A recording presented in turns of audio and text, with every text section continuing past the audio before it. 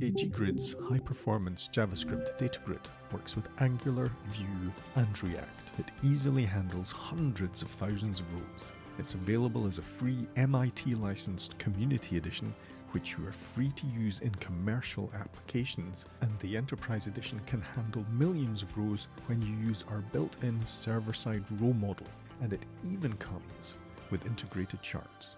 Learn more at aggrid.com.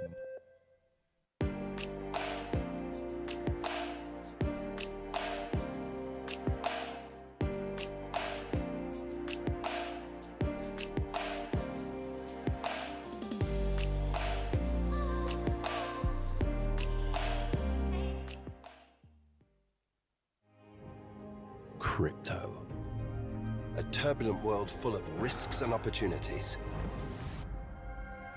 Discover it through a trusted platform. Join the 1 million Dutch users of Bitvavo, the crypto exchange of the Netherlands. Crypto starts with Bitvavo. What is intelligent industry with Capgemini? We could tell you it's how our team of experts help you use 5G, AI, and IoT to connect intelligent devices, factories, and software ecosystems to harness the power of data and foster innovation. But in human terms, it's business and tech. So making our products intelligent really does make life easier, better, really working in sync. Capgemini. Get the future you want. The content you create works harder across more channels, while you work smarter with powerful tools for workflows, editing, and even building your own apps. Say hello to a better way to build and deliver digital experiences. Contentful.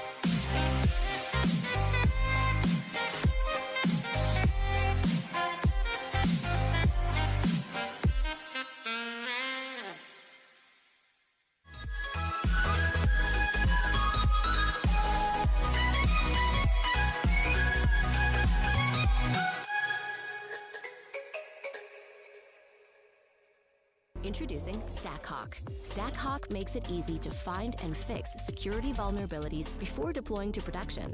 With lightning-fast security scans, returning results for review and triage in minutes. Get started for free today at stackhawk.com.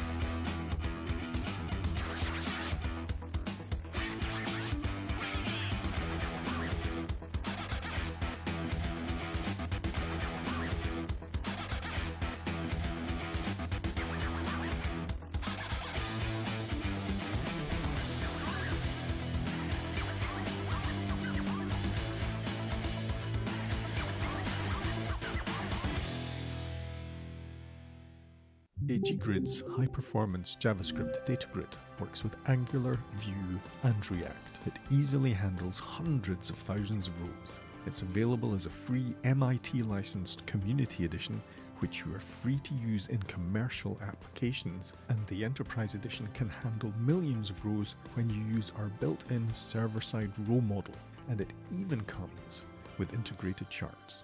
Learn more at aggrid.com.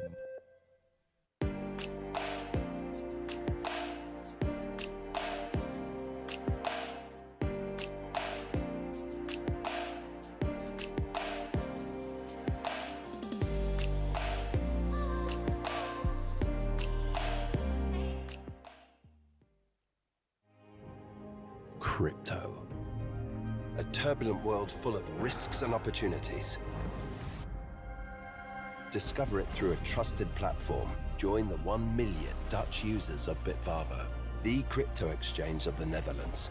Crypto starts with Bitvavo. What is intelligent industry with Capgemini?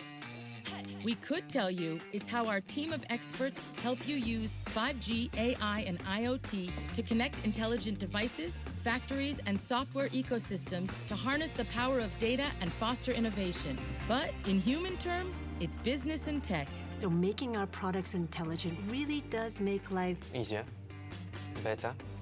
Really working in sync. Capgemini. Get the future you want. The content you create works harder across more channels, while you work smarter with powerful tools for workflows, editing, and even building your own apps. Say hello to a better way to build and deliver digital experiences. Contentful.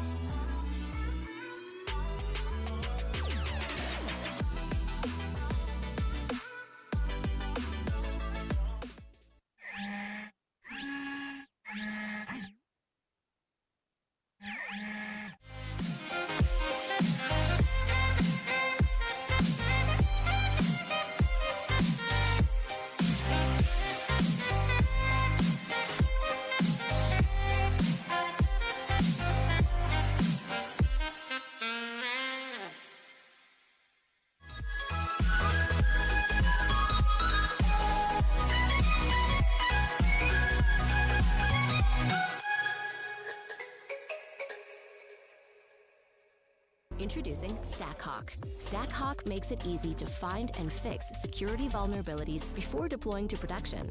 With lightning-fast security scans, returning results for review and triage in minutes. Get started for free today at stackhawk.com.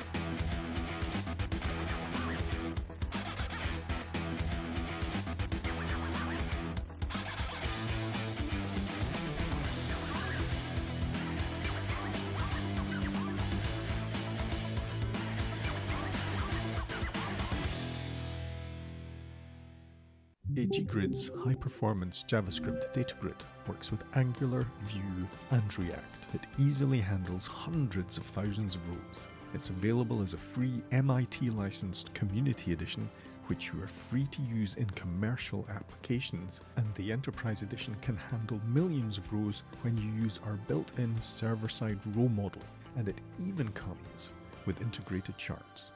Learn more at aggrid.com.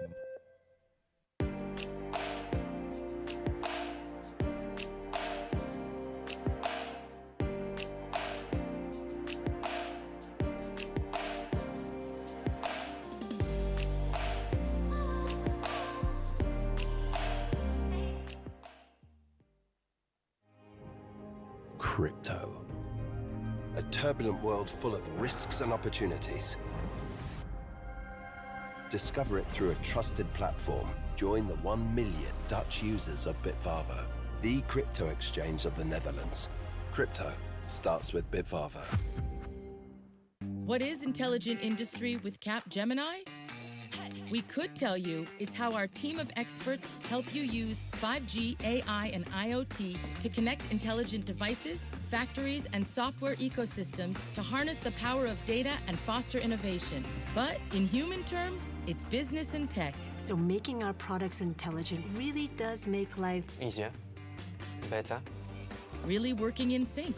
Cap Gemini. Get the future you want. The content you create works harder across more channels, while you work smarter with powerful tools for workflows, editing, and even building your own apps. Say hello to a better way to build and deliver digital experiences. Contentful.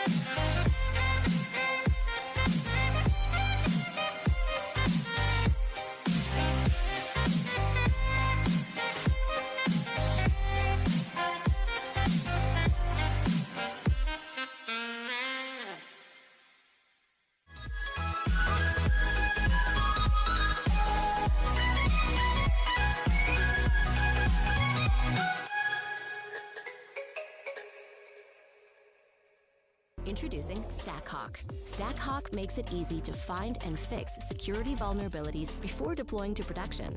With lightning-fast security scans, returning results for review and triage in minutes. Get started for free today at stackhawk.com.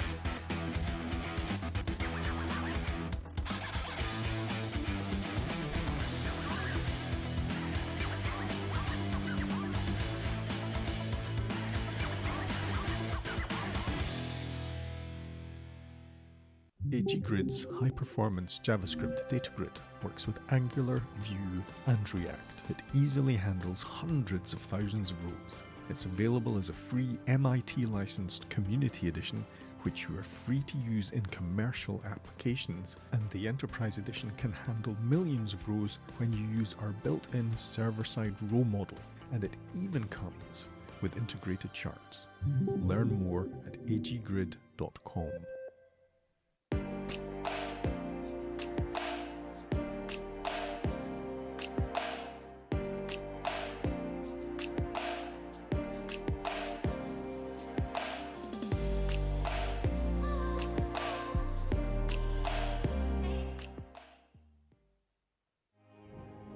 Crypto. A turbulent world full of risks and opportunities. Discover it through a trusted platform. Join the 1 million Dutch users of Bitvavo, the crypto exchange of the Netherlands. Crypto starts with Bitvavo. What is intelligent industry with Cap Gemini?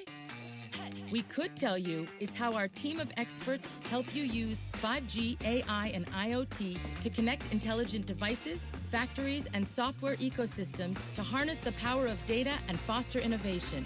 But in human terms, it's business and tech. So making our products intelligent really does make life Easier. Better. Really working in sync. Cap Gemini. Get the future you want. The content you create works harder across more channels, while you work smarter with powerful tools for workflows, editing, and even building your own apps. Say hello to a better way to build and deliver digital experiences. Contentful.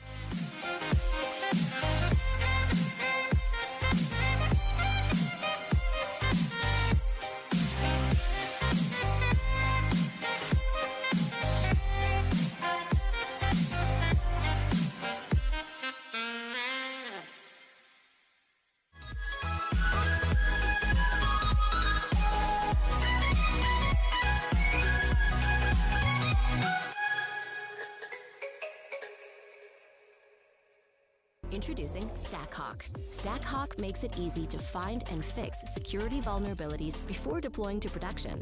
With lightning-fast security scans, returning results for review and triage in minutes. Get started for free today at stackhawk.com.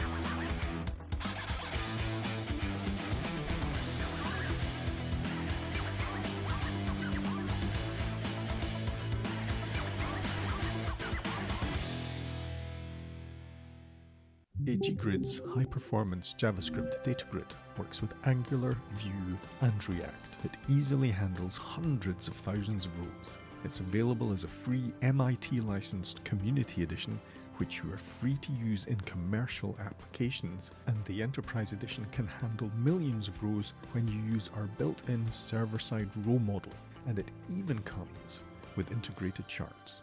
Learn more at aggrid.com.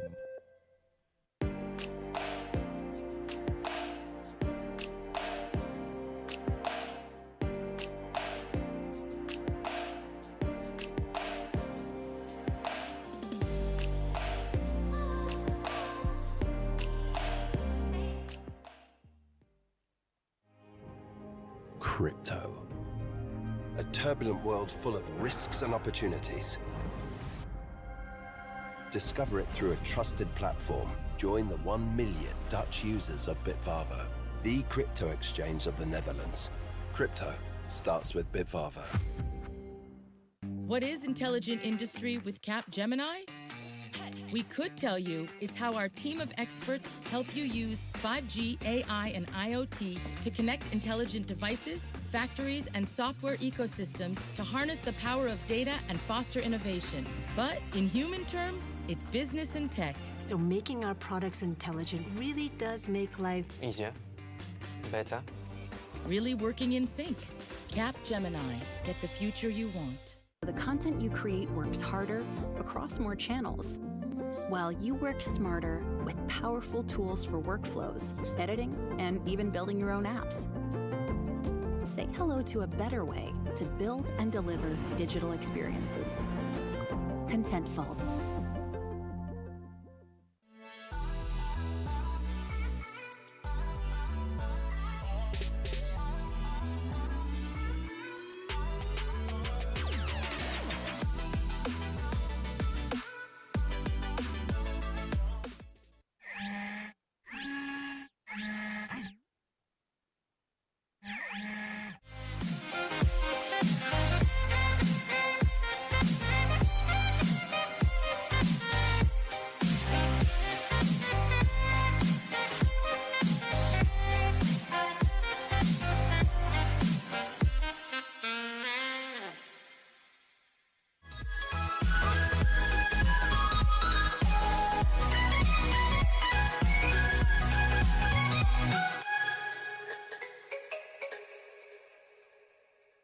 Introducing StackHawk. StackHawk makes it easy to find and fix security vulnerabilities before deploying to production.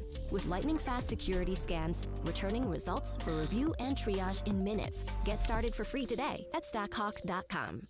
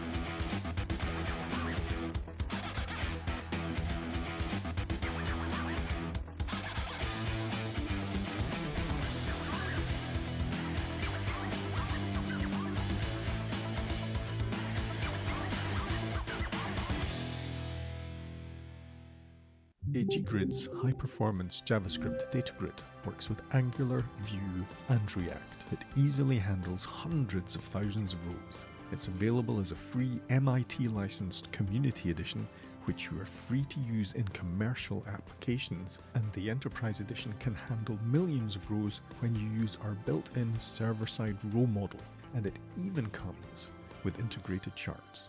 Learn more at aggrid.com.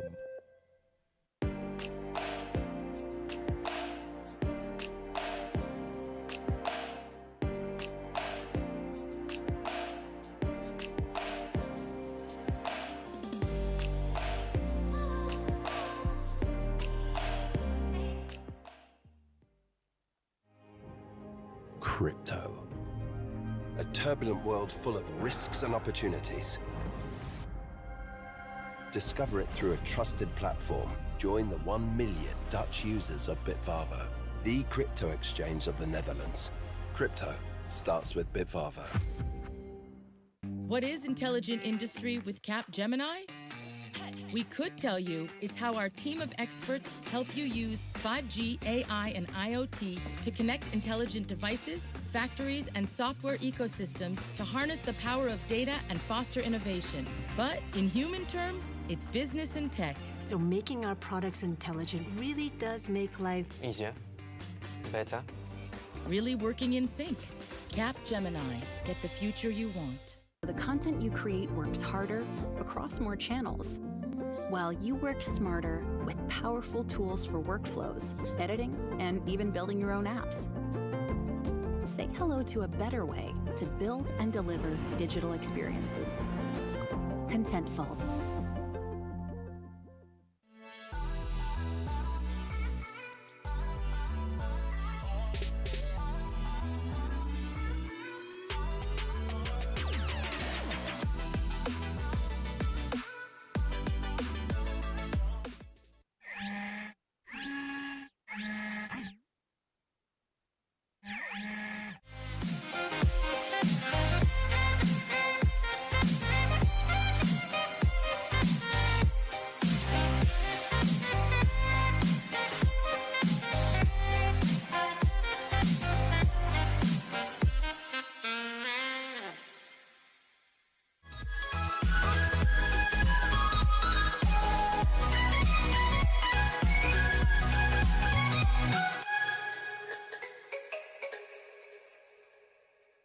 Introducing StackHawk. StackHawk makes it easy to find and fix security vulnerabilities before deploying to production. With lightning-fast security scans, returning results for review and triage in minutes. Get started for free today at stackhawk.com.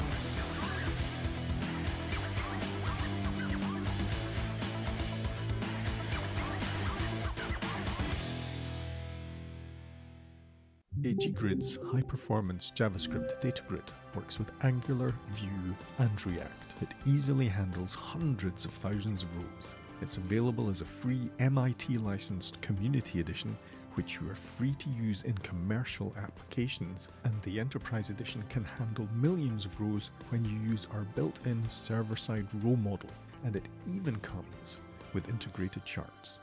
Learn more at aggrid.com.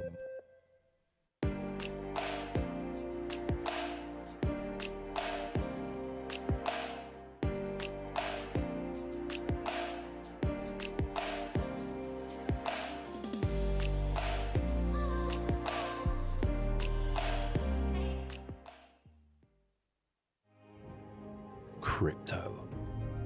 A turbulent world full of risks and opportunities.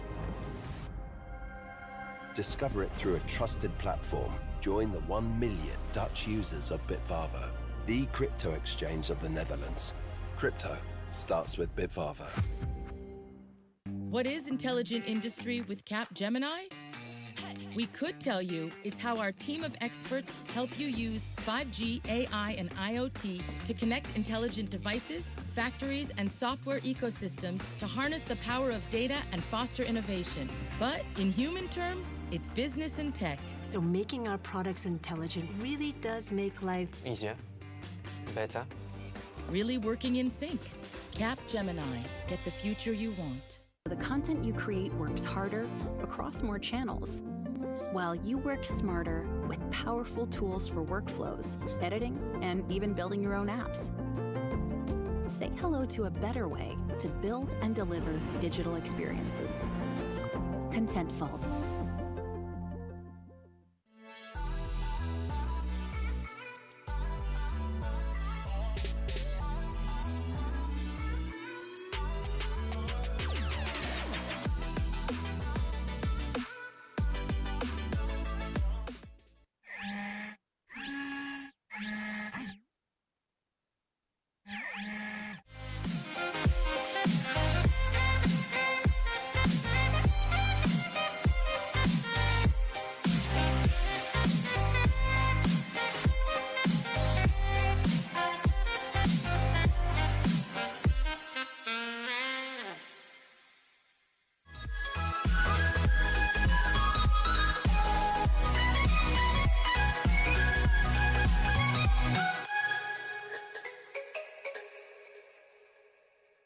Introducing StackHawk. StackHawk makes it easy to find and fix security vulnerabilities before deploying to production.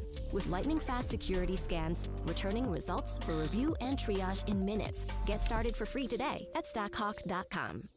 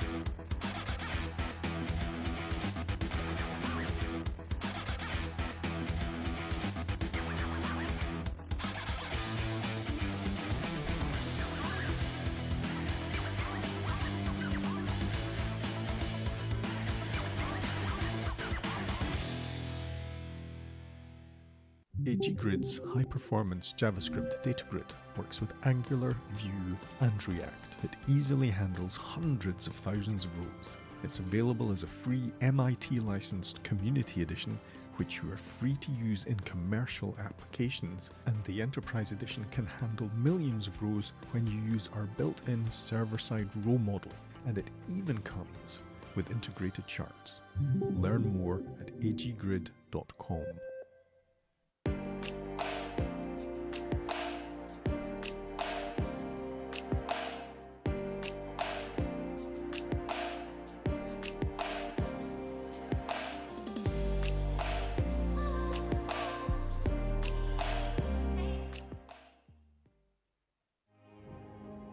Crypto. A turbulent world full of risks and opportunities.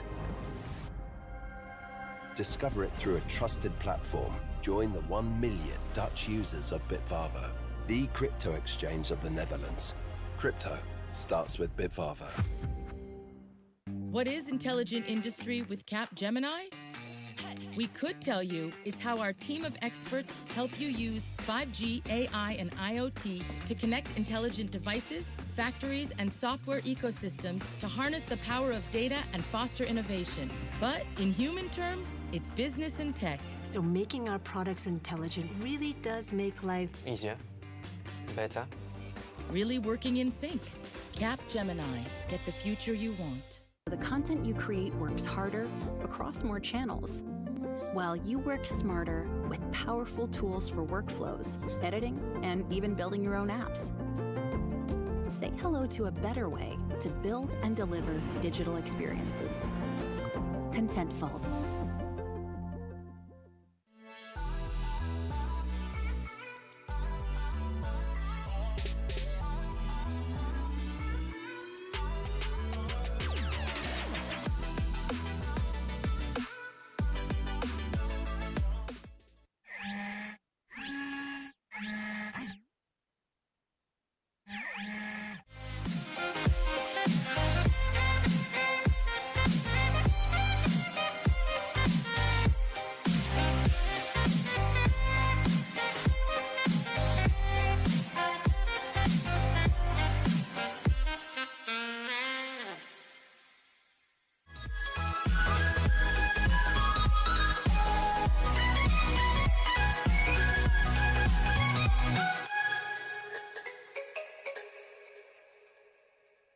Introducing StackHawk. StackHawk makes it easy to find and fix security vulnerabilities before deploying to production. With lightning-fast security scans, returning results for review and triage in minutes. Get started for free today at stackhawk.com.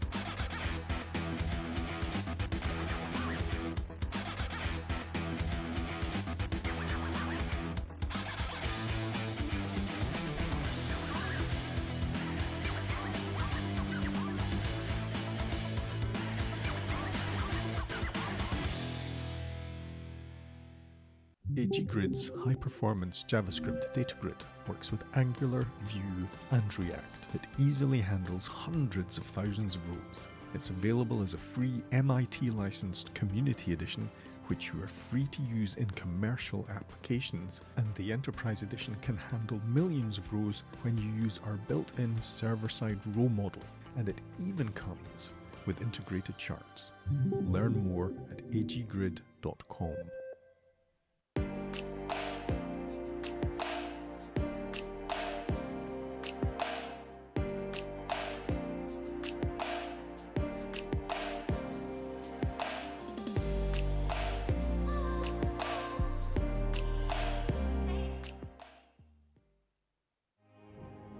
Crypto. A turbulent world full of risks and opportunities. Discover it through a trusted platform. Join the 1 million Dutch users of Bitvavo, the crypto exchange of the Netherlands. Crypto starts with Bitvavo. What is intelligent industry with Capgemini? We could tell you it's how our team of experts help you use 5G, AI, and IoT to connect intelligent devices, factories, and software. Ahoy, hoy, JSNation. Welcome to the conference. My name is Nick Nisi. I'm with JS Party, and I'm here at the conference to give you a view of what it's like to be at an in-person conference again. We've had an amazing time coming out of the pandemic, and we're here doing live conferences again. It's a lot of fun. There's a lot of people here, and it's just an amazing time. So starting right here, this is where you come in and get registered. We've got your name tags, we've got your badges, you can get your swag, get everything set up, and get ready to come into the conference. And then from here, the first thing that you see, they've thought of everything. There is a working zone, so if you have to take an on-call ticket or you just need a break from being super social all day, this is the great place to be. There's power, there's internet, there's a TV, so you can watch the talks as they're happening, so you don't have to miss a thing. You can take care of it all right here. Now, coming with me here, we've got this amazing wall of sponsors, lots of sponsors that are telling you about their company, their products. Most likely they're hiring. There's lots of great opportunities here, lots of great ways to network. It's just a really good time. Having it back in conference, in person, it's gonna be an amazing time. And we've got an amazing setup here with a photo booth. We've got ways to contribute to the wall here. You can draw a picture on the JSNation logo. Just lots of fun. There's a job board, lots of people here. Hey sir, how's it going? Let's go. What's your name? Guido. Guido, nice to meet you. Are you local? Yeah, I'm quite local, yeah. Nice. How are you enjoying the conference? Very good, actually. Yeah. It's a pretty good one. Awesome. Is this your first conference back since the pandemic? The second one. Second one. Awesome. How's this one going? It's great. Yeah. It's. I've been to the other one was not quite as good as this one. Awesome. And, what's your favorite talk today so far? the one from Sneak with the security. Nice. It was quite a good one, a useful one, very useful one. Awesome. Well, enjoy the conference and have a great time. Thank you. All right, so coming along here, we've got a bar. We're set up here for lunch, so everybody's grabbing food, grabbing drinks, and just getting their food on, getting their networking on as we get the conference rolling here again. So coming through here, we've got more people just having a great time. I'm gonna talk to somebody right here. Hey, hey, excuse me, how's it going? Fine. Good, what's your name? Serafima. Nice to meet you. Are you having a great time at the conference? Yeah, it's Awesome. Nice. Really interesting topics, a lot of interesting topics. Awesome, yeah. Is this your first conference back since the pandemic? Yeah. And how's it going so far? Nice. Without any problems. Awesome. And one more question. What's your favorite thing about JavaScript right now? Do you mean about topics today? Oh, just the language in general. What do you enjoy about it? Because a lot of opportunities to do something nice. Absolutely, yeah. The JavaScript is on everything. It's everywhere, and it's for everyone. So thank you so much. All right, cool. So walking over here, we've got the residence track. This is where amazing talks are happening by amazing speakers. We've got Colby Fayak, we've got Amy Bass, we've got Mael Neeson. We've got lots of great speakers here. There's lightning talks, lots of things going on. That's the secondary track right here, and just amazing things happening. Walking along this way, we've got more great things going on. One thing that we mentioned in that interview is that JavaScript is for everyone. It's just an amazing thing, and one proof of that is art with JavaScript, which is happening on this screen right now. Lots of art happening, lots of generative digital art, and this is also where you can catch the talks. If you're in this hall, you can have great time eating, grabbing a snack, grabbing a coffee, while not missing a thing because the talk is happening right there. So let's keep going, looking at these sponsors right over here. We've got some awesome gaming setups happening with a full racing gaming rig and an arcade machine with a custom game that's written in JavaScript, presumably. They're racing over here. Are you winning?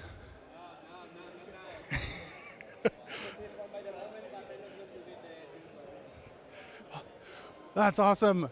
Yeah. Well, I'm just here to distract you. How are you enjoying the conference? No, it's okay. Awesome. Yeah. And I caused him to crash, so great success. Sorry about that. Enjoy the conference. Excuse me. All right, so coming over here, we've got an amazing setup right here. Here's the man. I want to talk to this guy right here. This is Getify. This is Kyle Simpson. Kyle, how's it going? Hello. Hi. I just have to tell you that you were probably the first JavaScript speaker I saw in 2010, probably at Strangeloop. Oh, yeah, I remember Strangeloop. Yeah, you were talking about Lab.js, I think? Yeah, that was a dynamic script loader that I had written way back in the day. Yeah, and you're giving a talk today, right after lunch, right? I am, yes. Confessions from an Imposter. If you're an imposter, there's no hope for me, so that's amazing. Are you enjoying the conference so far? Yeah, it's been some really great talks so far. Yeah, it's been great. Awesome. And you've been doing conferences for a while now. You're also involved in conferences. How are you enjoying this one? This one's a really great, this is my second time here because I was here a few years back, and it's even better. What a fantastic venue. They do a great job organizing it. It's a great conference. Absolutely. Well, thank you so much for chatting with us, and have a great time at your talk. Good luck. All right, so over here, this is where some of the magic happens for the online folks as well. We've got these speaker Q&A areas, and this is where you can ask your question. If you're in person, you can come up to the speakers here after their talks, give them a question, talk with them about their talk. It's amazing. But also, if you're online, there's computers set up, there's microphones. They can chat with you right here. They can answer your questions. You can compete with the folks here. We're going to jack them into the matrix and get it all set up and going. It's going to be a great time. Make sure you take advantage of that to get your questions answered by the speakers as they're happening. And now we'll walk right over here. Hey, sir, how's it going? You heading to the conference hall? Awesome. What's your name? Luis. Luis, nice to meet you. Where are you from? Spain. Spain. Awesome. Nice. Is this your first conference back? Yes, it is. Yeah. Great. What is what's your favorite part of JavaScript? Like, is it front end, back end? Front end, front I end? would say. What's your favorite framework? React. React. Awesome. Are you coming tomorrow? Yeah. Awesome. Well, thank you so much. Let's head back this way, and we're going to see the main conference hall. Now, this is the proverbial conference hallway track. It's pretty empty right now because everybody's at lunch, but this is where the magic happens. This is where you can do all of the networking, talk to everyone, meet people, get job opportunities, talk to people about your product, your projects. All of that happens right here in the hallway talk. And then right here is the main conference venue. Now, this is amazing. There are so many seats in here. There's not a bad seat in the house either because there are two screens, one right in the middle above me, and there's another one right at the front. There are plenty of seats for everyone. You can bring your laptop, you can talk, you can chat with everyone. There is also seats at the back with desks so that you can bring your laptop, you can get work done as you're going, and also enjoy the talks at the same time. Now let's come up here and look at the stage, see what's going on. We're at lunch again, so we're getting everything ready to come back, and then we're going to be online and have the post-lunch track going on with Kyle Simpson, who we just chatted with, and we're going to just have a great time. Now, one other thing I wanted to point out is this amazing setup. There are professional studio lights here. Everything looks great. You can see the slides really well. You can see the speakers really well. And every speaker feels like a rock star as they're coming in. They get an amazing light show and an amazing soundtrack to walk up to. And the MCs are doing a great job of getting everyone introduced and getting the conference rolling with everything. So we're having a really great time. And we hope that you have a great time as well with the online version. So enjoy the conference.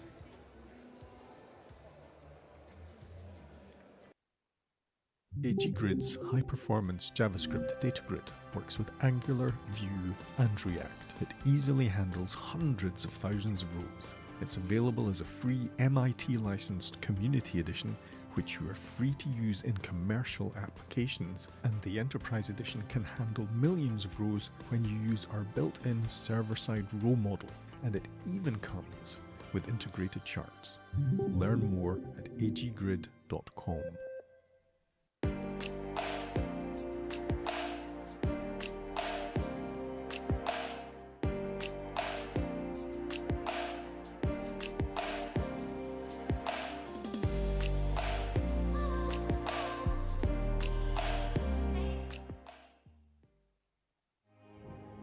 Crypto. A turbulent world full of risks and opportunities.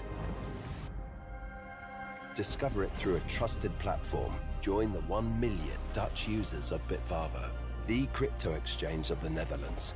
Crypto starts with Bitvavo. What is intelligent industry with Capgemini? We could tell you it's how our team of experts help you use 5G, AI, and IoT to connect intelligent devices, factories, and software ecosystems to harness the power of data and foster innovation. But in human terms, it's business and tech. So making our products intelligent really does make life Easier. Better. Really working in sync. Cap Gemini. Get the future you want. The content you create works harder across more channels, while you work smarter with powerful tools for workflows, editing, and even building your own apps. Say hello to a better way to build and deliver digital experiences. Contentful.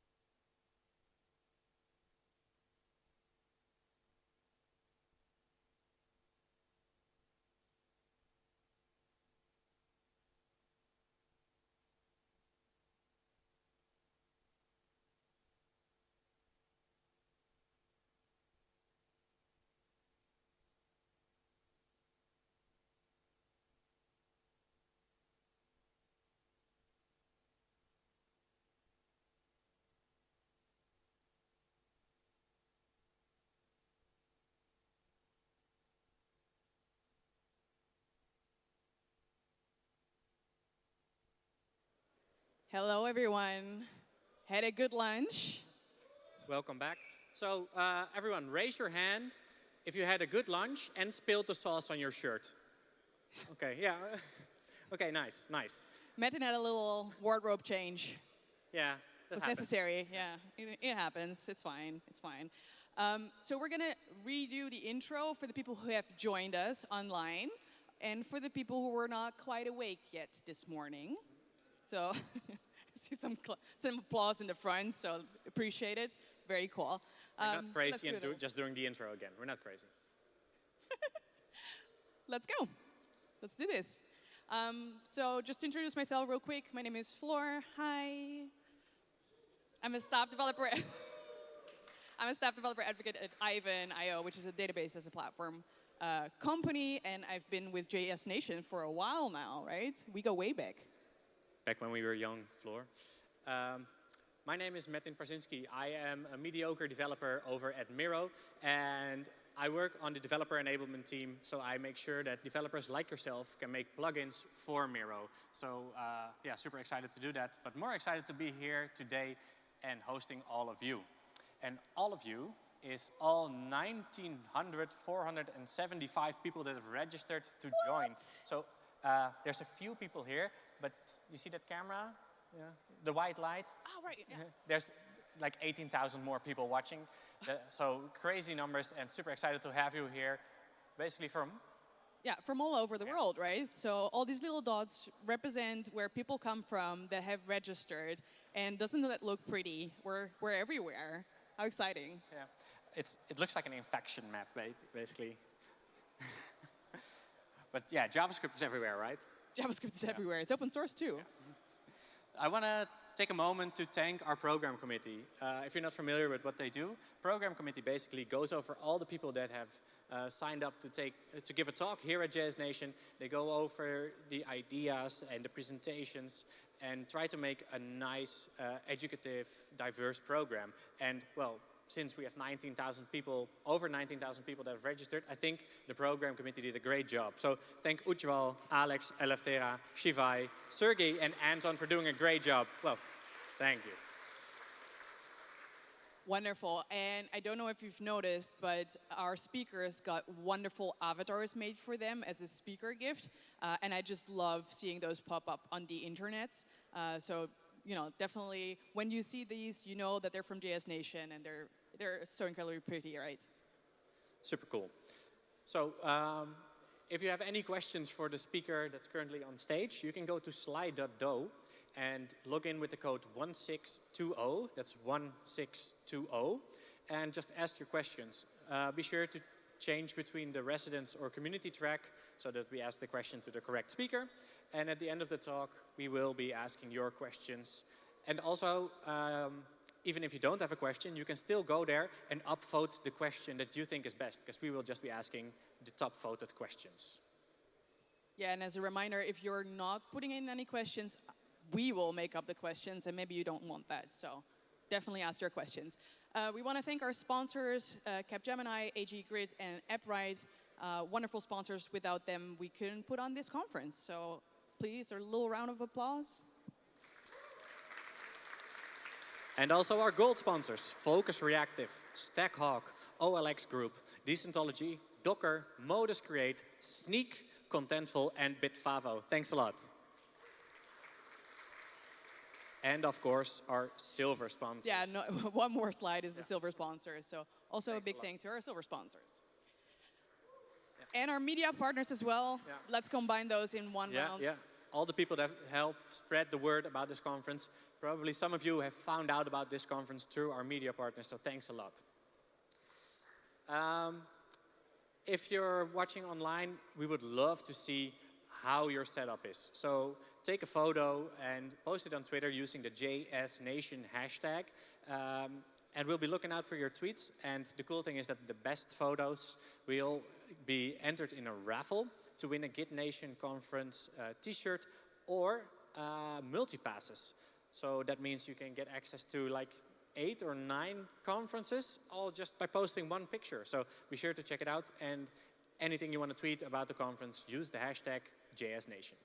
Yeah, maybe share your snacks or anything. Like, it's not like I care about snacks at all. No.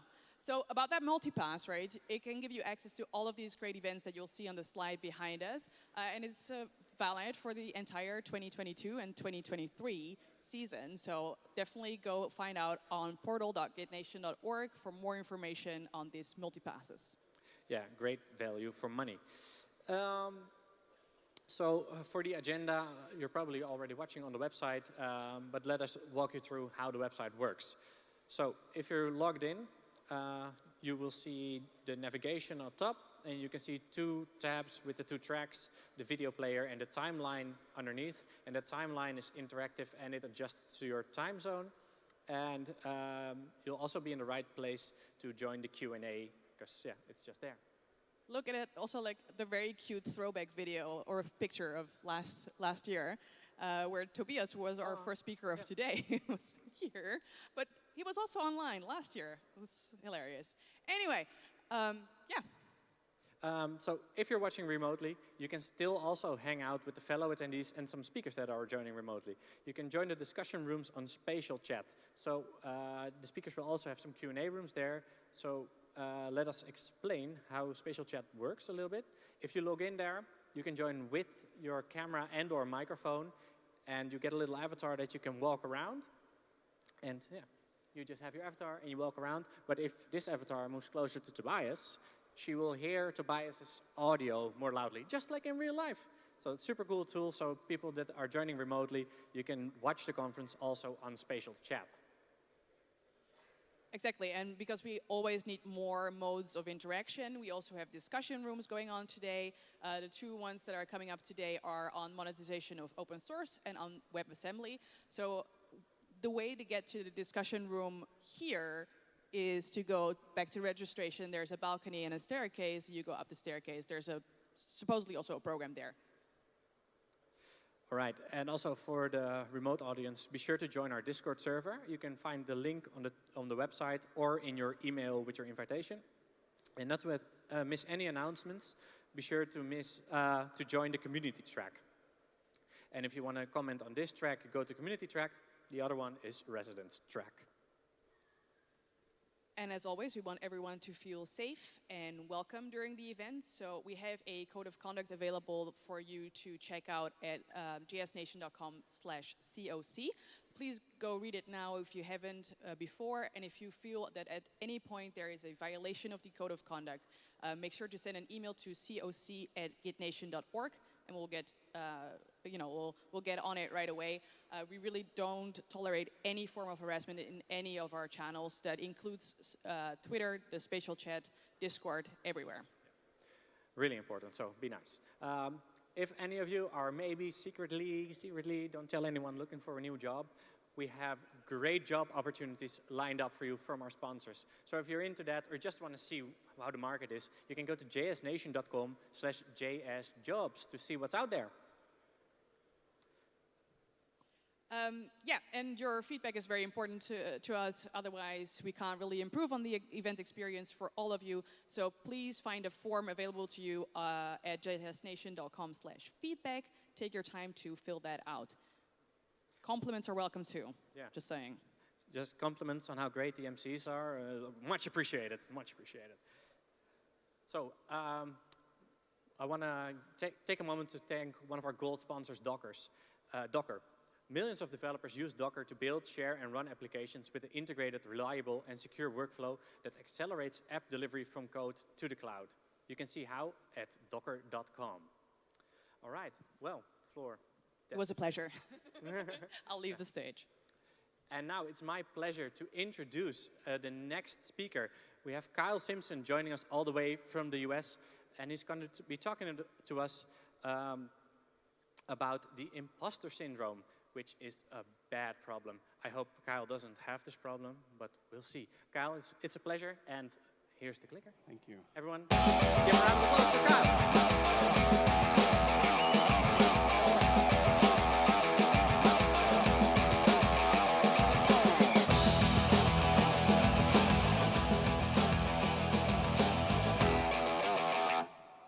Thank you very much for having me. I am so thrilled to be back here, not the least of which because Amsterdam is definitely the most beautiful city in all of Europe. I've been here many times, and it gets more beautiful every time I come. But I'm also thankful to be back in front of people after 2.5 years of looking at a Zoom camera. I don't know if any of you feel like that, but I'm thrilled to be here, so thank you for coming out. A quick PSA, I no longer use the Getify name on Twitter. I'm not on Twitter anymore, so people are constantly like tweeting and trying to follow that account. It's just a dead account, so I'm known as Getify everywhere else, but not on Twitter. All right, so I'm going to talk to you today about imposter syndrome, yes, but I'm going to try to reframe this discussion.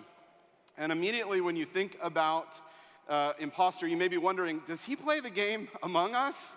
But no, that's just my kids that play that game. I'm going to talk to you about being an imposter, and I'm going to try to reframe this because we can see from the definition, a person who practices deception, that this is a negative thing. Automatically, we assume that this is a negative thing. If you are an imposter, you are trying to deceive people. There's a malintent involved. You're trying to deceive the people around you into believing something that's not true. And that's the assumption that we make. And I'm going to try to reframe from being an imposter, like around imposter syndrome. I'm going to try to reframe this to a concept that I'm calling a professional imposter. And I want to say right off the bat that there is definitely a negative way to go about this. This is Frank Abagnale, the Catch Me If You Can, if you've seen that movie or read that book. He made a living literally in being an imposter and pretending to be somebody that he was not. And I'm not talking about that at all. But I do think there is a positive way for us to go about embracing the identity of imposterism. So let's look at this imposter syndrome and compare it to the negativity that surrounds imposterism as we have come to know it. It's a psychological occurrence, so it's something that's happening in our brain, and it's very real, but it presents us with these doubts, and we fear that others are going to find out that our skills are not sufficient. In other words, we think everyone around us is an expert except for us. And I have a little secret for you. There's no experts anywhere. I'm not an expert. You're not an expert. There's no experts, okay? We're all just at various different stages of figuring this out. But it is a very real thing that our brain tries to trick us into believing. So I don't want you to hear any of what I have to say today as diminishing this very real lived experience. I have some disclaimers for you. First of all, I'm not at all a doctor or a psychologist. And I'm not in any way, shape, or form qualified to speak to you about the actual mental problems that come from this, right? And don't hear me to be trying to refute anything that very smart doctors and psychologists have said on the topic.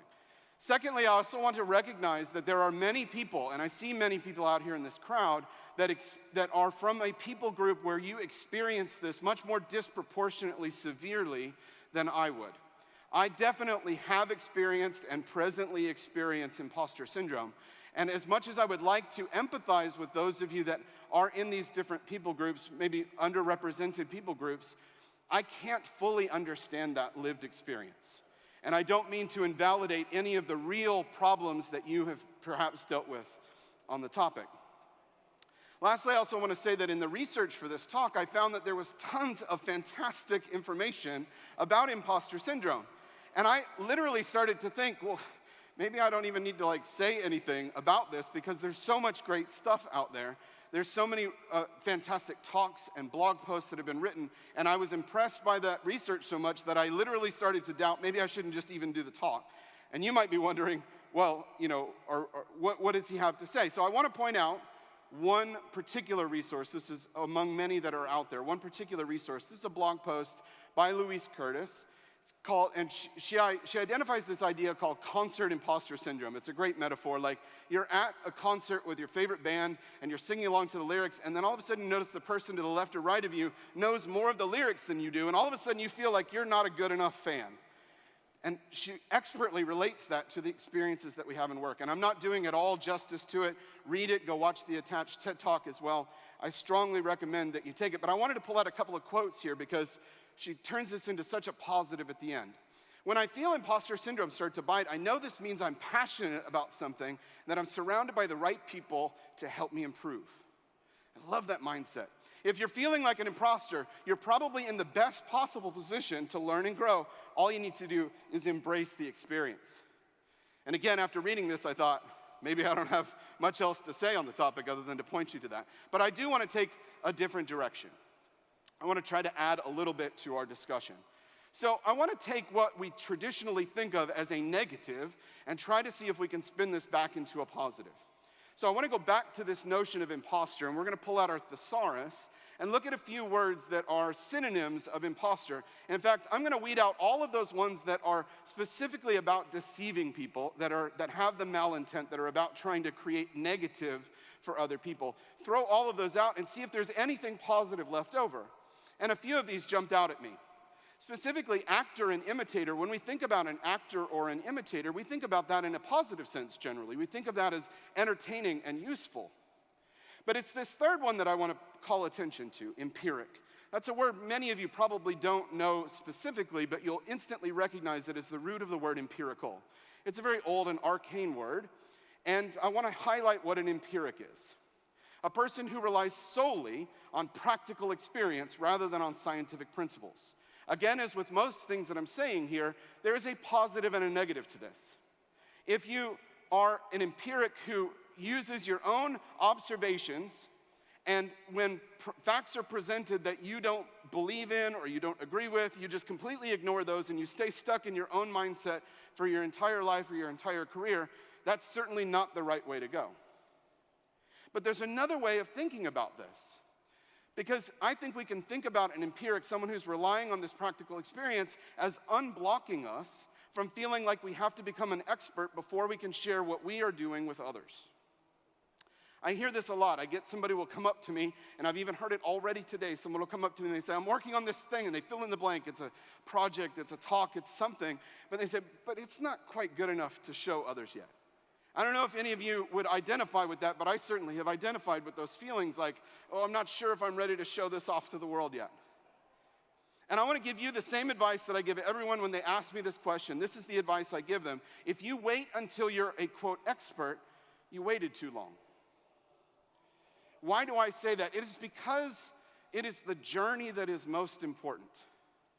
Think about it. If I had stood up here just a moment ago and I'd said, here's why you should listen to me, and I'd listed off all of my credentials and all of my accolades and all of the books that I've sold and all of the great things that I've been privileged, so beyond what I deserve, privileged to achieve in my career, and I'd said, that's why you should listen to me. Would you relate to that? I think not. I think many of you would agree that you relate because you can find a journey that you can go on as well. When you're communicating with someone, not when you're just in an audience and listening to a talk, any form of communication, we as humans relate to each other when we feel like we can go on that journey with the person that we're communicating with. And so when you don't share that journey, when you keep that journey to yourself and you only release it at the end and maybe never, you've robbed all of us of that opportunity to go on that journey with you. And so I encourage you to share early and to share often. Now, I've got a little bit of an illustration here, and they're going to pop up the camera so you can see there in the back. I've brought along a shirt here. It's a shirt that I've got, and I wanted to just illustrate this for you because every week when I do my laundry, surely most of my shirts come inside out from the laundry. I don't even know how that happens, but somehow they get themselves turned inside out. And so I grab my shirt like this, and then I start to pull it through to invert the shirt. And some of you can probably relate to this if you've done laundry before. And so now I've inverted the shirt, and on the inside there it says wrong way. But I want to ask you a question. Did I invert the shirt wrongly by going through this neck hole? Because it's true that I can also go through the sleeve.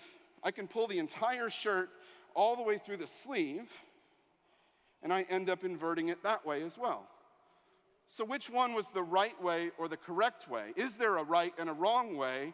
If I'm able to get the shirt correctly turned out so that I can hang it up, is that not good enough? In fact, we know that the easiest way is to turn it from the bottom. It goes so much easier when you pull it through the larger hole at the bottom. But all three ways accomplish the same task. They all invert the shirt. Now, it turns out, we can go back to my slides now, I'm done with the demonstration. It turns out that there's some fantastic math. It's really interesting. There's math around why you can pull a garment like this or any kind of 3D sort of thing through the different holes. And I Googled some of this. I have no idea what any of these things mean, okay? So I can't teach you the math behind it. But yet, without understanding the math behind it, I intuitively know how to invert a shirt. And if I do it through one of the holes versus one of the other ones, it might have been slightly easier or slightly harder, but did I not accomplish the same outcome? And is perhaps that not just good enough? And that's kind of one of the things I want you to think about through the rest of this talk, is maybe we've been putting too high of a standard on things. And maybe we should be saying, when I'm able to get a task done, maybe that's good enough. Maybe it's good enough to start. Now, I want you to hear me, because it is true that doing is often the best way to learn, but don't forsake that word learn. Don't feel that what I'm saying is just do, and never learn, never try to improve. I've spent my whole career trying to encourage people to improve, and it is preferable for you to eventually understand better what it is you're doing. That's much better. But maybe we don't have to wait for that full understanding just to get started. So, I have this really complicated graph for you, so be prepared.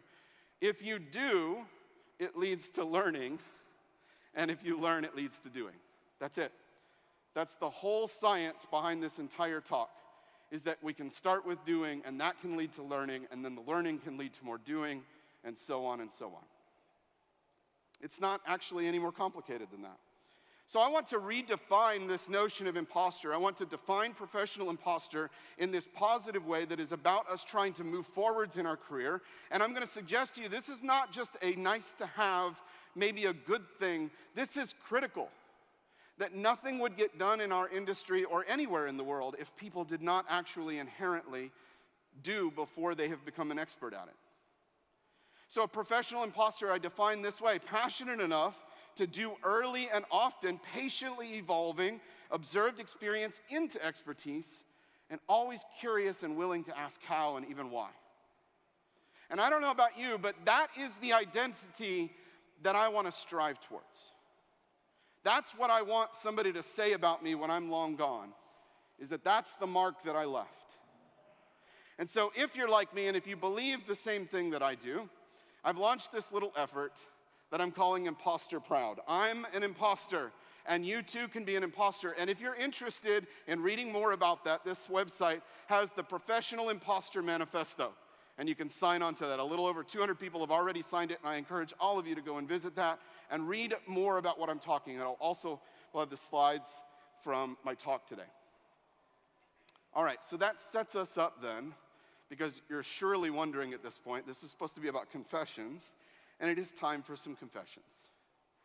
I am an imposter in nearly every part of the technical disciplines of our industry, and I'm going to show you exactly why I believe that to be true. Let's start with web design. I'm going to, just as a kind of a little bit of a trigger warning here, this is about to be some really terrible design that I'm going to show you. These are the first 2 websites that I ever built. Oh God, they're awful. Somebody paid me to build both of those websites back in like 2000, and I went and found them on the web archive, and then I was like, oh God, why does the web archive have to keep all of my previous mistakes? Now, I hope that in the ensuing 20 years since this, I hope that I've gotten maybe a little bit better at doing design, but I still regularly get people telling me that I ought to just hire a designer instead of designing my own stuff. I'm not very good at this. Here's a couple of more recent things that I've built. And maybe it's a little bit better, but I still have a long way to go. On the left there, you see Flash math cards. That's literally an app that I built for my kids to practice their math.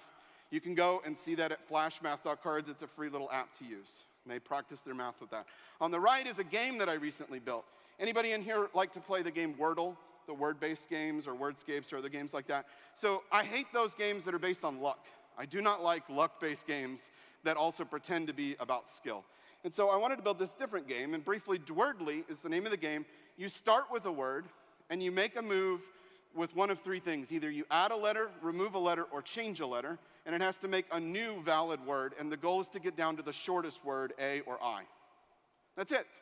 And I built this game, and there was a lot of complex algorithms and fun stuff, but you can see that the design is just kind of like so-so. I wish that I had better design skills. But I'm an imposter at that, and that's okay. Let's talk about HTML. I had recently needed to survey the backers of my Kickstarter from back last fall. I needed to survey and get some of their information, and I tried to use some of the survey services that these like Kickstarters and others have, but it wasn't going to work for my particular situation. So I just threw together a little survey microsite and sent it out to my backers. And here's some of the markup from that site. And I want to show you that I just used plain old boring HTML in an actual file with a .html extension. There is no fancy JSX, there's no custom elements, there's no web components, none of that stuff, because I don't know how to do any of that.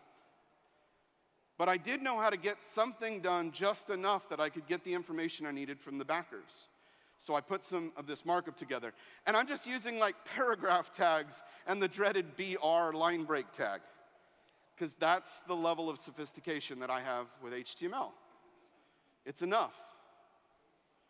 And I didn't let that block me from moving forward. I talked about the flash math cards. I just wanted to show you some of the markup for that little equation part, the 7 + 1 part. Here's what that markup looks like.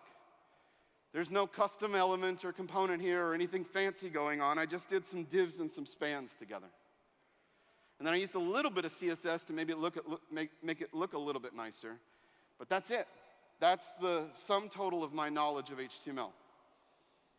On the game that I referred to, the Twerdly game, I have a light mode and dark mode selector. And I wanted to figure out how to build this in an accessible way. I wanted to build a selector there. And I was like, surely somebody's already built this. I don't want to go reinvent this wheel. So I Googled and Googled and Googled trying to find a nice little, and everything that I found for these little toggles was using a checkbox underneath, because they treat the semantic as off versus on. And that's not the semantic that I wanted to communicate here, because these are two valid options. It's not that one is on and one is off. So I felt like that semantic would be communicated incorrectly if I did it with a checkbox. And try as hard as I couldn't find somebody using like radio buttons to do this sort of thing. So I just invented something. And it probably is terrible, but it works. It was just enough. I have 2 radio buttons, and then I have that little color mode selector track div there. That's what draws the little thing, behind the thumb. And we'll talk about the CSS in just a moment, but that's it. So I'm an imposter at HTML, but I'm able to get some HTML just enough to get my ideas out into the world. And I'm learning little as I go. And if you're like me, don't feel bad because you're not up to the latest bleeding edge standards on web components. It's okay to just use plain old HTML. Let's talk about the CSS. I am most definitely an imposter at CSS. And I'm embarrassed that this 1,000 of you are all going to go and do a view source on my websites and look at how terrible my CSS is. Okay, I'm using a few things like CSS Grid and stuff that I don't even exactly know how they work, but I pulled it off of like tutorials and hacked some stuff together. There's that color mode selector that I referred to. That's what it looks like when you're in dark mode. And I was thinking, oh, well, I need to have basically just flip the colors when I'm going from light mode to dark mode. But it turns out it's way more complicated than that, way beyond any of my expertise to understand like color theory and stuff. So I just had to like tweak these different colors. How did I do the color mode selector? Well, I did use a little bit of CSS Grid, but basically I'm just doing, I'm hiding the radio button, and then you'll see on the next slide, I'm just selecting the checked radio button, having a pseudo element and making it visible. So one of the 2 pseudo elements is visible depending on which thing is checked. There's probably like a million better ways to do that. But this was the most sophisticated CSS that I could come up with. And here's what some of those colors looked like, because I was doing light on dark and I thought I could just flip them, but it turns out when you flip them, you're going to have to choose different color schemes here. So I had to pick a yellow so that it looked better, and I had to do a different light. That's not the FFF white, it's a different light because it looks better on this dark background. So there's probably tons of color theory behind this that tells you the right way to do this stuff. I just fiddled with these colors until it looked kind of good-ish, okay? So I'm not very good at CSS, but I'm able to get just enough of it done that I can communicate my ideas and get them out there. Let's talk about how we store colors for just a moment. This is probably terrible CSS, but what I wanted to do was be able to define a color, and I'm using a CSS custom property, a CSS variable. I want to be able to define a color and in different places apply a different alpha to it. And if you store it as like a hex code, you can't really do that, or at least I couldn't figure out how to do so. But I accidentally stumbled on the fact that if I store it in the 3 decimals of RGB values, and then you'll notice on the first line there it says color orange 2, that's just defaulting to alpha 100%. But then a couple of lines down, I'm using the exact same orange color and I'm applying an 80% alpha to it. So define the color once and then use it in multiple places, applying different alphas. This is because I, as a programmer, do not want to repeat myself over and over again, and this is the best that I could figure out. It's probably terrible, but it was just good enough. Let's talk about some CSS as it applies to layout design. I'm sure all of you are familiar and probably nearly experts at responsive design. I am very much an imposter at responsive design. In fact, not even an imposter. I'm just going to go out and tell you, I don't know anything about responsive design. I am not clever enough or intelligent enough to figure out at different screen sizes and orientations what should be hidden and shown and what should flow to the next column and all of that stuff. And I'll also be honest with you that most of the time when I see that done, that drives me nuts. When I've been used to using something on an iPad and then I use it on my phone, and the menu that used to be visible on the iPad is not even visible on the phone.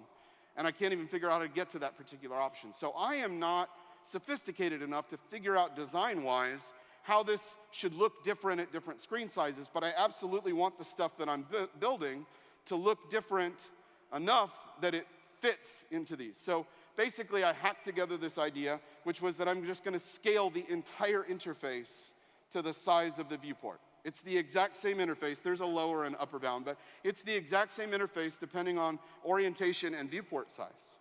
How did I do that? Well, I just set up a couple of CSS properties, one VH and one VW, and then everything else is a computation off of those CSS properties. All font sizes, spacing, margins, everything. It's all a computation of like ×3 divided by 19, whatever, and I just fiddled with it until it kind of looked okay.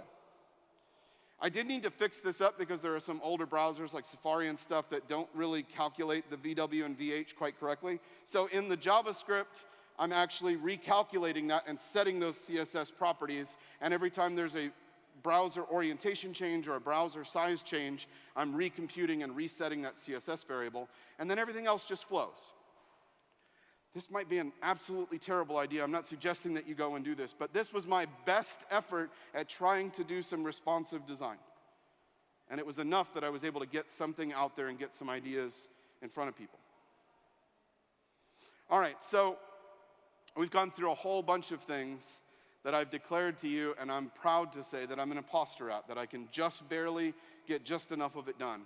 The next topic that I want to share with you is JavaScript. And I know this is going to surprise you, because some of you are going to say, wait a minute. I've had people come up to me and say, after the talk, before they've come up to me and said, I don't believe you. I don't believe that you're an imposter. And I want to tell you the true story of how I decided to write these books. Because I did not know JavaScript at the time, even though I had been employed as a JavaScript specialist for almost 10 years. I realized that I did not actually know the language. I was having a conversation with a friend of mine who knew a little bit more about JavaScript, and I said something totally wrong, and he made fun of me for like an hour at how bad I was at this thing because I had mistaken. It was something to do with a prototype chain. And I realized I don't know JavaScript. I've been slinging this around and been paid to be an expert in it for 10 years, and I didn't know it. And I got told on a job interview, you don't know enough JavaScript. So I decided to go and write a set of books, not from my pre-existing knowledge of the language, but from what I was going to go learn over the next several years. So all I did was just start asking a whole bunch of questions about JavaScript, and then I wrote it down. And that's what I mean by being an imposter. Don't wait until you've already attained all the title and all the accolades of being an expert. It's enough to just put those ideas out there and try to refine them in front of everyone else. The more public you are, the better all of us will be as we all learn together. So here's some JavaScript that I'm proud, not proud of. And this is from the Dwerdly game. And you notice that I'm using like regular function declarations here. I'm using the dreaded var keyword and a basic for loop. There's no TypeScript here because I don't even know how to write TypeScript. So this is JavaScript that gets the job done, but it's not something that most of you would like show off to other people and say I'm proud of, and yet I'm here to tell you I'm proud of the fact that this was enough code to get a game working. I didn't wait around until I had learned all these newfangled things. By the way, some other code in that survey that I did for my Kickstarter backers, I had these placeholders, not really placeholders, but I had all these alerts for all the different error messages and things like that. And just before I sent it out, I had a bit of that imposter syndrome kick up, and I was like, oh man, I'm gonna send it out to all these backers that have bought my books thinking that I know something about JavaScript, and then they're gonna see that I'm using the alert keyword, and they're gonna make fun of me. So I quickly went and Googled, and I found this little library called Sweet Alert, and I dropped in the replacements for Sweet Alert, and I literally left the alerts like commented in the code, but I dropped in the replacement with Sweet Alert and said, okay, well that's probably gonna be good enough. And then I realized maybe I shouldn't have been doubting myself with the alert keyword, because if it's good enough for the developers on Google Calendar, where they actually use the alert keyword on Google Calendar, maybe I should have been proud to stick with the alert keyword. The final area that I want to talk to you about being an imposter in. By a show of hands, you don't have to yell this out, but by a show of hands, how many of you believe you know what this logo stands for? Ouch. I got like 12 hands that I can see here from the stage. It's kind of bright, so maybe there are more than that. This is the international logo for accessibility. And yeah, I'm going to talk about accessibility, and yeah, this is going to get a little bit uncomfortable for a few minutes, okay? I did not save accessibility to the end of my talk because it's the least important. I saved it to the end of my talk because it's the most important. It's the most important thing I have to say to you. I was having a conversation with this fantastic developer named Andreas Lopez. I reached out to him because I found out that he was an expert specifically in accessibility and game design, and I was doing some research for this talk, and so I had a conversation with him. We got on a Zoom call, and right off the bat, the very first thing that Andreas said to me was, do you know, Kyle, that both of us have a disability? And I was like, what? What's he talking about? And he pulled off his glasses, and he said, both of us have a visual challenge that we are privileged enough to have an accessibility tool that we can wear on our face to make up for that disability, that ability challenge. And that just totally blew my mind. I had never thought about this topic that way. And maybe some of you are in this same boat because accessibility so often is thought about as an us versus them. There's all of us who are normal, and then there's them over there who are somehow not normal because they are disabled. And I'm here to tell you today, disability challenges affect all of us. Every single person in this room at one time or another has had an ability challenge that you were either more or less successful at figuring out how to overcome. Every one of us. There is no such thing as those people are not our customers. That is total bullshit. Everyone in the world, if we choose to build for the web, has some kind of ability challenge. Some are permanent and some are temporary. But the fact that we choose to other them, we put them in this other bucket that's less important. And more importantly, we allow stakeholders to do that. The truth is that we have a responsibility, if we build for the web, to build for everyone. Some of you may know about WCAG, others may not. This is a blog post that talks about the WCAG principles, the accessibility guidelines, sets forth not only like good suggestions, but in some cases, these are like legal requirements depending on your jurisdiction. And I pulled out a few of these. This perceivable. They use the icon with the eye as if it's about can you see things, but it's more than whether you can see things, because there's all kinds of other senses. We have touch, and we have hearing, and we have smell and taste. And maybe we're gonna have like VR headsets someday that are giving us like smell and taste. I don't know, that'd be cool. But when you build something in software, when you build something in technology, it needs to be perceivable. People have different ability challenges with their different senses, and we can't forsake this, and we also can't reduce this to saying that's only about whether somebody is blind or not, as if that's a binary thing, because it's not. And it's also not a permanent versus never thing. There's so many things that can become temporary challenges for people. So somebody who was your paying customer last week is now having a temporary visual challenge. They're still your customer. And they would appreciate it if you gave a little bit more attention to making things accessible. Operable. There are motor mechanics involved in different types of technology. We have our fingers and our arms, and sometimes it involves more of our body. And people have different motor challenges. And we need to be designing, at least asking the question, if someone has a motor challenge, what is the way that we can help them? What's the affordance that we can help them to work around that? It needs to be understandable. Not all disabilities are completely visible. Some disabilities, some ability challenges are much more invisible. But we have cognitive challenges that some of us face. And if there's too many things on the screen or if things are changing too quickly, it can cause confusion for people. And we need to be asking, are we making this understandable?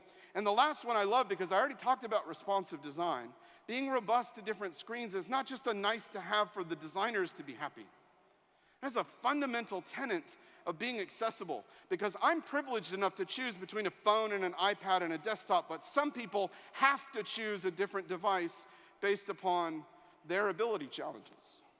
And if I don't do the work to make it accessible to them, then I think I've violated one of my responsibilities to the rest of humankind.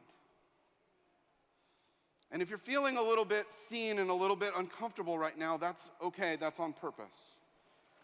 Okay, I want you to feel like, wait a minute, is he like attacking me a little bit? I'm not attacking you individually, but I'm attacking us collectively, saying that we are not doing enough here. Because why is this an optional thing? Why is it a line item on a budget that some stakeholder who has no idea what they're talking about gets to say, we don't really have time to make this accessible, so cut that from the budget? Let me ask you this question. When was the last time any of you went to one of your stakeholders, your bosses, your clients, whatever, and had a conversation with them where you said, we really need you to add some extra time and more money into the budget because we really need to work on getting all of our Docker containers set up, and we've got to get all of our linters and other build tools set up just exactly perfect the way we need them to be. Can you make sure to give us that time? The answer is none of you have ever had that conversation. Because you don't treat those things as optional, do you? They're just part of how you do your job. If you want me to do my job well, this is how I do it. But yet we're so quick to say, oh, but accessibility is not part of my job. That's an optional thing that somebody gets to take off. And my challenge to you is, stop making it optional. I don't care how uncomfortable that's going to make your stakeholders and clients and bosses. It ought to make them feel bad. Push back on them and say, this is not a line item on the budget anymore. I build things accessibly, period, end of story. Because that's our responsibility to our fellow humans. We are the builders of the most inclusive medium of information and content exchange that mankind has ever built. It's our responsibility. Here's some markup. So I was talking about like being an imposter at this stuff. I'm not very good at accessibility, and a lot of times people don't do any accessibility because they're not a certified accessibility expert. But from the rest of my talk, you can tell that doing just a little bit more than nothing is probably enough. So I Googled for some of the attributes that I'm supposed to put on my markup, like ARIA atomic and role and stuff like that, ARIA label. I Googled some of those, and then I just tried to make my best effort to put that into the markup. And by the way, it's not just when we build for the web, it's all forms of our technology.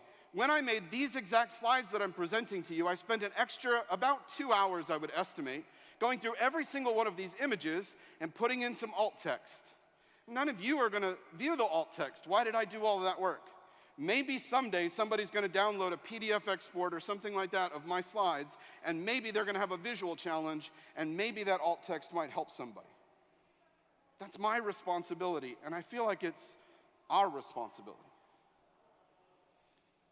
Let's talk about colors for a moment. I'm an imposter at any kind of color theory, and I don't even understand stuff. Last time I gave this talk, somebody came up to me afterwards, and they were like, yeah, that whole thing about like contrast ratios, they're like throwing that out. It turns out it was all wrong. See, I'm an imposter. I don't even know. But I use this website built by the fantastic and intelligent Leah Veru. Some of you know her. She does a lot of stuff in the CSS and design space. She built this website to help you compute the WCAG way of computing contrast ratios between two colors. And when I was designing these slides, I fiddled with some different background and foreground colors until I got a good enough contrast ratio because I wanted these slides to be accessible. So I don't know what 4.93 is, but this fantastic website tells me that it meets the AA standard. There's like 3, and AAA is like really hard to attain. It's like the best of the best. AA is good enough. And it's not actually that difficult if we just spend a little bit of extra time Googling and using free tools like this. I encourage you to include this now in your regular processes. Include tools like this. And Chrome Developer Tools and others have things like that too. Let's talk about Wordle for just a moment. I mentioned this, some of you are familiar with Wordle. The story apparently from Wordle is that one guy built it for his girlfriend. It was a sweet, touching story. He built it because she was, wanting to have some entertainment, and he thought he could delight her by building this thing.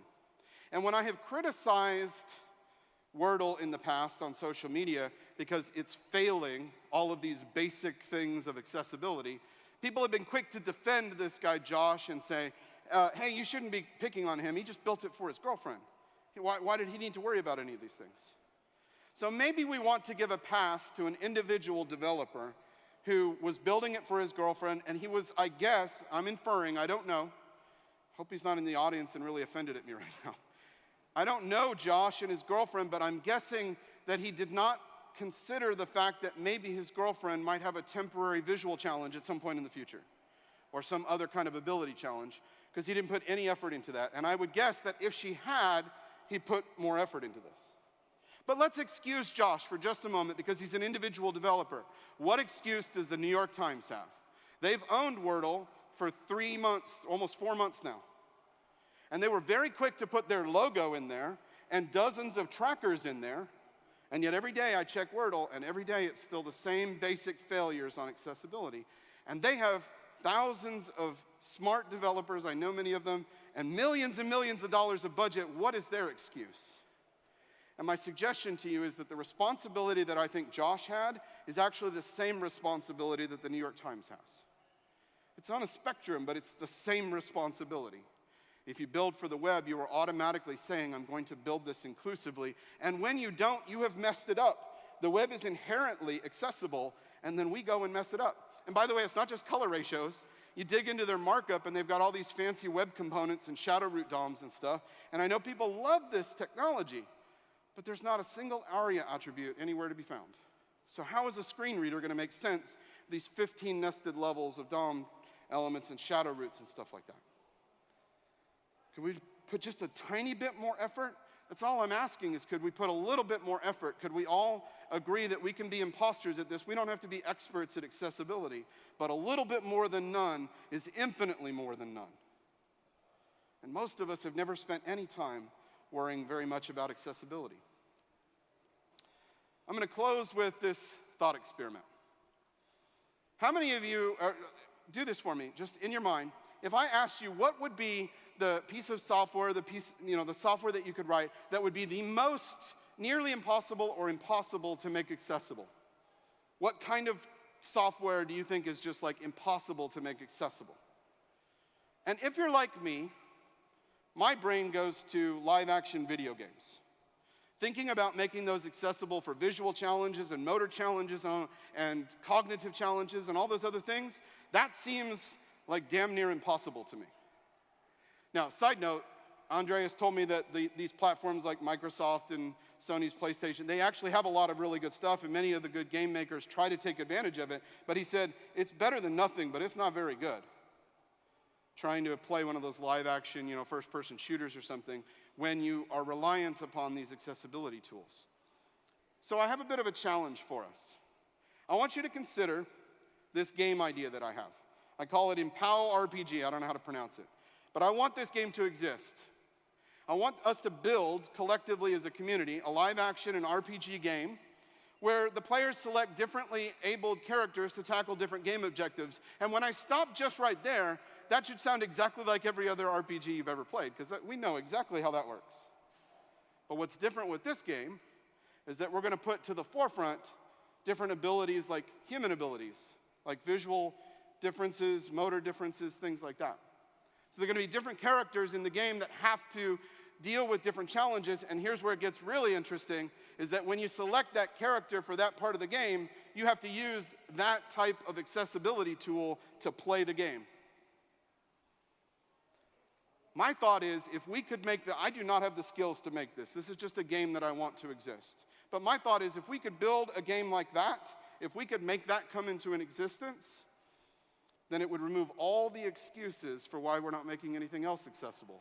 Because that's the hardest thing that I can imagine to do. But I am absolutely confident that just in this room, the requisite skills exist if we would commit ourselves to build something like that and bring it into existence and finally eliminate the last of those arguments. Oh, it's just too hard. You can't make like a game or like a 3D model render. You can't make that accessible. And that's why people have been justifying not making things accessible for the entire history of computing. So, I'm wrapped up now. I want to finish by reintroducing myself. Hi, I'm Kyle. I'm a professional imposter. I don't know what I'm doing, but I'm trying to get a little bit better every time I do something and every time I share something. And my question to you is, how about you? Thanks very much for thinking about these thoughts. Thanks, Kyle.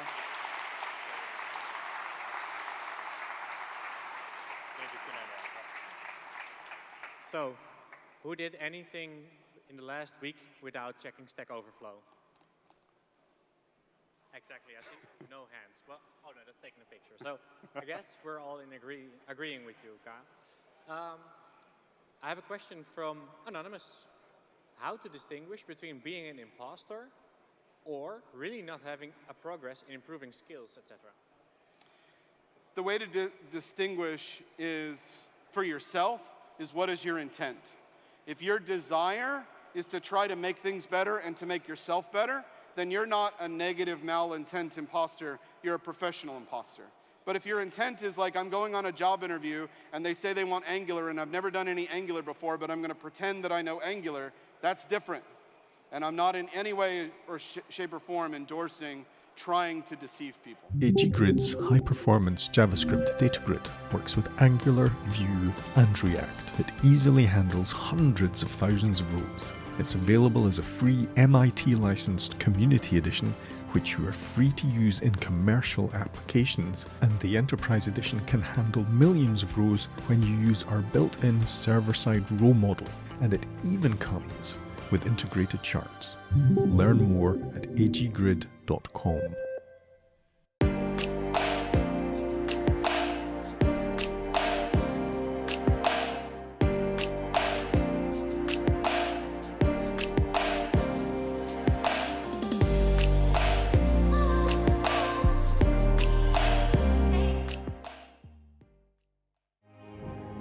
Crypto.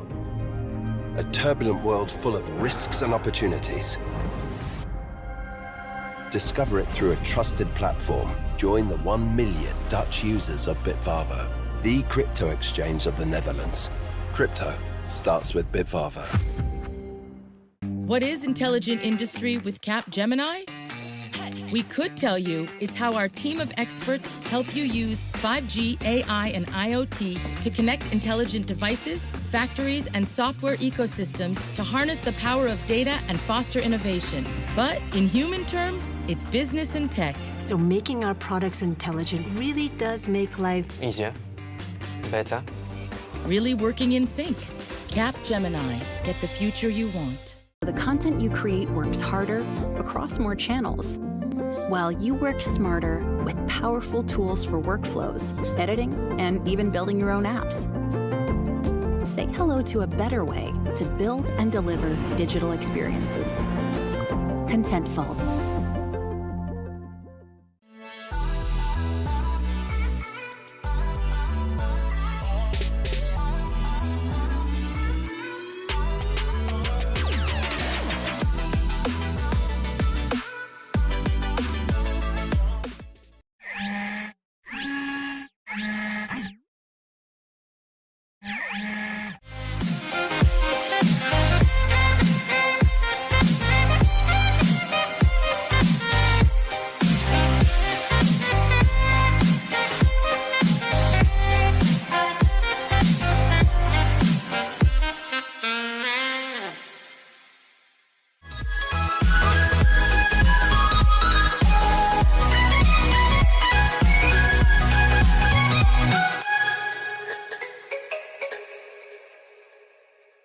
Introducing StackHawk. StackHawk makes it easy to find and fix security vulnerabilities before deploying to production.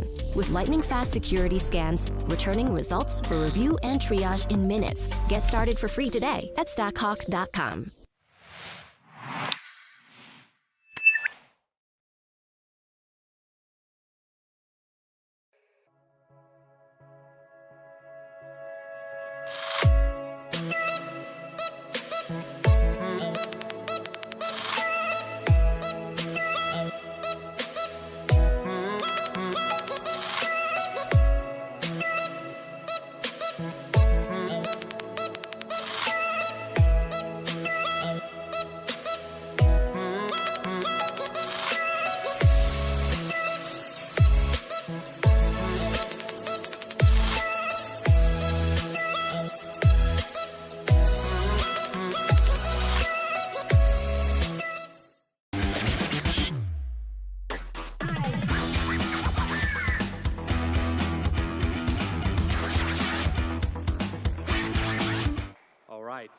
Our next speaker is coming up in a minute.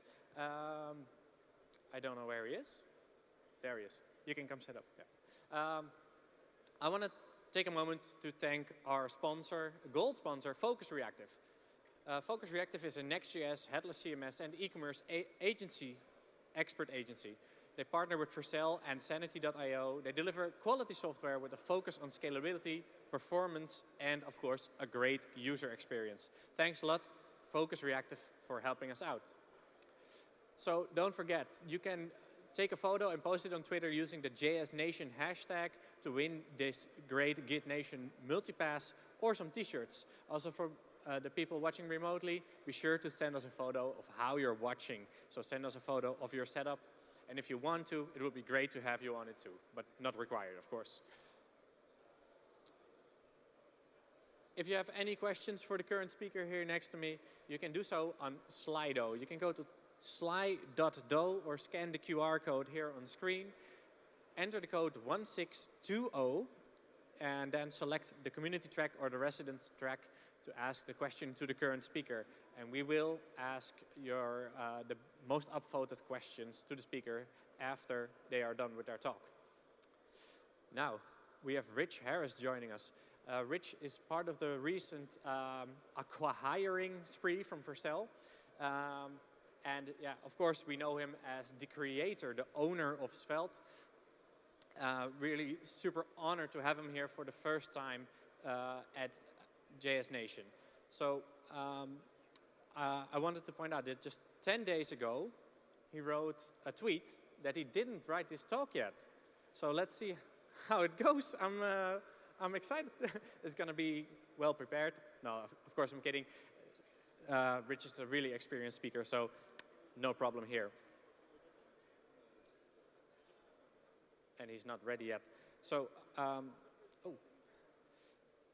he also has some previous experience with the open source community by being the author of Rollup. So you've been around. People have used your stuff. So really honored to have you here, Rich. And if you're ready, then we'll get the show on the road. Everyone, please have a big round of applause for Rich.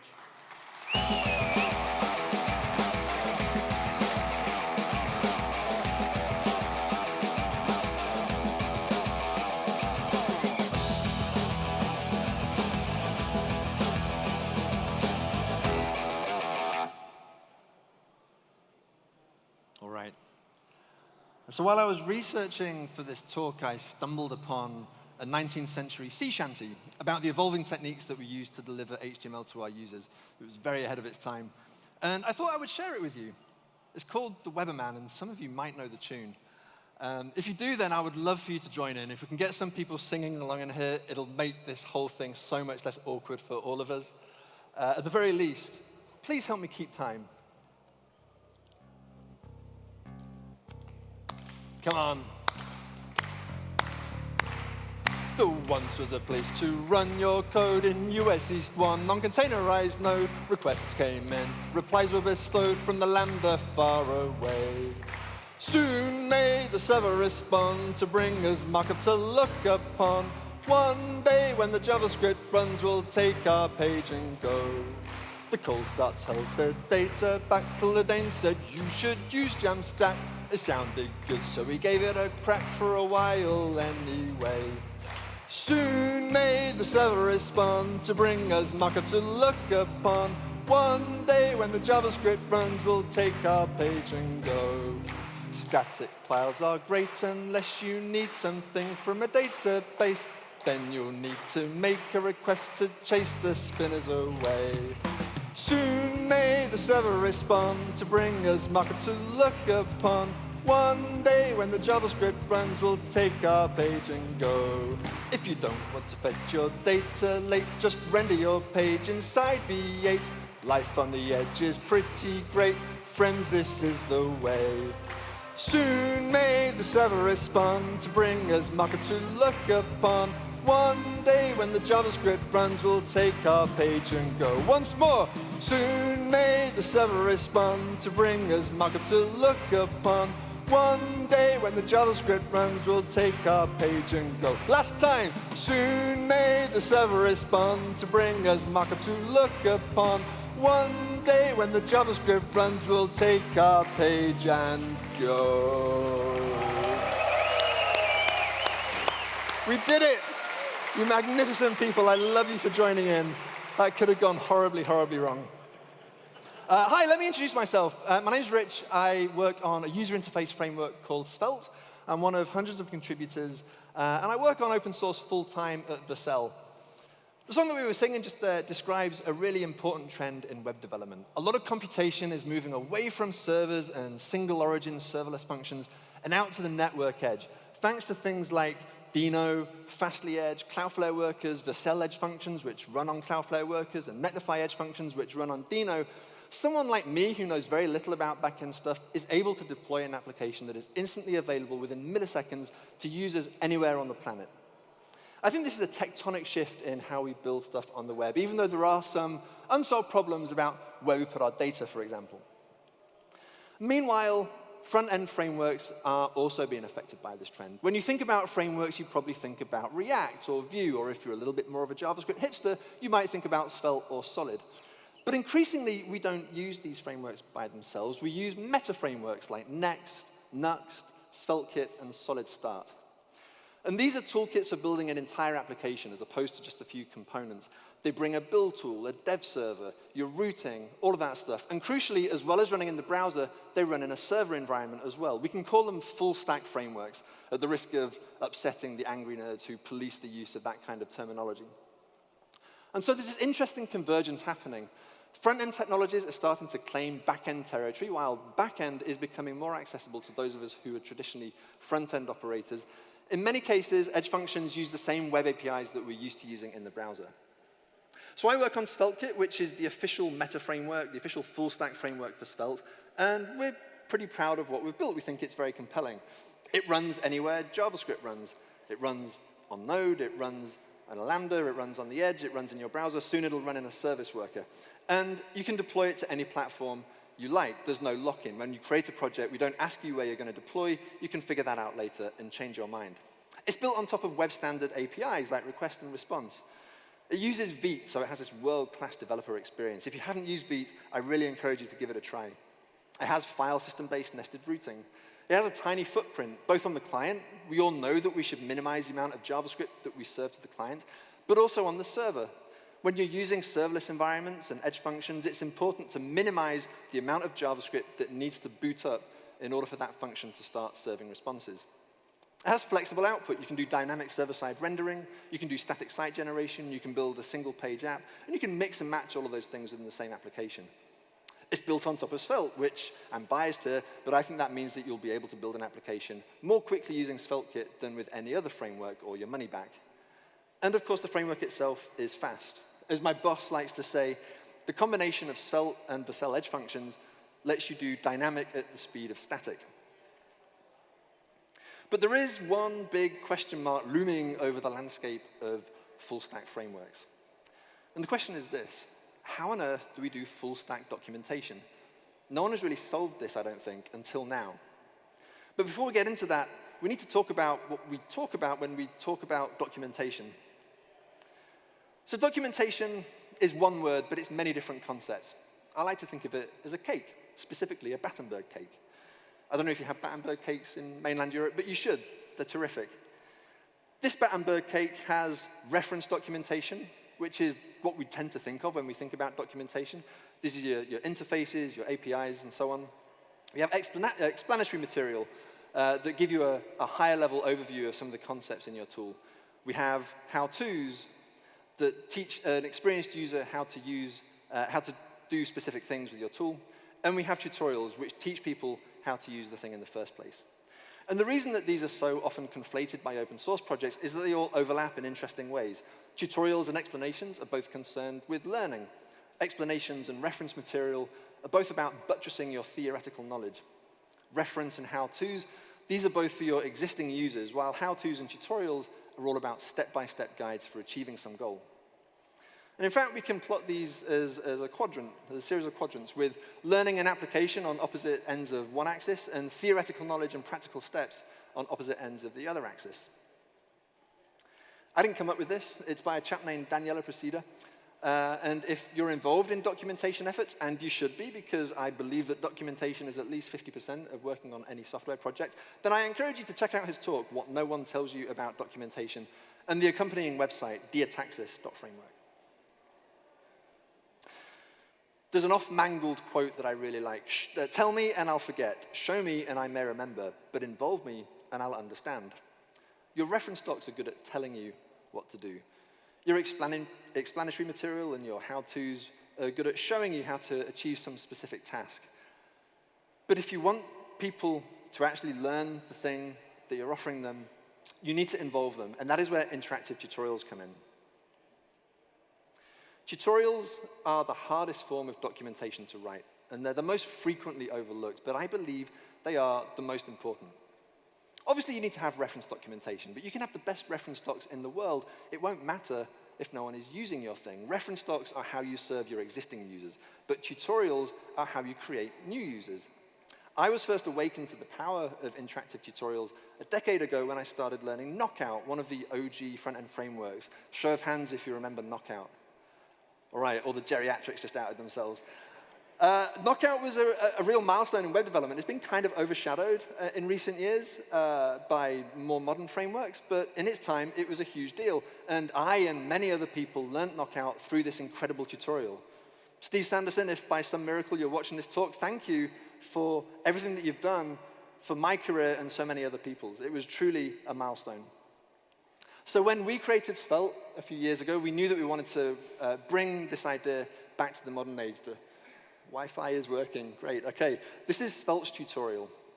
And it's a little bit of a Rube Goldberg machine. What we have here is Rollup running inside a web worker. And if I complete one of the examples here, you'll see that it's actually rebuilding the application on every keystroke. So we get this nice instant feedback. And it's a really easy way to learn how to use the framework. You haven't had to download anything. You haven't had to install anything. It's just right there and ready to go. We can install NPM packages from unpackage.com. We have a CodeMirror-powered editor. And people honestly freaking love this tutorial. So many people have told us that this was the reason that they became Svelte developers. Even people on the core team have said that. And other frameworks have followed suit. This is Vue's tutorial. Here's one from Solid, and here's one from Lit. They're all strikingly similar in form and structure because this is a format that has been proven to work. But this is Svelte Kit's tutorial. It's currently a 404 because the existing tutorial that we built only covers Svelte itself. It does not cover SvelteKit, the full stack framework. And we don't think that's very good. We want to be able to teach people how to use SvelteKit the same way that we currently teach them how to use Svelte. And so we concluded that it was time to start again and rebuild the entire thing. And if we're going to do this, we want to maximize its effectiveness as an educational tool. And so we started looking at the science of teaching to see perhaps are there some pertinent pedagogical principles that could promote people's progress? And then we decided that would be a lot of work and we should just watch some movies instead, because it turns out that cinema is full of examples of inspirational teachers. Teachers like Morpheus. In this clip in The Matrix, Neo is walking down the street. Morpheus is teaching him how to survive in the Matrix when Neo is distracted by the woman in the red dress. The woman in the red dress, of course, is not some innocent bypasser. She turns out to be a mortal threat. And in that moment, Neo learns how he can survive in the Matrix. But he's not actually in the Matrix because Morpheus, like a good teacher, is adhering to this principle, safety first. If you want people to learn, you have to provide them with a safe learning environment so that they can learn the skills that they're going to use in real life. Another great example is Mr. Miyagi from The Karate Kid, who teaches Daniel how to do karate by making him wash cars, wax on, wax off, wax on, wax off, for reasons that are unclear both to Daniel and to us, the audience, until later in the film when Daniel suddenly realizes that he's been developing the muscle memory he needs to be a karate expert. Mr. Miyagi is not afraid of repetition. He is embracing repetition. Because repetition is how you learn. Repetition is how you learn. Repetition is how you learn.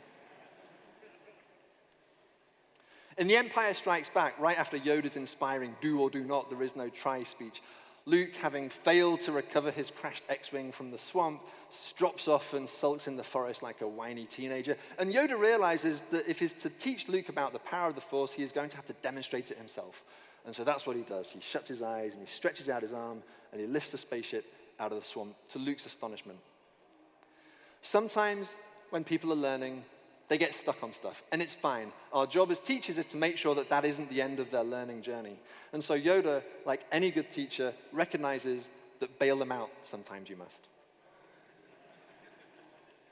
In Kindergarten Cop, Arnold plays John Kimball, a LAPD detective who, for reasons that make no sense whatsoever, has gone undercover at a kindergarten. And he believes that, having spent a career working with hardened criminals, that a classroom full of young children is going to be no problem at all. And as anyone who has met young children will know, he is severely mistaken. The kids run rampant, they cause absolute chaos, and Arnold realizes that he does in fact have his work cut out for him. The principle here is that students are chaos demons. Finally, Sister Mary Clarence from Sister Act 2, who is brought in to save this failing St. Francis Academy from closure. She's teaching a music class, and she's not getting through to her kids. They don't want to learn, until one day, one of them starts to sing, and the class joins in. And she realizes that she does have a way to connect with them after all. And Sister Mary, who is secretly Dolores Van Cartier, the Las Vegas performer, figures out a way to get these children to learn what they need to, and the school is saved. The principle here is that you cannot force people to teach. You have to meet them where they are.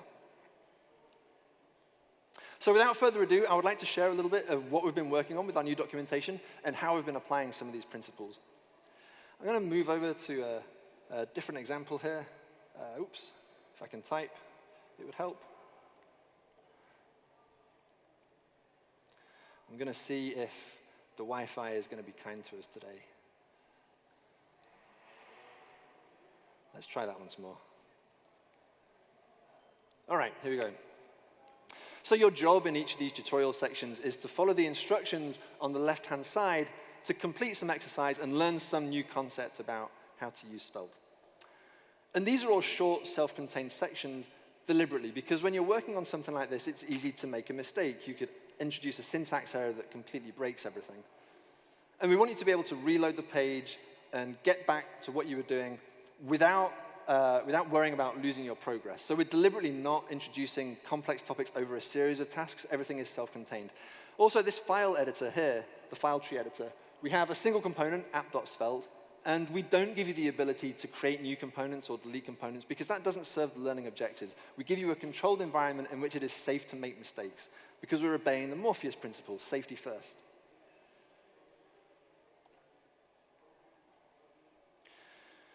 Now, as a lazy programmer, my first instinct when I see something like this is to try and copy this code from the left-hand side into the code editor on the right. But as soon as I do that, this pops up and tells you that copy and paste is currently disabled.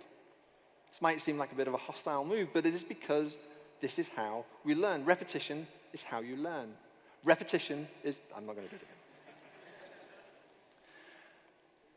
And so even though you can copy and paste, you can select the option to let you copy and paste if you need to, if you're in a hurry for some reason, we try and get you to develop the muscle memory that you're going to use when you're using Svelte outside the confines of this tutorial.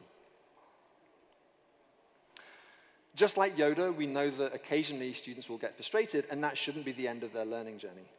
In this example, the idea is to get this orange dot to follow the mouse around with a little bit more personality than it's currently doing. And maybe somewhere along the journey, I make a mistake and I just can't figure out how to solve it, which is why there's a big prominent orange solve button. I press that, and the tutorial is completed. I can play with the settings and have a whale of a time. This next principle isn't so much something that has informed the design of this platform. It's just a general principle in software development. My fiancée is not a programmer. She's actually somewhere in this room, but I'm not going to point her out because I don't want to be murdered in my sleep. But she's got curious about what I was doing, and I sat her down in front of this app and asked her to complete a section. And I watched in absolute horror, pulled the Arnie face, as she completely broke everything in ways that I could never possibly have imagined. And that's just what happens when you subject your software to actual users. There's a saying in the military, no plan survives contact with the enemy. I think in our field, it should be no software survives contact with users, because it won't. User testing is the most valuable thing you can do. Minute for minute, you will learn so much more if you can sit people down in front of your software and just watch all of the creative ways in which they break it. As a result of that experience, we were able to make some improvements to the framework itself, and it's now much more resilient to a certain class of bug. Finally, meet them where they are. So I mentioned that the purpose of rebuilding this was so that we could also support SvelteKit as well as Svelte. And we have some work-in-progress documentation about SvelteKit here. Let's go over to this. And you'll see that now in the file tree editor, we don't just have a single component anymore. We have an entire project with a package.json and a Svelte config and all of this other stuff. And the purpose of this section is to teach you about routes. We have two routes, an index route and an about route. And if we're on the index route, then we can click the about link, and it'll take us to the about page. And it's inviting us to edit that to add a link, like so. We can click that. Turns out you can go home again. But how are we doing this? This is a command line interface that runs inside Node. SvelteKit depends on Node because it reads from the file system, and yet we're running it in the browser. We're actually cheating a little bit. You'll see that it says localhost. That's because I'm actually just running this on my own machine. And if we look over here, inside the learn.svelte.dev repo, we've created a bunch of different apps, and they look like this. If I look at the index page, like we've literally just written it to the file system. And if I make some changes here, then they just get reflected on the file system, and that's how it's able to work. But this doesn't scale. We can't ask people to clone our repository and start the server themselves on their own local machine. Clearly, we need to do something better to meet our learners where they are. And so that brings us back to this question, how do we do full stack documentation? Well, there's a bunch of services out there that allow us to work with an online IDE in the browser and then run the code on a server in the cloud. Things like Code Sandbox, Glitch, Gitpod, Replit, GitHub Code Sandboxes, GitHub Code Spaces. And these are all phenomenally powerful tools that a lot of people use day to day, and they're very sophisticated and very impressive. And I love them. I really do love them. I've used these for teaching in the past, and I think they're extremely valuable. But we don't think it's the right choice for a tutorial like this, for a few reasons. Firstly, running servers is kind of expensive, which means that you need to have an authentication barrier before people can start using it. Otherwise, everyone would just start mining Bitcoin on them. And we don't want that. We don't want to have an authentication barrier before people start learning. Also, we don't want the latency that's involved in starting a server. We want to have instant hot module reloading and all that other stuff. And philosophically, we just want to minimize our dependence on third parties that could suffer outages or change their terms of services. All of those reasons are why I'm very excited about StackBlitz. StackBlitz is another one of these services that lets you edit code in an editor in the browser and then run it on a server. But the difference is that the server is actually running inside your browser. The technology is called web containers, and it's kind of magical. I'm probably not going to do it justice, but it works something like this. They compiled Node to WebAssembly, packaged it along with a custom NPM client, and then run it inside the browser's security sandbox. So I don't need to install anything on my local machine. I don't need to worry about ransomware or anything like that. It's all just running inside the browser.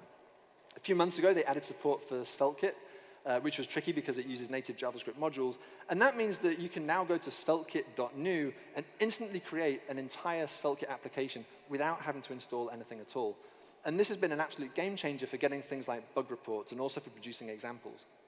So it's very tempting to just embed that whole thing inside our tutorial page and be done with it. But it's not ideal. This user interface is optimized for exploration and development. It's not optimized for learning. So we want to have more control over the user interface. Wouldn't it be great if we could take the underlying web container technology and use it headlessly inside our own page? Well, that's exactly what we did. We've been working with the StackBlitz team over the last few weeks to make this a reality. So today, we're announcing learn.svelte.dev. It is a work in progress, but it works, and you can play around with it. And it's trying to load over the slow conference Wi-Fi. Just bear with it. It's normally a little bit quicker than this. What's happening is we've gone to the Vercel Edge network, downloaded the app, and then that has gone and downloaded Node, installed Node on the machine. We've installed SvelteKit and its dependencies like Vite and ESBuild.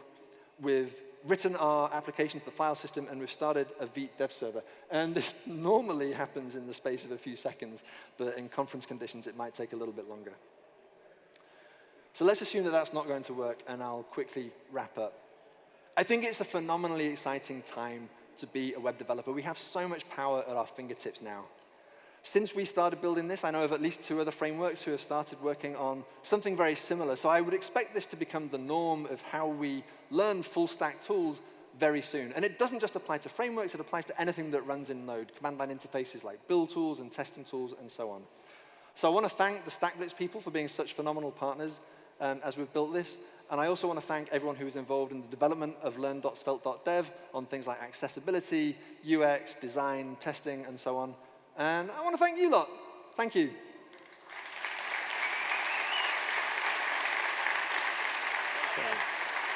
So, let's go there. Do that, yeah.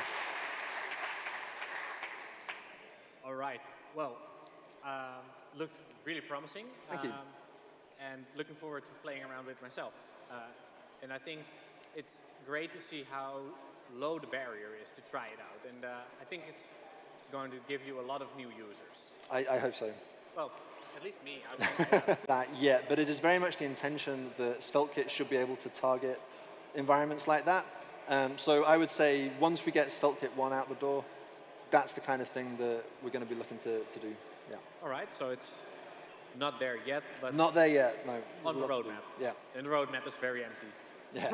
AG Grid's high-performance JavaScript data grid works with Angular, Vue, and React. It easily handles hundreds of thousands of rows. It's available as a free MIT-licensed community edition, which you are free to use in commercial applications, and the Enterprise Edition can handle millions of rows when you use our built-in server-side row model, and it even comes with integrated charts. Learn more at aggrid.com.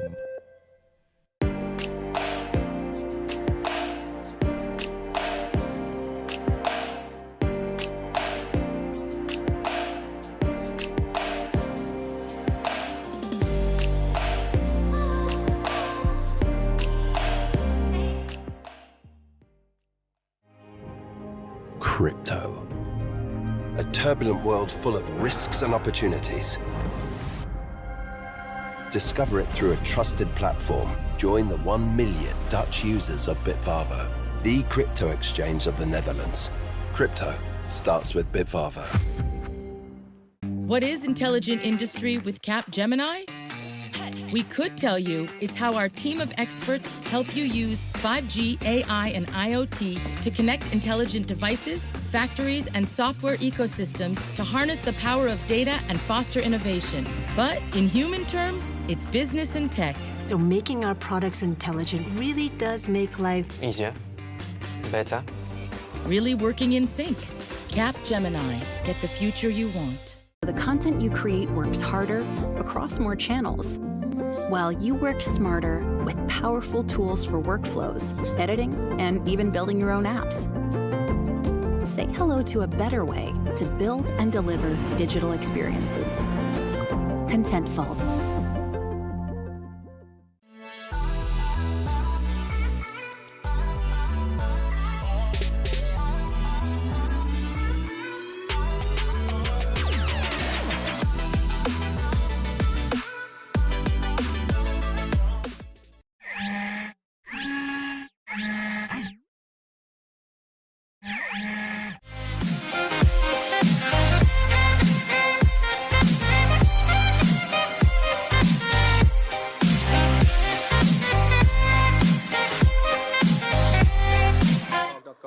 Thanks a lot, StackHawk, for helping us out. So we talked a little bit about the discussion rooms, and the first one is starting now in the balcony above the entrance where you all entered the building. So feel free to join that instead of watching here. And you can go there now.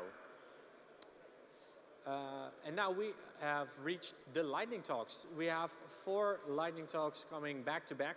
So I want a big round of applause for Nick, Steven, Harshil, and Marcos. And yeah, they're going to give big bursts of information in 5 minutes each.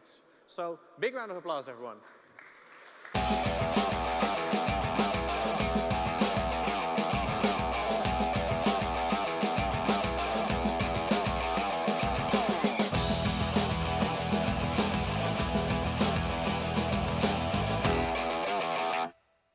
Testing.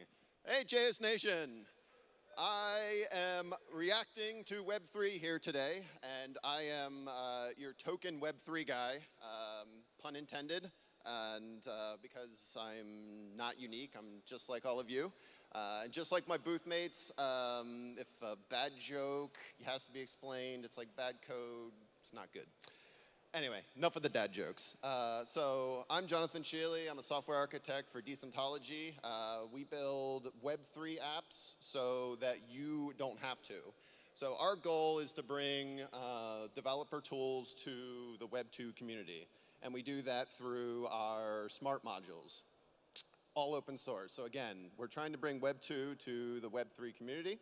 And we do that by essentially doing an NPM install of smart contract modules through a JavaScript API so that you don't have to write any of contract code. So just like Web3 developers, or excuse me, Web2, there's only a handful of us, like Tobias and things like that, that are creating Webpack. So just like in the Web3 community, there's only a few people that need to actually build the smart contracts. Most of us are going to be consumers of those modules and just take in the value. So if any of your clients or if you've been interested in dabbling in Web3, it's as simple as putting in an initialization function. So we work very much like a Stripe API or an Auth0 where you initialize, you pick your blockchain through a couple of simple modules. And like this example, using an ERC20 NFT module, you can get started with a line of code. We use React context to wrap your application. And to actually use a module, it's as simple as using a React hook. So in order to mint an NFT in this example, it's one line. You don't have to worry about any of the details past that. And all the contract code is already compiled and deployed for you. And what's in the box? So all that gives you is connection to the wallets, negotiating the network between test nets and main nets. All the contract is already deployed, so again, you just get to use it. You don't have to pay for any of the setup fees for anything like that. And we also include all decentralized storage, so IPFS and Skynet are 2 of the systems that we have integrated, so you get to pick and choose. And it comes with a fully typed TypeScript library that you can use in Next.js or in Nest.js or in SvelteKit or anything like that. You would be able to use that. And it all comes with a storybook and testing framework so that you get to actually play around with the application. So just like Rich was previously mentioning, live documentation where you have to get to experience what each of these modules do without actually having to install it or dig deep into the documentation. So 2 of the questions that I get asked all the time, which is, why do I need Web3? And what can I build with Web3? So why do you need Web3? Maybe you don't. But if you are interested in any of these reasons, so if you're building a game and you want that transaction history that can be taken from game to game, GameFi is a new part of that technology. Mobile apps, again, any kind of contract-based system. Because it's a blockchain, you can do a lot of cool analytics, and not just you, your users can do that. Because, again, it's a transparent database, they could build an app that kind of shows kind of like game stats and things like that, and you don't have to worry about that. You can focus on your core game. Simple things like authentication. So if anyone who's built an authentication system 50 times in their life and never wants to do it again, allowing someone just to log in with a simple wallet connection, and that's all you need to identify them, is amazing. and payments at the end of the day. If you just want to do a subscription system, you could create Medium as an example. So someone pays you $5 a month, goes through that system in a worldwide currency, allows you to get access to subscription content. And with that, we have documentation listed both, again, in reference form as well as online docs, and you can visit us in our Discord. And thank you, Amsterdam.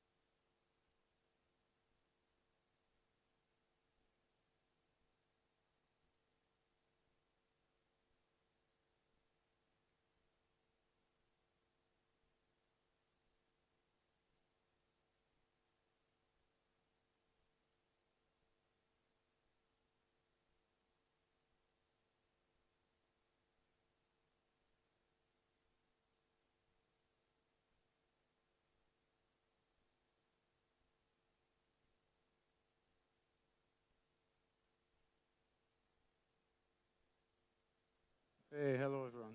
I hope this fits. We had some technical challenge, but let's go. Yeah, this is a lightning talk, so I'll be very fast. And I spend a lot of time, much more than the talk, thinking about what can I say in this short time that will help you at least to go out from here that feels like, okay, I learned something, or maybe he made me think about something.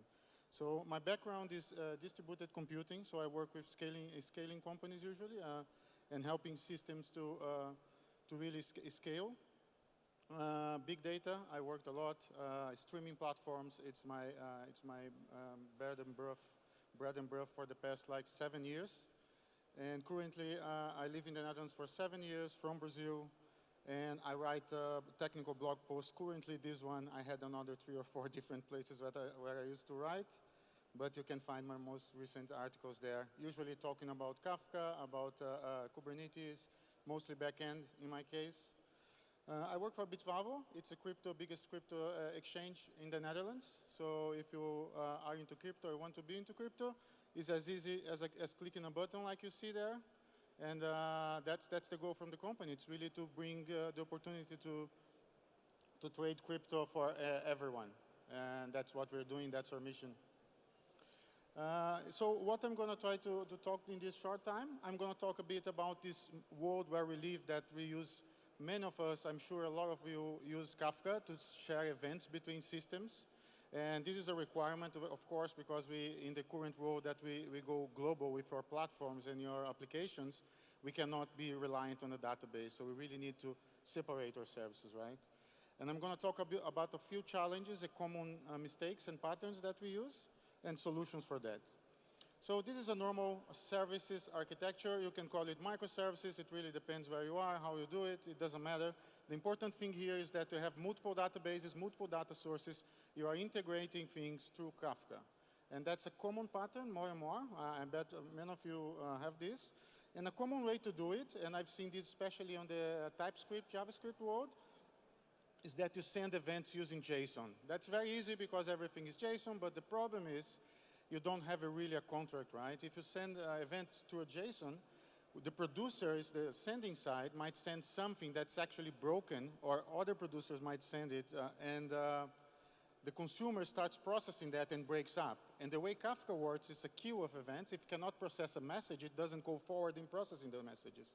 And then suddenly you are stuck, and your whole system stops because you have like what we call a poison pill. So how do you avoid that? It's quite actually simple. You apply a pattern called dead letter queue and use other schemas to actually define a schema. So it's a strong typed. So now your messages have to comply on the producer side with a specific typing system. So you guarantee that the type is not going to go wrong for that specific topic, and then your consumers will not break for that case.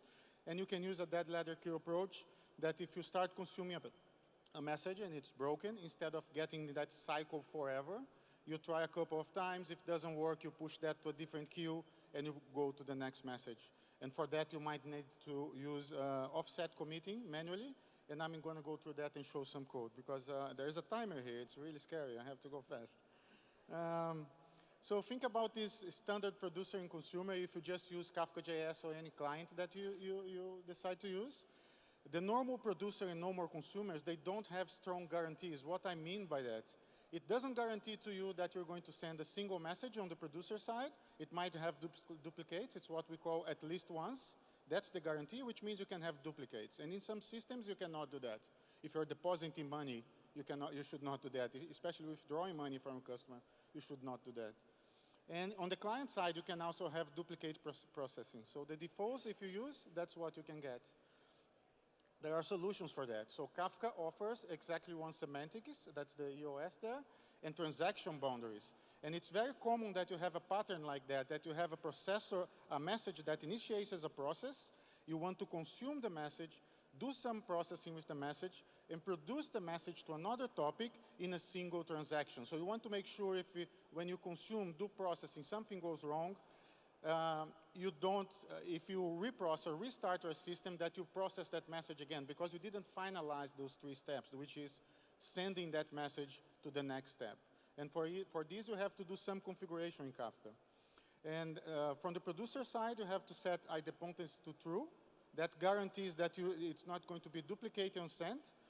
And on the consumer side, you have to disable the auto-commit offset, which means your client reads the message, but now you have the control when you want to tell Kafka, I really process this message, and you commit back the offset. And you want to actually set one property called max in-flight request to 1, so you don't have parallel processing, and you can keep the ordering guarantees. And on the producer side, on the last step, remember, it's consuming and then producing, and you want all this to be in the same transaction. What you want to set is a transaction ID, so the broker can set the transaction boundaries. and say idempotent is true as well. And what this guarantees is that when you consume, process, and send, it's part of a single atomic transaction. Kafka client, this is not a distributed transaction like XA transaction. It's not guarantees if you do a database call on the side that will be a rollback. You have to take care of that. It's on the boundaries of Kafka. It's the same as your normal database transaction between two tables that we are used to. So just keep that in mind. Some configurations on the cluster, and I'm also done because my clock is red, blinking already. You should have at least 3 partitions and at least 2 in-sync replicas for your topics for this to work. So if you try locally and you don't have it, it will not work. And you also have to start a transaction like you can see that. Start a transaction, send the message, send the offsets, and then commit the transactions, which means everything is going to happen or it will be rolled back. And that's basically what we want to do. And it's really important that you take care of that. That's it. If you want to know more about this, I write in this specific blog posts about this. And I also have Docker Compose where you have multiple Kafka nodes where you can play with this type of more advanced work in your local machine. Thank you very much.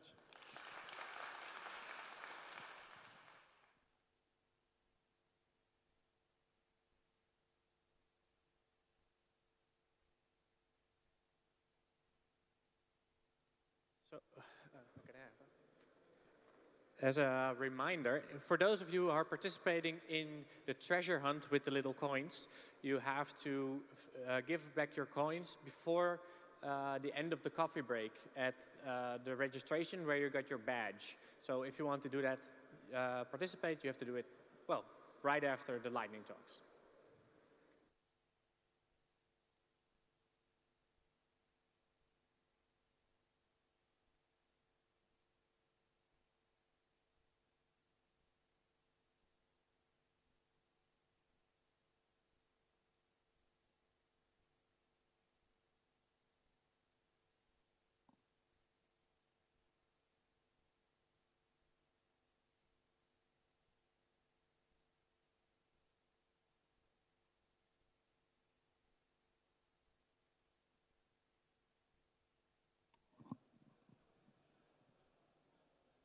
Perfect.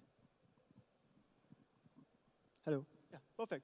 Hey everyone, and welcome to my talk, Content Modeling 101. Now, my name is Harshil Agrawal, and I am originally from India, living in Berlin for 15 months now, and I work as a developer advocate at Contentful. And one of the fun parts I love about my job is that I get to experiment a lot with different technologies and frameworks and share this learning with the wider community. So you can find about all these experiments and crazy stuff that I do on my website, or feel free to follow up me on Twitter. Also, this is my first time in Amsterdam, so if you have any recommendations, please do let me know. So today, I am going to talk about content, because in the past 2 years, the amount of content that we have generated has been massive. I mean, almost everyone out there has been involved in creating content in some form or the other. And last year in November itself, during the Black Friday sale, we saw a massive amount of incoming requests being made to our Contentful APIs. The GraphQL API request increased by 550%, and the Content Delivery API, or the CDA, increased by 73%, and that was just in 1 month. And so I feel, as a developer, it is our duty to make sure that we are creating an amazing experience, not just for our end users, but for our team as well. And that is where content modeling comes into the picture. But the question is, what is content modeling, right? So a content model basically gives structure, and it helps you to organize your content. Now keep in mind that not all content creators and designers have the technical expertise like us. Hence, the goal over here is to create a content model that will support the needs of the entire team, from content creators, designers, to developers. Enough of the theory, let's try to get into action and try to model a content for an app. And this is an app that I am working on and I want to create for myself, because I've taken cooking as a hobby recently, and I want to try out to build an app where I can store all my recipes and maybe share it with everyone else. And I want to build this because I am a programmer and I have the superpower to do that. But anyways, there are a few things that I learned while I was researching for this and I started working on it. And in the next couple of slides, I'll be talking about that. And one of the major things that I learned was about the top-down approach, because it helped me break down my content model. And I was able to simplify the content model and make it more reusable. So I started with playing around with the JSON schema, and I created this JSON schema. So I have a content model which has a recipe, which contains the title, a description, ingredients. Now, if you see, ingredients is an array, and I'm going to come back to that. And then there are instructions, and then the images. Once I had the JSON schema, and I kind of had the visual representation of what I wanted to do, I simply translated it into the content model in Contentful. And you can already see all this in Contentful. Now, if you see or focus on the ingredients, it says references, many. So what I went ahead and did was I created a different content type for ingredients. So if we go one layer deep, this is what the ingredient JSON type, JSON schema looks like. The ingredient has a name, and it has a type. Now, I am vegetarian. I don't eat meat. So for me, I need to make sure what kind of ingredients I'm adding over there, and it makes it easy for me to classify as well. So the type over here is, again, another content type. And I'm sorry, I'm repeating types too many times. So this is how it looks like in Contentful again. Now, I'm not going to go into the ingredient type because it's kind of similar. But I wanted to give you a quick view of how you can, how different content types are connected with each other. So there's recipe, which is referencing to ingredients. Ingredients is referencing to ingredient type. And recipe is also referencing to asset. So one of the important features of content modeling is reusability. Now, taking this example of the cookbook, a lot of the ingredients are used in a lot of different recipes. And adding each of these recipes, these ingredients to each of these recipes individually does not make a lot of sense. And I personally believe that developers are kind of lazy, and they always want to, find the quickest and the shortest way to do stuff. So that's where reusability comes into the picture. The next is a content model does not just store content. It also embodies the decision about how you want to render the content for the end user, how your team should publish and display the content. And we refer to this constellation of issues as content governance. And you also need to think about the platform. Where and how will the users interact with your content? Is it just going to be only on the web? Are you going to go ahead and build a mobile application? Are your users going to get this information on a voice-enabled application? So that is the other feature that you need to think about. And lastly, remember, nobody gets content model right in one pass. It's a continuous process. So keep on, iterating over it, get the feedback from your team, from your users, and keep making changes. And if you want to learn more about content model or Contentful, hop onto our Learning Center. We have some amazing courses where you can learn about them in much more details. We also have a developer portal, so if you want to just get started, look at the developer resources that we have. That's the correct place to go. And we are here at the booth, and we have an interesting giveaway. So come say hi at the booth, grab some swags, and maybe participate in the giveaway. That's it from my end, and thank you for joining in, and have a wonderful time.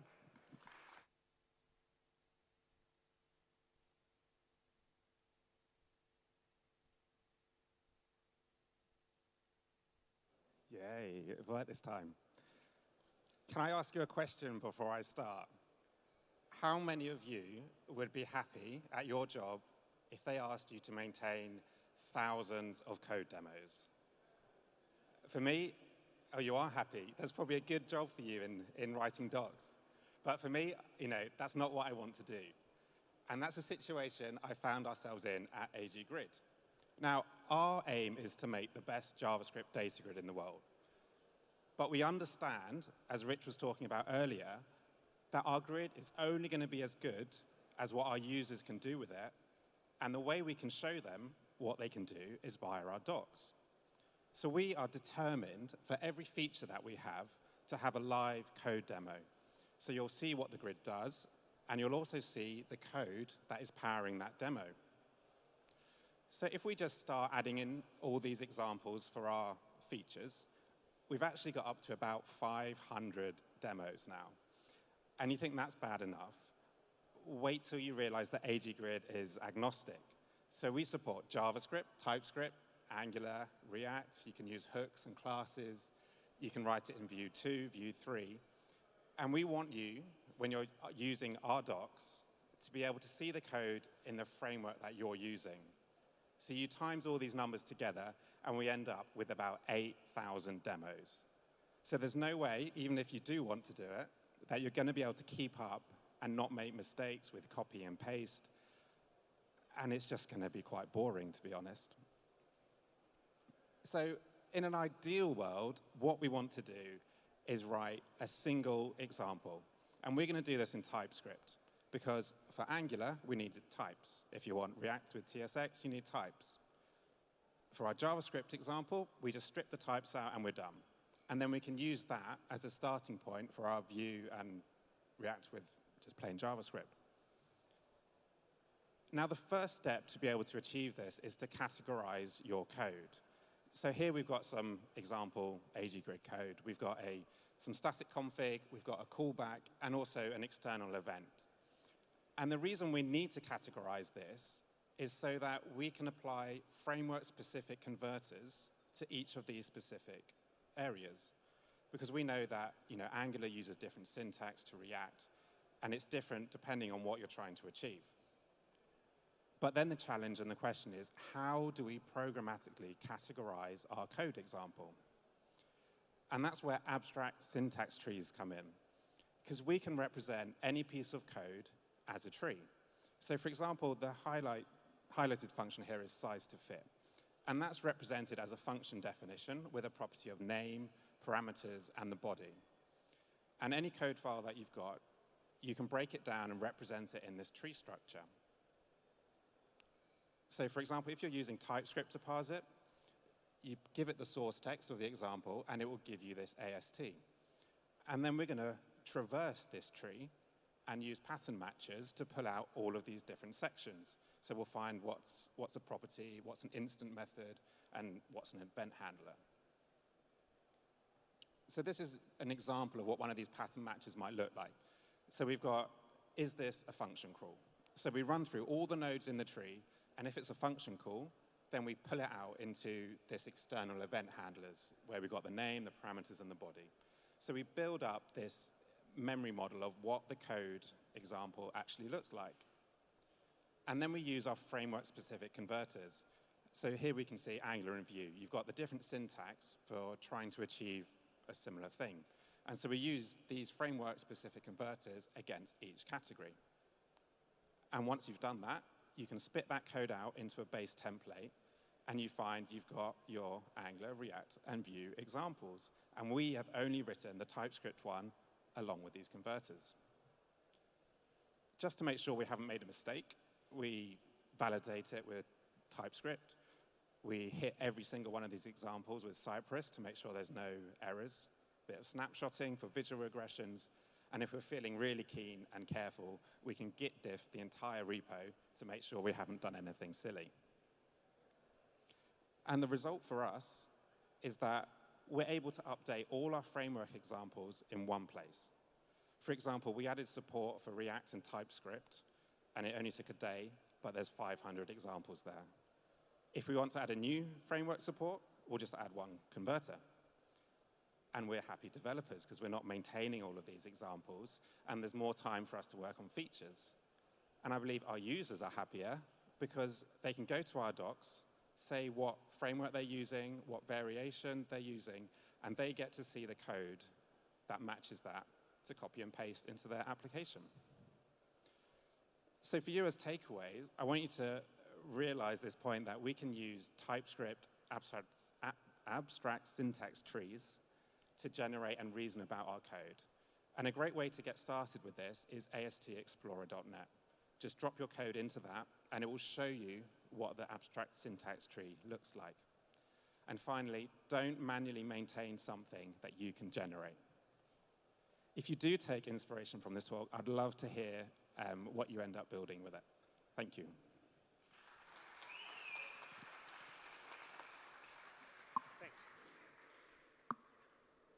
All right.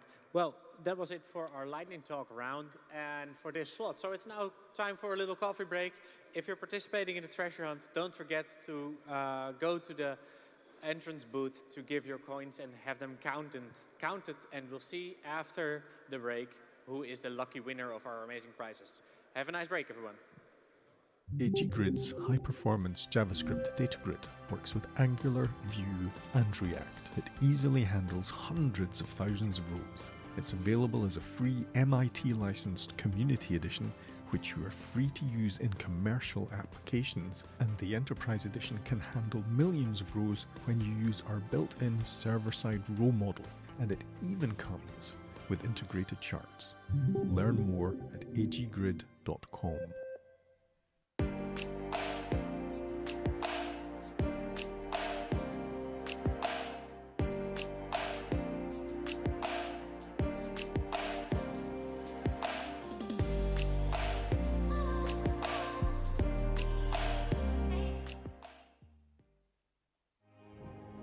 Crypto. A turbulent world full of risks and opportunities. Discover it through a trusted platform.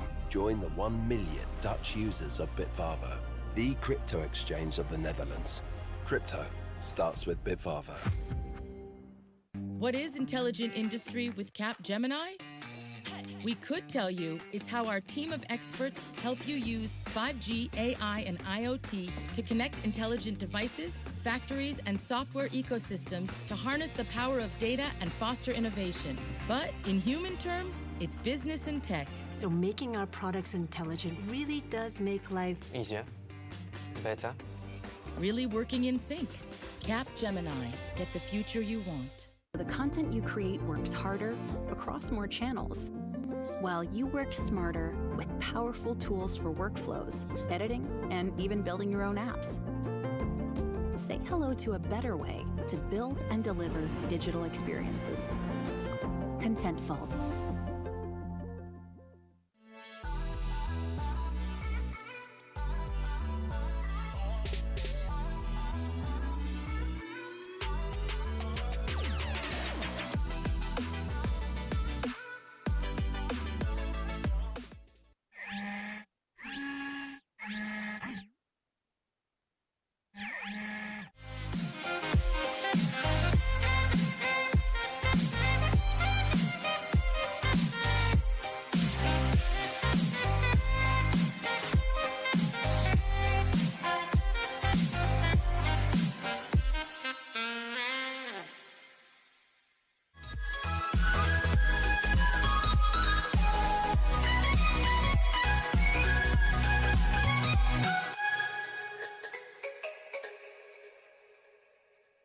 Introducing StackHawk. StackHawk makes it easy to find and fix security vulnerabilities before deploying to production.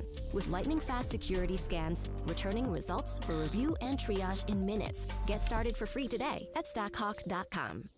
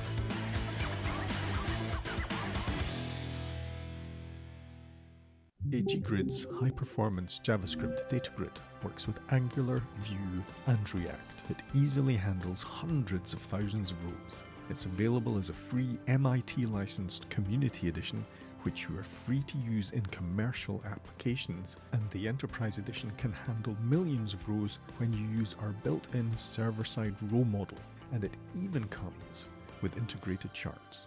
Learn more at aggrid.com.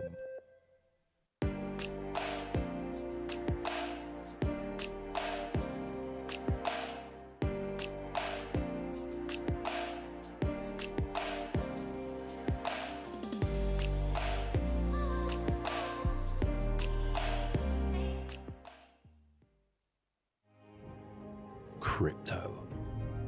A turbulent world full of risks and opportunities. Discover it through a trusted platform. Join the 1 million Dutch users of Bitvavo, the crypto exchange of the Netherlands. Crypto starts with Bitvavo. What is intelligent industry with Capgemini?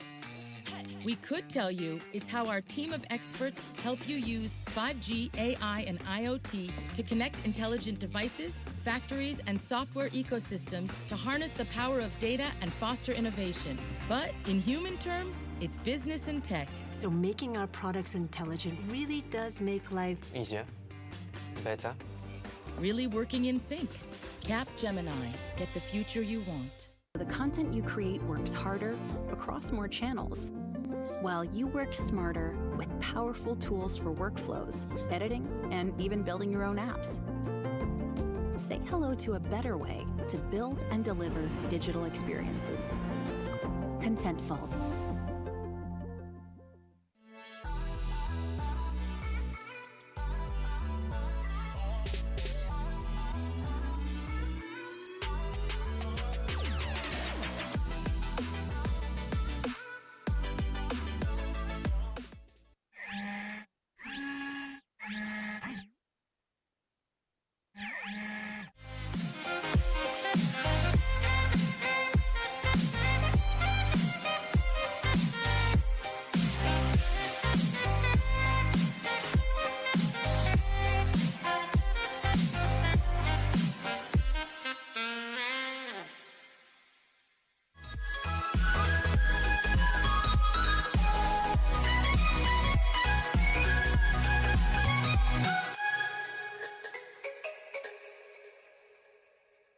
Introducing StackHawk. StackHawk makes it easy to find and fix security vulnerabilities before deploying to production.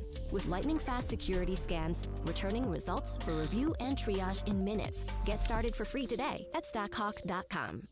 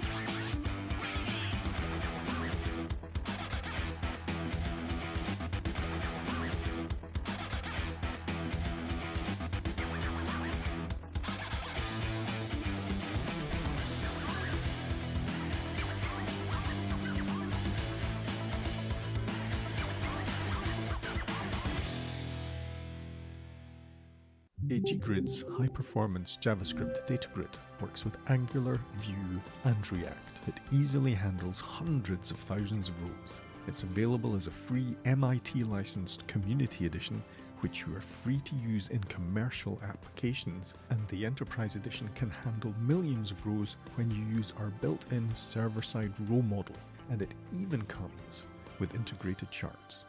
Learn more at aggrid.com.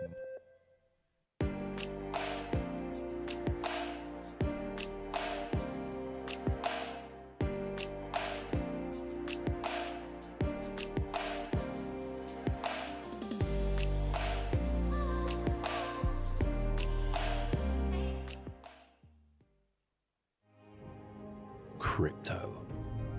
A turbulent world full of risks and opportunities. Discover it through a trusted platform. Join the 1 million Dutch users of Bitvavo, the crypto exchange of the Netherlands. Crypto starts with Bitvavo.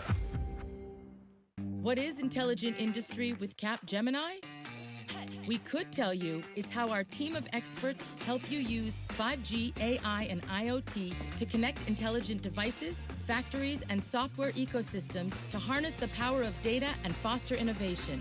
But in human terms, it's business and tech. So making our products intelligent really does make life Easier. Better. Really working in sync. Capgemini. Get the future you want. The content you create works harder across more channels, while you work smarter with powerful tools for workflows, editing, and even building your own apps. Say hello to a better way to build and deliver digital experiences. Contentful.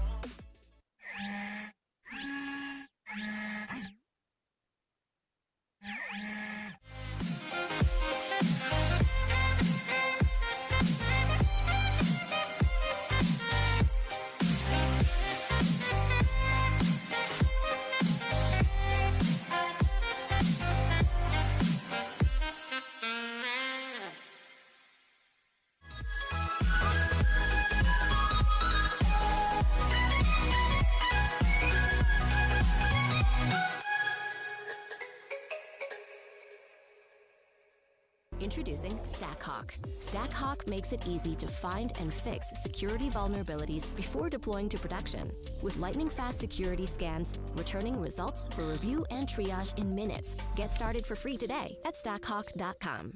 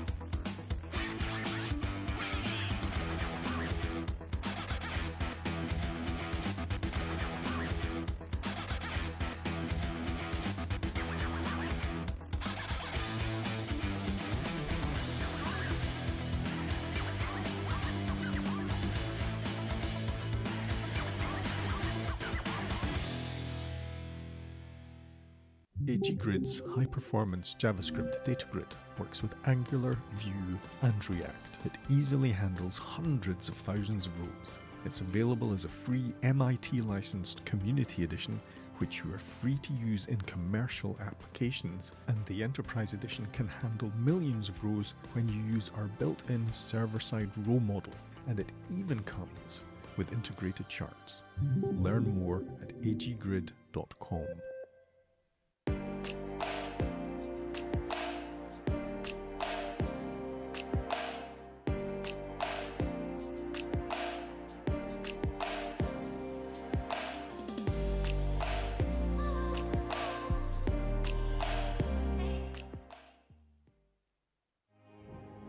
Crypto. A turbulent world full of risks and opportunities. Discover it through a trusted platform. Join the 1 million Dutch users of Bitvavo, the crypto exchange of the Netherlands. Crypto starts with Bitvavo. What is intelligent industry with Capgemini? We could tell you it's how our team of experts help you use 5G, AI, and IoT to connect intelligent devices, factories, and software ecosystems to harness the power of data and foster innovation. But in human terms, it's business and tech. So making our products intelligent really does make life Easier. Better. Really working in sync. Cap Gemini. Get the future you want. The content you create works harder across more channels, while you work smarter with powerful tools for workflows, editing, and even building your own apps. Say hello to a better way to build and deliver digital experiences. Contentful.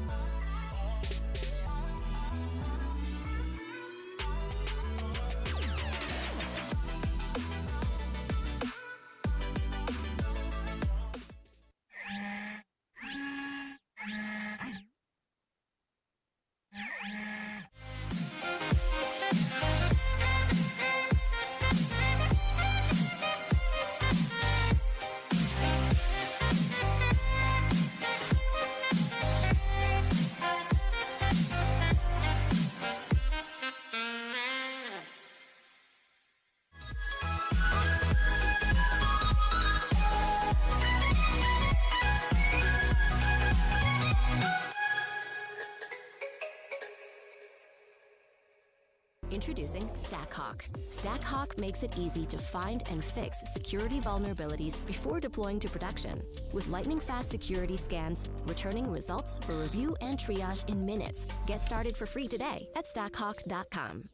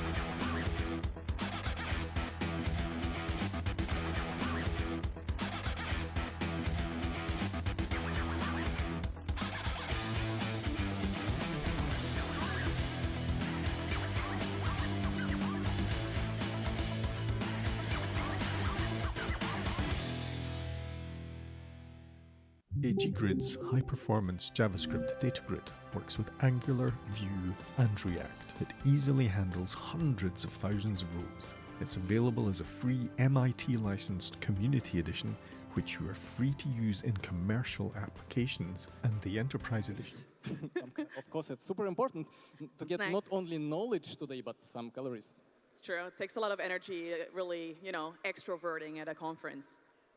What is next, Maxime? Next, as promised, we want to dedicate 3-4 minutes to announcements of the winners of our sponsor raffles. So we have 4 companies with cool prizes, and I hope that you actively participated in these raffles, quizzes, everything.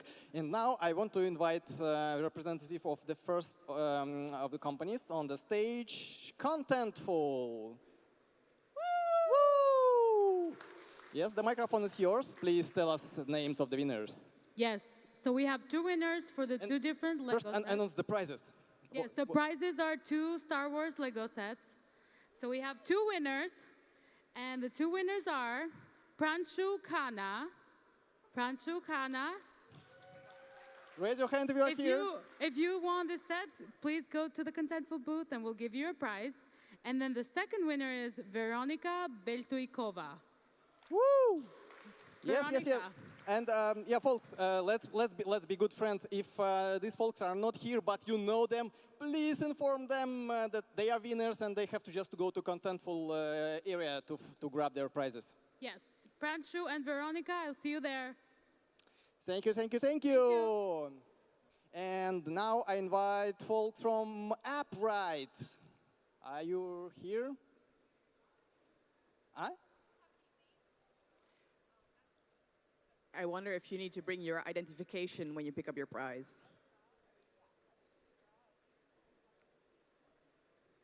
You were having the same idea? Nice.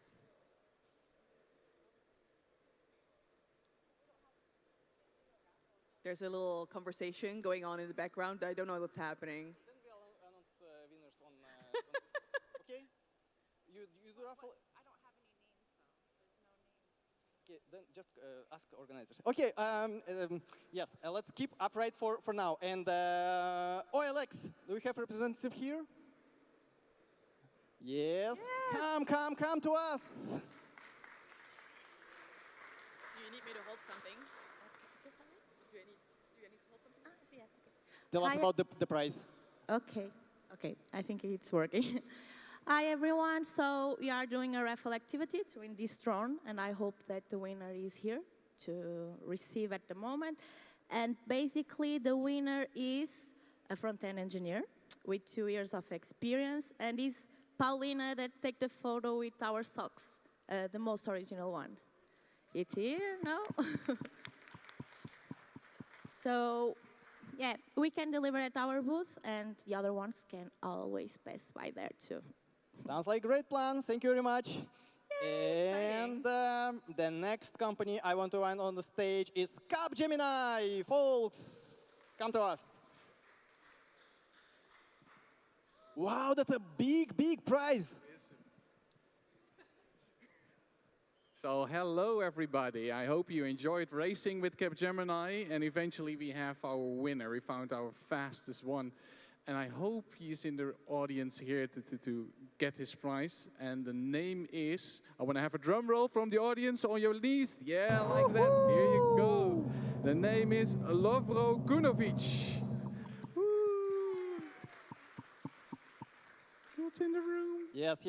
So I hope the winners will be run to your areas very soon. Very So expect they will come.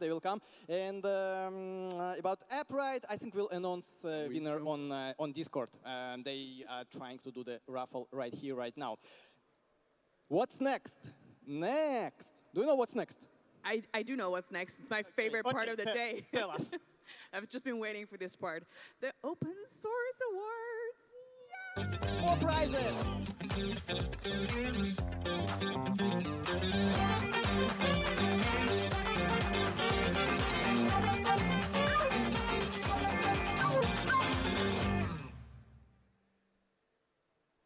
Yes, the Open Source Awards, and maybe you see them shining here. Look at that. Like, they're so incredibly pretty, so I'm really looking forward to looking at all the contestants.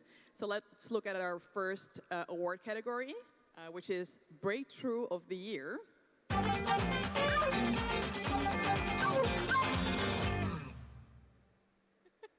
So in this category, we have 3 nominees, Hopscotch, Solid, and Web3.js. Let's look at a little demo for all of these projects, shall we? Shall we look at the demos? Technology.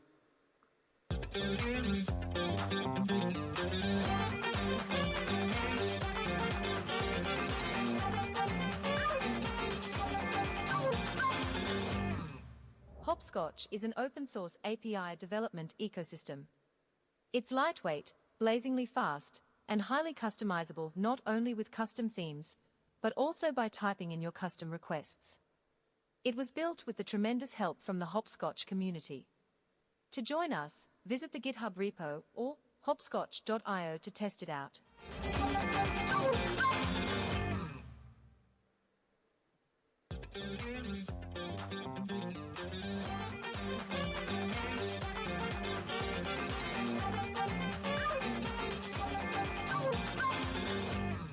Solid.js is a 7 kilobyte library for building web apps.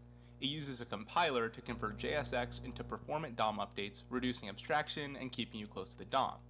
And reactive primitives let you model your state without the overhead or magic.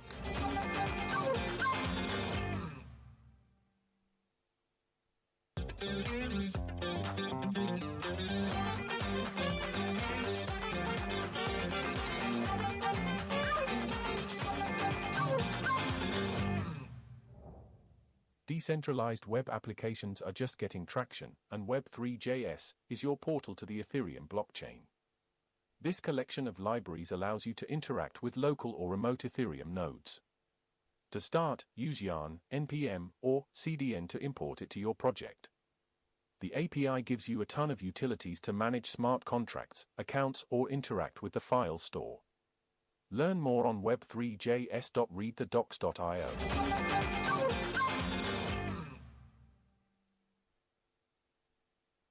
That is a tough choice. I hope that everybody has voted for their favorite projects. So we have these very professional envelopes where the winners are written on the insides. So let's have a look. What is the breakthrough of this year? Woo! And the prize goes to... Solid. Yoo-hoo! Very exciting. All of these prizes will be shipped to the maintainers because obviously they're at home working on these projects. So we'll not be inviting anyone up on the stage. Unfortunately, it's not an actual award show, but it's sort of like a half award show. Good. Moving on to our next award category.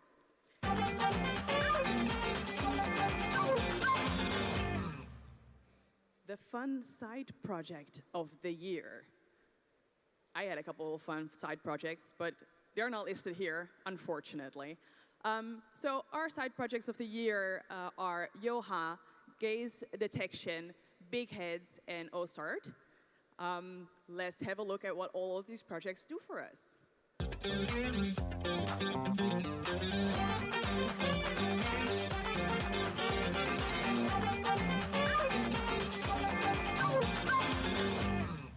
Do you want to bring a bit of personality to your projects? Introducing Big Heads.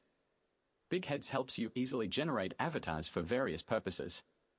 To add it to your project, just simply yarn or npm it and then use the schema to generate avatars. Allow your users to choose their characters with a few clicks. Check out the playground on bigheads.io/editor.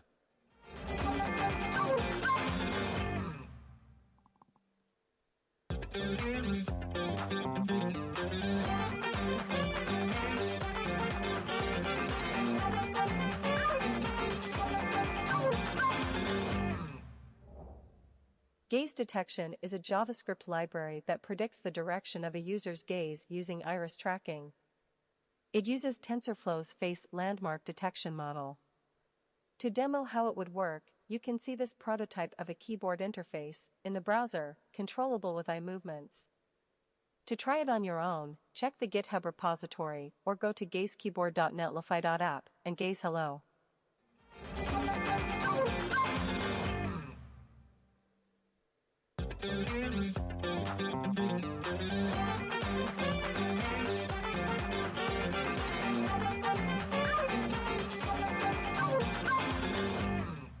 Does your GitHub contribution calendar look like this? Or maybe like this?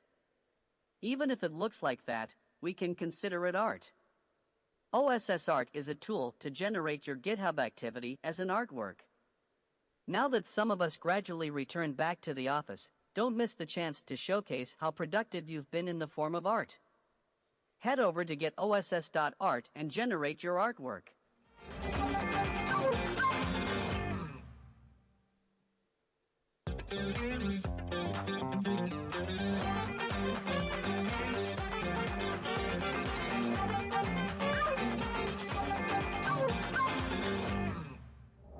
Yoha is an open-source hand-tracking engine. By leveraging the capabilities of TensorFlow.js, Yoha runs a custom machine learning model directly in your browser to analyze your video feed in a privacy-preserving fashion. Yoha detects 21 hand coordinates and 2 gestures, the pinch and the fist gesture. One cool use case of Yoha is that you can build applications for drawing, like you can see in this video.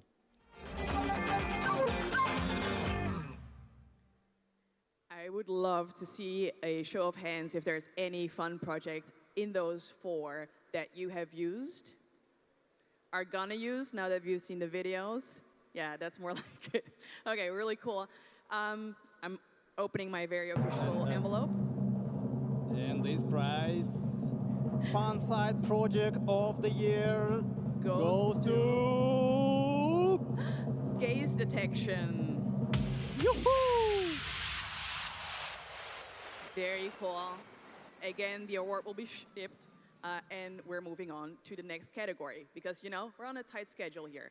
So, our next category.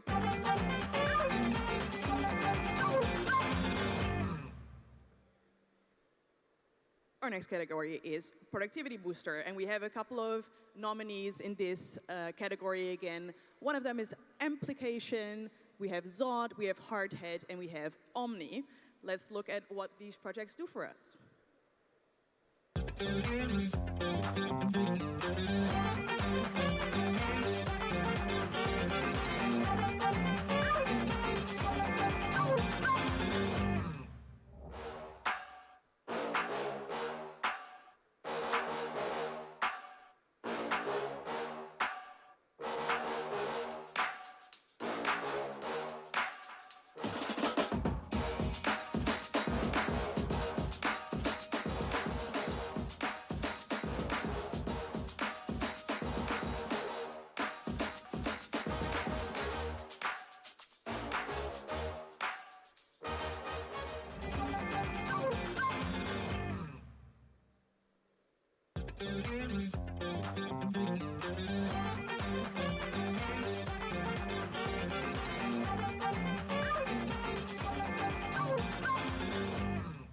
Hardhat is an Ethereum development environment for professionals.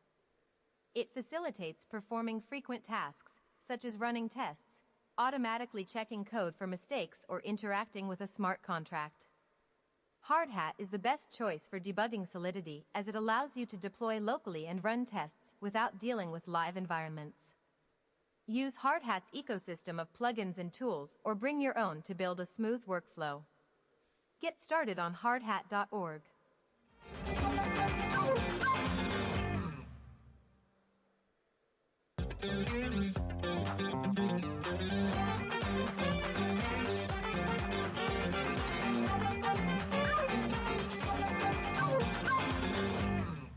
Omni. Open, close, switch, and pin Chrome tabs. Use Figma and Notion integrations at your fingertips. To supercharge your productivity, install Omni from the Chrome Web Store.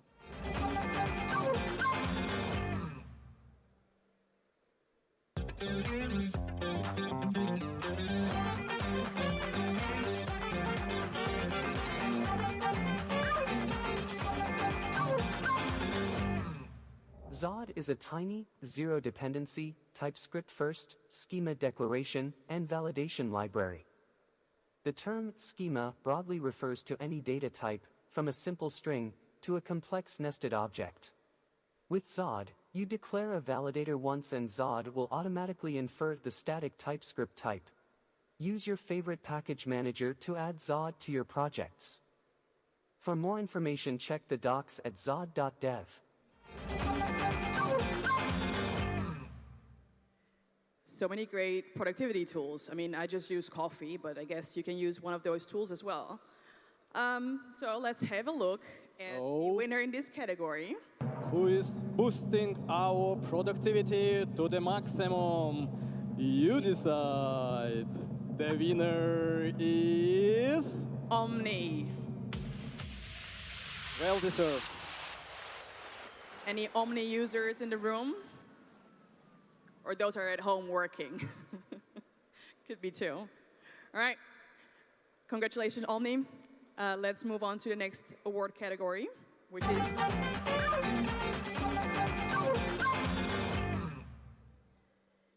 the most exciting use of technology. In this category, we have no less than 6 nominees. That's a lot of videos, y'all. We have Vanilla Extract, we have Party Town, we have TRPC, we have ZX, and we have QJS, and also Tori. Let's roll the videos.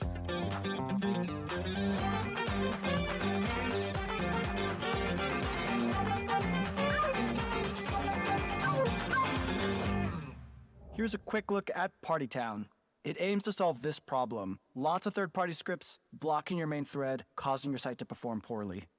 Our solution is to move those scripts to the worker thread so they don't have a negative impact on performance.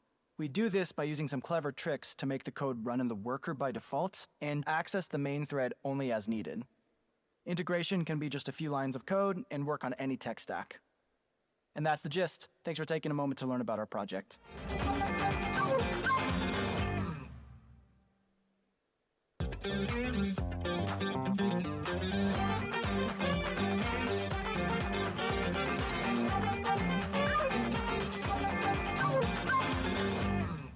QJS, Quantum JavaScript, Quantum, made easy.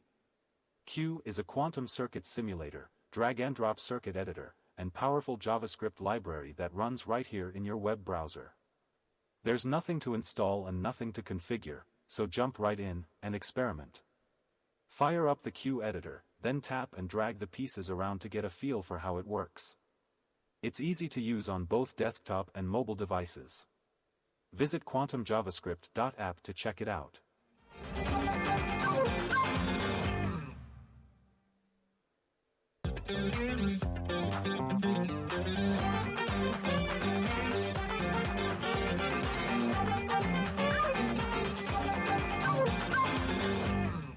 Tari helps you build faster, more secure desktop applications with a small footprint and with your favorite front end. To start with Tari Run NPX, create Tari app and follow the workflow. Select your app name, window title and your front end of choice to begin developing. Once the dependencies are ready, just navigate to the source like usual and start creating your awesome next desktop project. To find out more, visit us at tari.studio.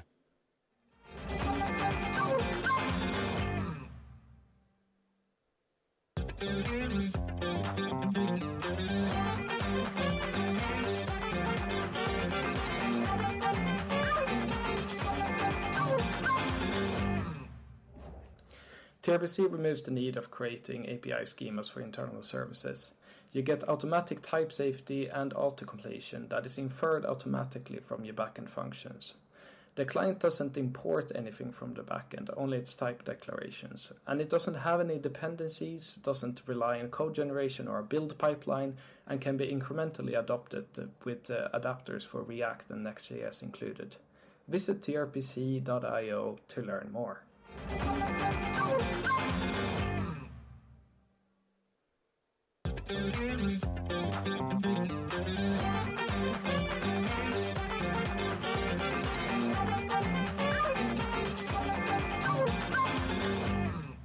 Vanilla Extract is a framework-agnostic JavaScript library that allows you to use TypeScript as your CSS preprocessor without sacrificing performance. Along with the maintainability of TypeScript, you also get automatic local scoping of classes, variables, and theme contracts. Write your styles in special .css.ts files, and with one of our many bundler integrations, you can ship real static CSS to your users.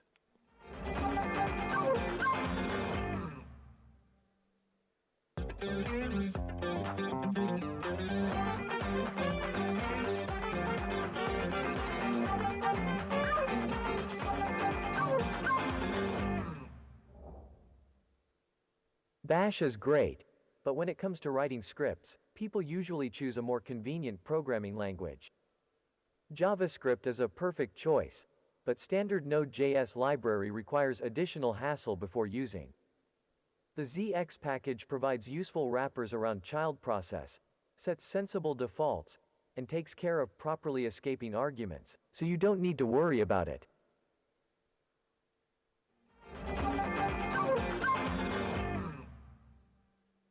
Well, that's 6 really exciting projects. So let's look at the winner in the category Most Exciting Use of Technology. Yes, 6 projects and only 1 winner. And this very colorful award goes to... Party Town!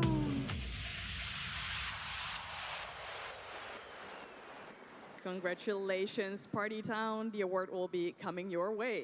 Yeah, Party Town. This is what will happen tomorrow, right? Party Town is tomorrow. Party. Yeah, that's Yay. true. All right, let's move on to our last but not least category of this year's Open Source Awards, the most impactful contribution to community.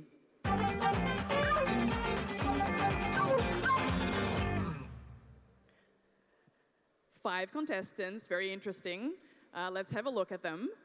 We have PNPM, Devs for Ukraine, 3GS Journey, Bytes.dev, and Medusa.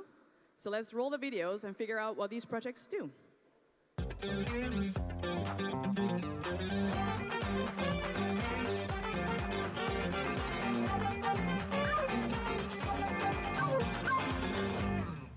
Your favorite JavaScript newsletter Bytes.dev.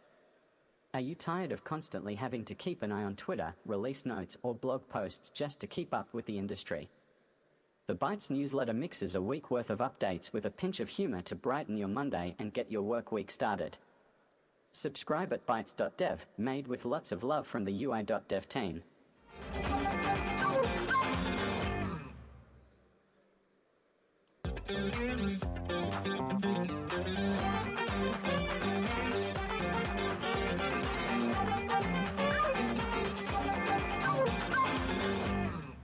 Devs for Ukraine was a free online engineering conference with the goal to raise funds and provide support to Ukraine. It featured talks from 9 front-end and 8 back-end speakers, prominent figures in the developer community such as Dan Abramov, Charlie Gerard, Ben Lesh, and more. With more than 1,000 individual donations, Devs for Ukraine raised more than $100,000. The funds raised during the 2 days of the event will be evenly divided between 8 non-governmental organizations and humanitarian funds. Remote is collaborating with. Go to devsforukraine.io to rewatch the talks and learn more.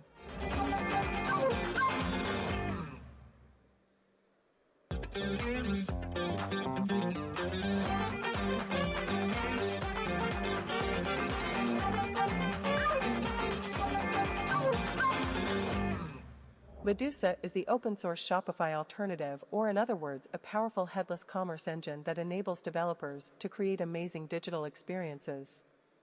To get started with Medusa, you first install the CLI. After that, create your first project and start the Medusa engine. After, you will be ready to use the API. To further boost your productivity, we have a pre-built admin dashboard that you can use to configure and manage your store in only a few minutes. Check medusajs.com and take ownership of your commerce stack.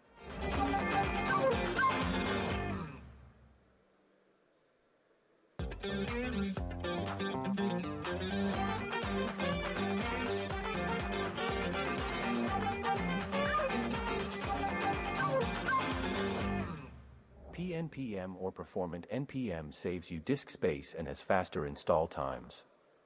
When using NPM or Yarn, if you have 100 projects using a dependency, you will have 100 copies of that dependency saved on disk. Why maintain separate dependencies when you can have single copy of them? With PNPM, the dependency will be stored in a content-addressable store, so you save a lot of space on your disk and have a lot faster installations. Check out the Get Started instructions on pnpm.io/installation.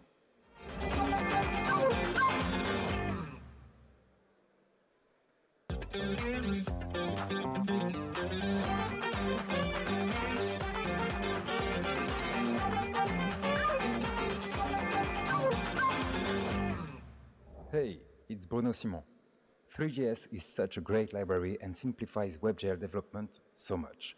But I felt like we were missing a course that takes you by the hand and guides you through everything you need to know to be able to create badass 3D websites. That's why I created 3GS Journey. In this 45 hours long video course, you will start from the basics of 3GS, like creating your very first scene, and then make your way through more advanced techniques like how to create your own shaders, add physics, create realistic renders, interact with your objects, create your own models with Blender. All you need to know is JavaScript. I will explain the rest.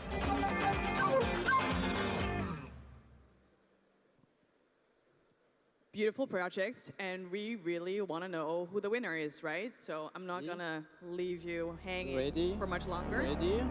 Let's go proper drum roll, folks. Yeah, the winner is PM. Big round of applause. So these awards will make their way to the winners. We have one special agenda item. I love how you're looking at me like, what? We do? We do. We have one extra awesome award, and I want to welcome Daniel from Tori to the stage to hand this one out. Supposedly there's a slide for it. I don't make the rules.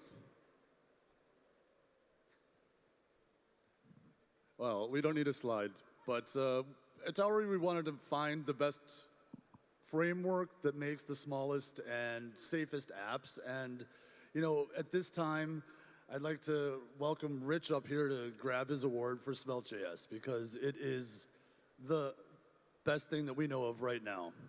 If you're not here, I'll find you later. Maybe, wait, is way in the back? No? All right. Shy. That's it. Yeah.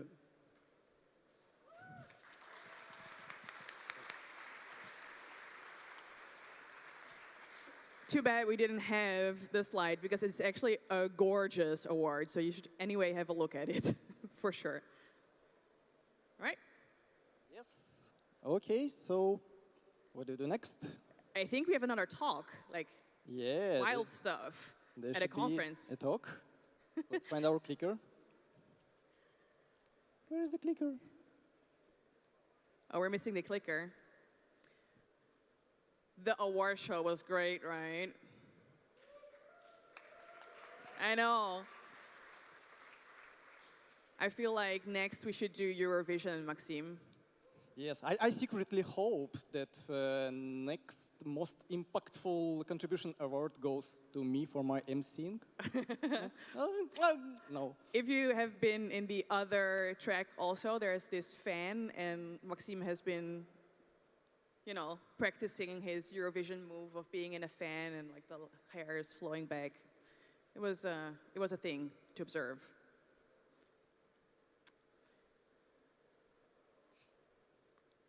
Are we ready? Yeah, now we are ready. Yes, I'm going to leave you then, Maxime, because it's your game again. Thanks for your help. Before we introduce our next speaker, just a quick reminder about the discussion room on WebAssembly topic. I believe it starts right now. And folks who watch us remotely use spatial.chat. Folks from audience, you know where to go, somewhere on the balcony. And without any further delay, I'm super happy to invite on that stage Nico Martin. Nico is a self-taught web developer and Google developer expert in web technologies from Switzerland. And yes, set up, Nico. And yeah, I explicitly asked organizers of JSNation, could I introduce Nico? Because we know each other online. We did a couple of projects together, and this is first time when we met in person. That's so nice. Give me 5, man. Cool. Are you ready? I think. Do you have a microphone? Yes, you have. Final preparations.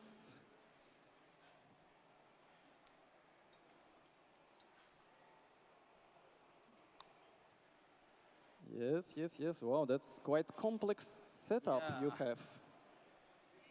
Of course, because it's the session about hardware, about web, Bluetooth. One of my favorite topics in modern web technologies, capabilities part of the browsers. All this amazing set of APIs we have now as a part of web API to communicate with hardware directly from our JavaScript. Isn't that cool? So no any extra layers needed between our JavaScript code and hardware.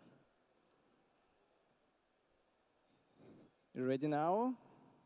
Yeah. Okay, then the stage is yours. Yeah, I assume Yeah,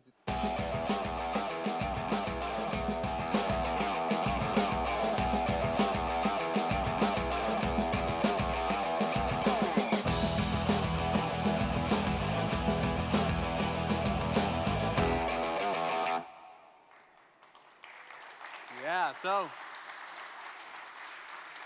hello everyone. My name is Nico. As Maxim said, I'm a freelance front-end developer from Switzerland. I'm also part of the Google Developer Experts program, which basically means that I just spend way too much of my free time playing around with all the new web technologies and browser APIs. Yeah, and today I'm here to take you through my journey with the Web Bluetooth API.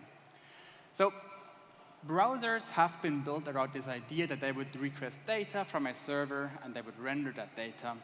So browsers have always been great at communicating with servers that might be hundreds of kilometers away, but it was always quite difficult to interact with devices that were right next to the browser. Now with the whole movement of progressive web apps, with the project Fugu, we have seen a couple of new APIs. We have seen the Web USB, Web Serial API, Web HID API, and so on and so forth. And they all try to fill this gap between the browser and the peripheral devices. But let's start with some basics. So Bluetooth is a wireless technology standard to exchange data that uses the same frequency as wireless LAN, but it sends really small amounts of data over a rather short distance. And if you now think about this old and buggy and frustrating experience you had with your first smartphones or first cell phones, I have very good news for you, because that was the old Bluetooth, Bluetooth Classic. Right now, with Bluetooth 4.0, we also have BLE, which stands for Bluetooth Low Energy. And that's a completely new standard that was built specifically for IoT devices. So it's very energy efficient, and it also runs over quite a long distance. And with Web Bluetooth, we always talk about BLE because that's the standard that was implemented. So Bluetooth normally works like this. You would have a central device, which is the more capable device in terms of CPU and battery usage. And then you would have peripheral devices. Now, we also refer to them as the client and the server. And now it's very important that you can connect one central device to multiple peripheral devices, but one peripheral device can only be connected to one central device at the same time. That's also the reason why, for example, you can't connect your headphones and your smartwatch to the same smartphone, but you can't connect your headphones to two smartphones at the same time. That's just not possible. Now, as part of BLE, the Bluetooth Special Interest Group introduced the GATT, the Generic Attribute Profile. And that's basically the way how the peripheral device exposes its data to the client. So you would have the GATT server that contains a list of GATT services. Each service is then just a group of characteristics.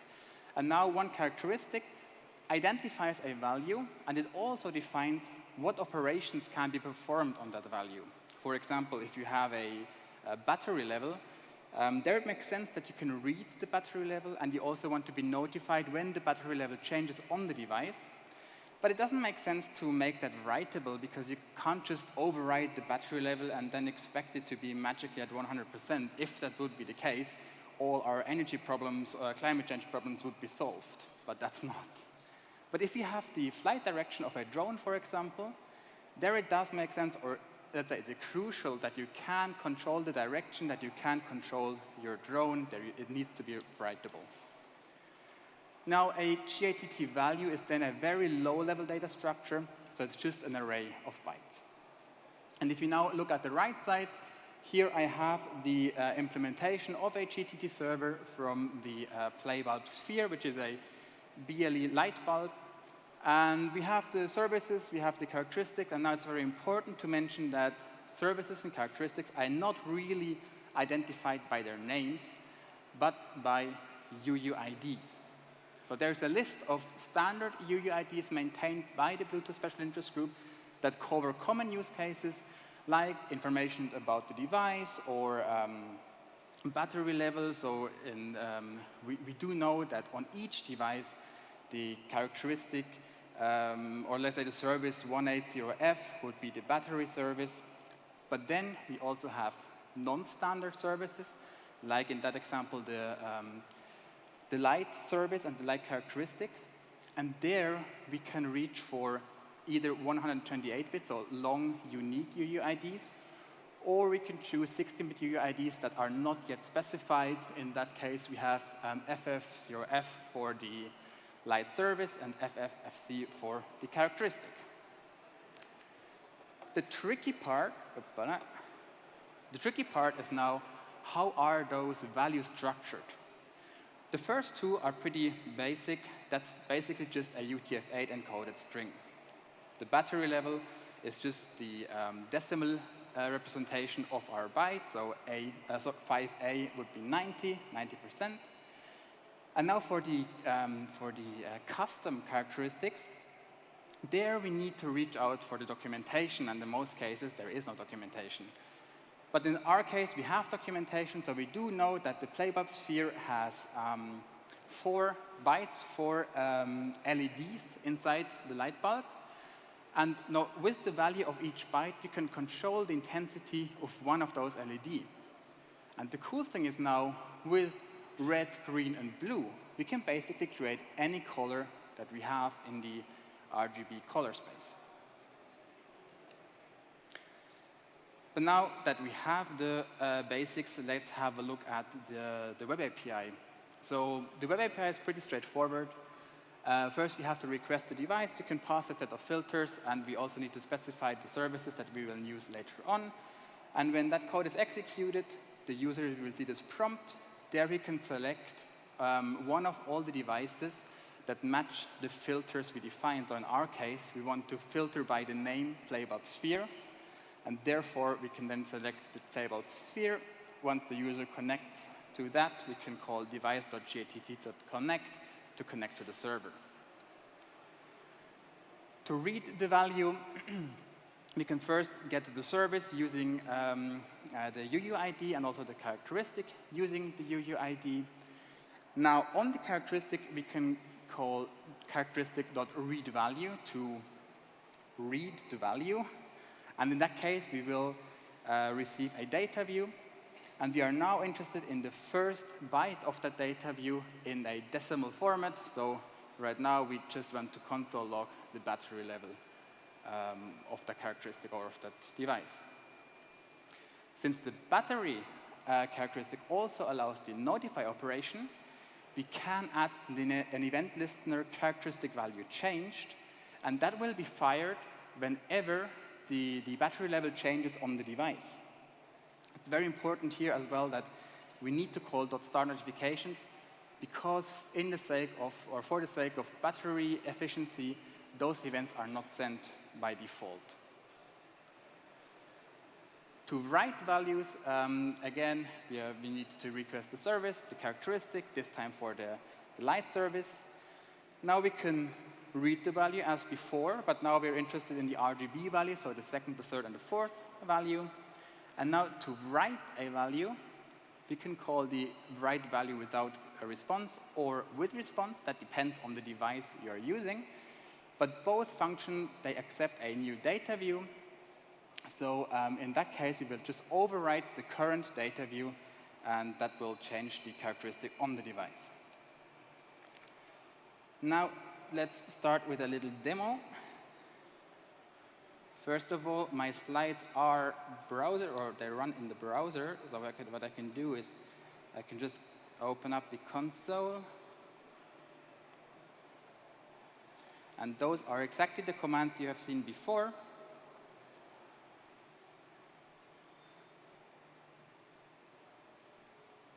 First of all, let's copy this. I'm not a trackpad person, but I think that will work. Now we can connect to the playbulb sphere. On the device, we can then select server.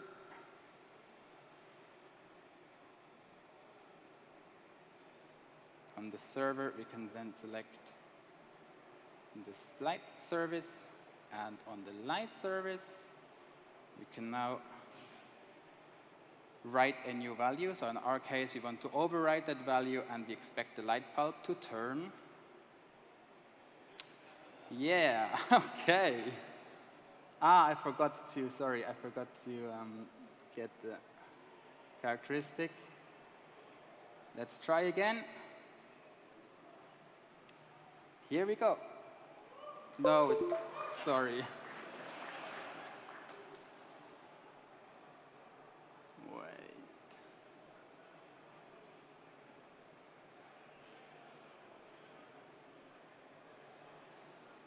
Okay, let's try that again. It's always nice to do live coding or live demos on a conference. So let's go again. Let's connect.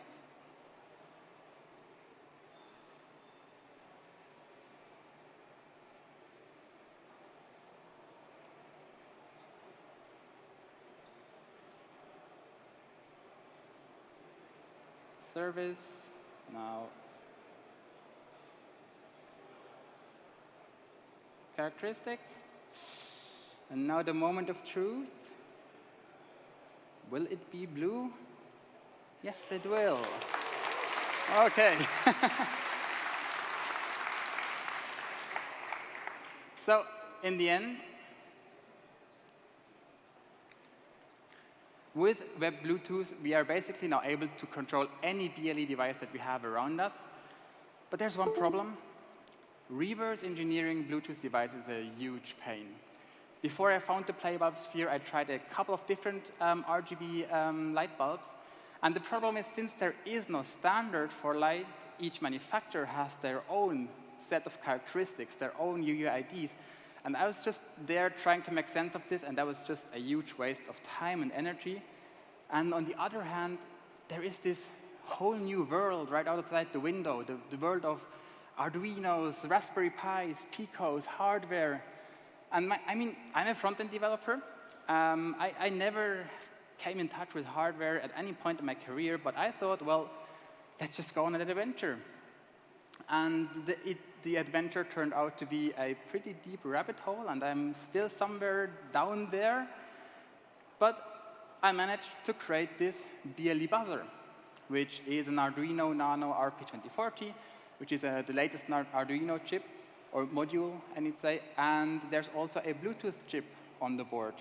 So what I have here, basically, is just one server, one service, one characteristic that has 1 byte, and that byte can either be 0 when it's in default state, or it can be 255 when it's pressed. And now my web application uses Web Bluetooth to listen to the characteristic value change event, and whenever it changes from 0 to 255, I will just show the next slide. The next thing, I'm using this the whole time, but the problem is maybe you don't see it. OK. The next thing I built is this little car. It's, again, an Arduino Nano. It's called Speed Wheels. It's not that fast, but my son came up with the name, and I'm fine with that. So it's an Arduino Nano connected to those motors and to a LED RGB ring. And the problem I had here is my C++ knowledge is very, very limited, and it's still very limited. And my ideas were huge.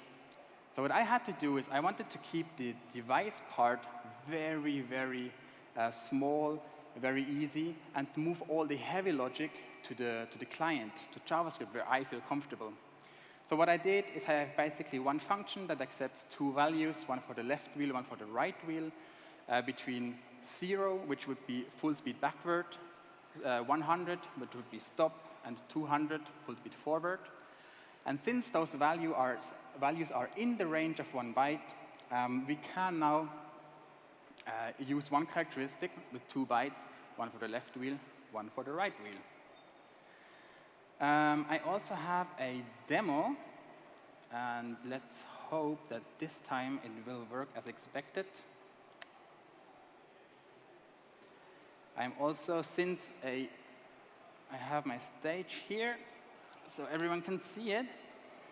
So since a web application is cross-platform by default, I can just use my smartphone with the same web application I have on my desktop. I can now connect 2 speed wheels, and I can now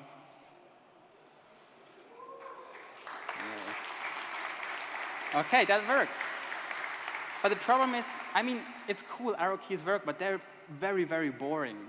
So what I came up is, or I tried to get the full, or to work with the full potential of the web platform. So for example, we do have a gyroscope on the smartphone. So what I can do now is I can use the device orientation API to convert the movement of my, no! Okay.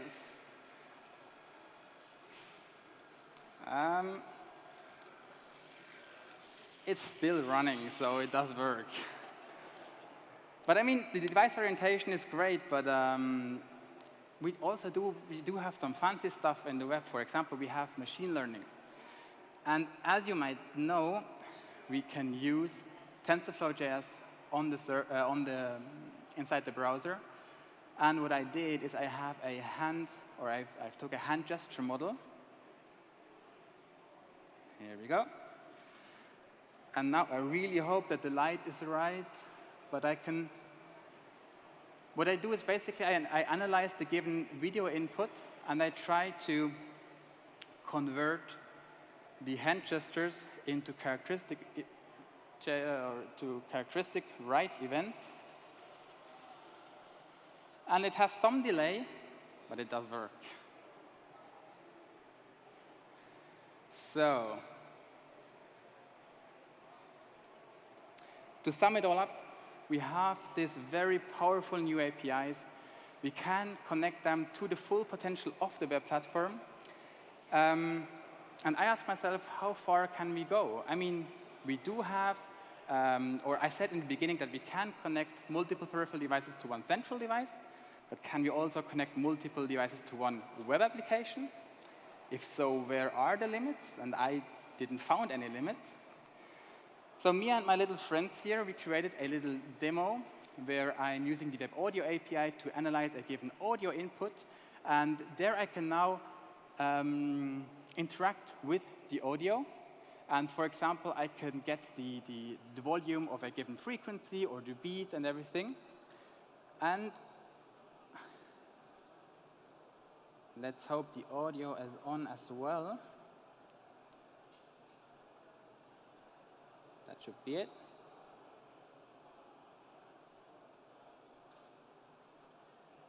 I didn't want to do that in a live demo because there are so many things that need to work out. We can connect the light bulb. I have 2 little LED matrices where I can set the value of each of those LEDs. I need to speed up the process a little because it just takes too much time. But once all the devices are connected, we can take you a little bit back in time. And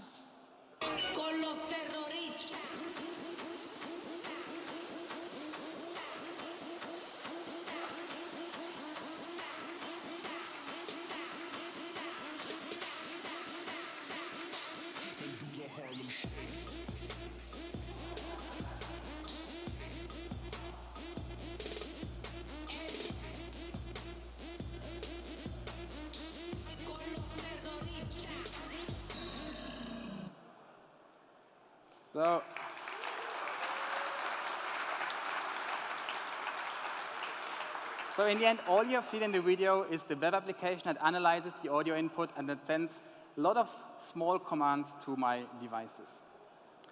So that was it from my side. It was great being here. I have one thing to say.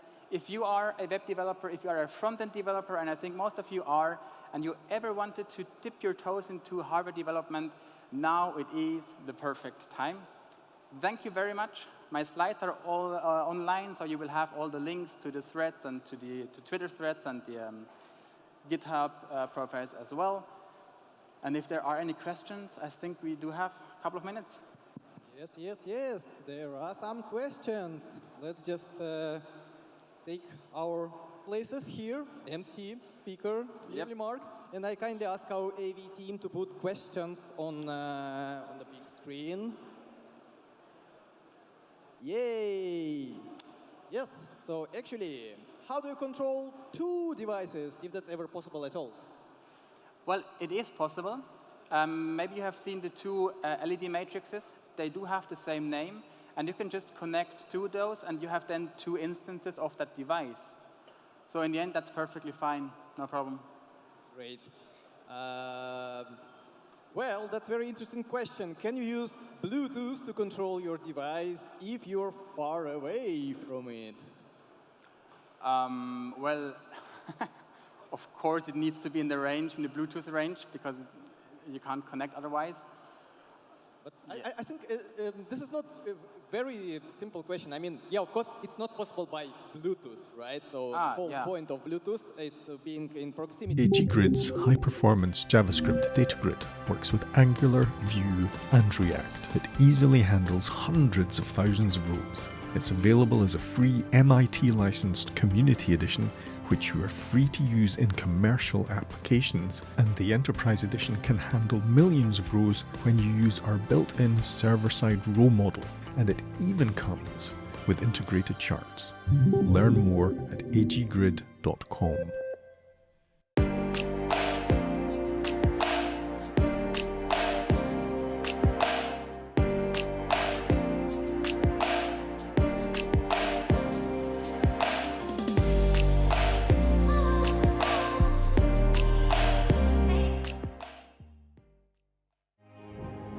Crypto. A turbulent world full of risks and opportunities. Discover it through a trusted platform. Join the 1 million Dutch users of Bitvavo, the crypto exchange of the Netherlands. Crypto starts with Bitvavo. What is intelligent industry with Capgemini? We could tell you it's how our team of experts help you use 5G, AI, and IoT to connect intelligent devices, factories, and software ecosystems to harness the power of data and foster innovation. But in human terms, it's business and tech. So making our products intelligent really does make life easier, better, really working in sync. Capgemini. Get the future you want. The content you create works harder across more channels, while you work smarter with powerful tools for workflows, editing, and even building your own apps. Say hello to a better way to build and deliver digital experiences. Contentful.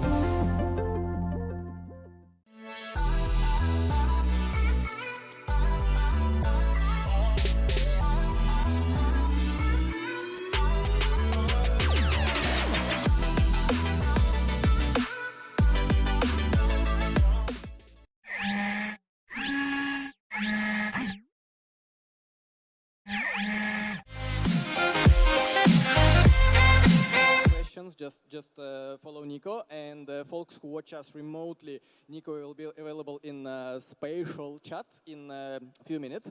And a couple of reminders about our amazing sponsors. Gold sponsor Bitvavo, user-friendly trading platform with low fees and more than 175 cryptocurrencies supported, including Bitcoin, Ethereum, and Cardano. And Modus Create. Modus Create builds customer-centric products, processes, and platforms to help businesses succeed in the digital economy. Visit moduscreate.com to learn more about their services or apply to work, apply for a job in their team. With that, I carefully pass microphone to my dear colleague MC Flor. Maybe not the microphone, but I definitely want a clicker. Oh yes, carefully pass clicker. Appreciate it, thank you. So was that the talk with the most props of them all? I think so, probably. All right, Next up, because we sort of live in a metaverse anyway already, we have a pre-recorded talk that we'll watch together, and then we'll have the speaker join us live so we can ask him questions. So again, please use Slido for the questions so that we can relay the questions to him when he's up on the screen behind me. This is going to be fun. I really hope that there's not going to be any lag. I sort of feel like I'm presenting the news or something. Anyway, joining us is Adi Osmani, who is an engineering manager working on Google Chrome. He leads up a web performance and tools team focused on making the web fast. Thank you, Adi. Appreciate it. His teams contribute to projects like Core Web Vitals, Lighthouse, PageSpeed Insights, Chrome User Experience Reports, and other projects, which he will no doubt talk about. So please roll the video.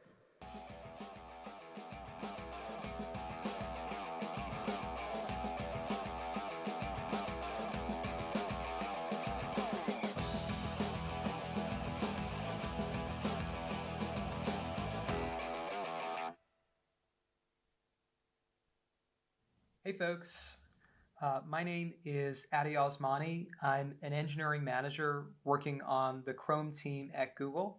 And today we're going to talk about the future of performance tooling. You may know me from the internet for posting about DevTools features and talking about performance, but I've gone through the pandemic the same way that everybody else has. It's been a long pandemic. There have been a lot of folks recently announcing they have new jobs. I too am excited to announce my new position. It's the fetal position. I've been in it for some time. I'm probably going to remain in it right after this. The last 2 years were a good dry run. Now, as I mentioned, I tend to talk a lot about things like JavaScript and JavaScript bundles, but today I wanted to take a step back and focus on user experience. Now, users often experience web pages as a journey, and there's a few key moments to it. There's, is it happening? Is it useful? Is it usable? And is it delightful? Delight can mean making the experience more pleasant through adding things like animations. Now, as I mentioned, I love sharing DevTools tips. And one thing a lot of folks don't know is that DevTools actually has an animation inspector built in. Here it is in action. You can use it to modify the timing of animations, delays, durations, and so much more. Here it is working against a page transitions app by Sarah Drasner. I love the animations inspector. It's one of my favorite features. Now, sometimes folks will ask, well, are there efforts to bring such APIs to the platform? Jake Archibald had a great talk about a new page transitions API. And here's a cool demo of it built by the community. So we have a shared element transition here. We're clicking on a URL. It's taking us to this page. We're going back, and you'll see that both the URL bar is changing as well as giving us these beautiful animations. Now, there's a lot of work left to do to support things like page transitions in the animation inspector, but we can already see things like being able to play back these animations and see like all of the different kinds of motion we are adding to our pages. Really powerful stuff, and I love it. So on to our main question. What does the future of performance tooling look like? Now, I think it's three things. I think it's user-centric, actionable, and contextual. Let's start off with user-centric. Now, in the last few years, Chrome has talked about the importance of focusing on user-centric performance metrics, such as the Core Web Vitals. Now, the Core Web Vitals are three metrics. They're largest contentful paints, first input delay, and cumulative layout shift. This covers loading, interactivity, and visual stability. Now, these are great. We recommend checking them out using real-world data in the field or in the lab. But there's a lot more that we can do to bring how we think about performance closer to the user experience. Now, there are probably a set of core user journeys that you care about on your site these days. This isn't something that lab performance tooling or the tooling that we use on our laptops has really fully acknowledged just yet. Instead, we focused on things like initial page load performance. This continues to be really important, by the way, but it's a story we've told in a few places, like in Lighthouse and in DevTools. But we're evolving our understanding of user experience all the time. Now, if you look at the Core Vitals metrics, some of them are already thinking about, that post-load performance, including things like layout shifts that might happen after the initial page has settled. Your largest contentful paint can change. And there's so many factors that play into here, like whether you're an NPA or an SPA, like do you have a soft navigation? Are you prefetching or pre-rendering? What's your caching strategy? A lot of nuance here. And so I would like us to think about user flows. Now, a user flow is a series of steps a user takes to achieve a meaningful goal. This is one of the best definitions out there, and it's by Alexander Handley. Now, a user flow usually begins at a user's entry point into an experience, and it ends usually in them completing a particular task, like completing a sign-up or placing an order.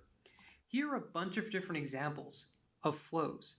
You could be doing things like trying to purchase a product, going through the phases of finding what you want, customizing it, and so on, and until you add it to your cart and check out. You could be onboarding, you could be trying to create things or cancel a plan.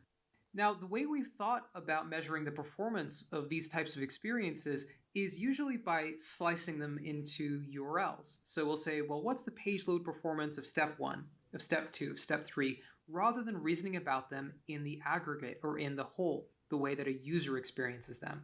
And I think that there's an opportunity to do something to bring this much closer to what the user feels. I'm happy to share that we've added support for user flows to DevTools and Lighthouse. This is a big deal. We've been working on it for some time, and I'm really excited to walk you through it. It all starts with the DevTools recorder. So here's the recorder that allows us to measure performance across an entire journey. I'm going to start off with an add to cart flow. I've got our commerce experience. I'm browsing categories. I'm adding some things to my cart. Maybe I want to use the search feature to find a t-shirt. So we're going to do that. We're going to customize some colors. Then we're going to proceed to our checkout. Now here I can hit stop and you'll see that all those interactions were captured by DevTools, including the selectors that were involved. I can now replay that flow. I don't have to go and tell each member of my team to do it themselves. I can hit replay. It's going to go end to end. And there we go. We've checked out. I can measure the performance of this flow. So we've got a measure performance button here. It's going to replay the entire flow, generate a trace of the end-to-end experience, and here we have it. We're in the DevTools performance panel, and I can zoom into any part of that experience I want to optimize. We can also export flows to Puppeteer in case we're writing tests, and we want those tests to also reflect what we're doing. So here I am. It's generated me a Puppeteer script. We can also use these Puppeteer scripts with Lighthouse for some bonuses. So in this case, I'm using a Lighthouse feature that allows us to annotate things like time spans and snapshots. And via Puppeteer, I'm able to get this new report, this flow report. This allows us to visualize all of those different steps and see audits for parts of the experience that might need a little bit of work. Now in Chrome Canary, we've continued iterating on this support. The recorder panel now also allows you to import and export user flows, including using JSON. This addition makes it really trivial for you to be able to commit your user flows to your GitHub repo, share it with members of your team, share it with QA, and it's going to be really powerful for your sharing story. You can also do things like edit user flows for their selectors and timeouts, just in case things take a little bit longer than you might expect. Also in Canary, we have Lighthouse panel support for flows. So you can select a time span, you can hit start time span, and begin interacting with that experience. This is the first time we've allowed you to interact while Lighthouse has been running. So you can interact with this experience, you can customize your product, and then when you're done with the part of the flow you want to measure, you can hit end time span. This will go and it will generate you a part of that flow report, and we can use it to discover things such as, do I need to do a little bit more work on my cumulative layout shift? Because maybe there was some layout shift that happened during my interactions. This is really powerful. You can find it in Canary, and we hope you'll find it useful. Now, another question we had after working on flows was, what if you could use flows with other tools? I'm happy to share something very experimental, very exciting. I love using web page test, and the web page test team put together a handy DevTools recorder to web page test scripts repo that you can check out. So let's say that I've exported my flow to a cart.json file using one of the previous steps. I can use this with this script. This is what the output kind of looks like. It's not that interesting, but we're just going to skip ahead. And let me show you what this enables.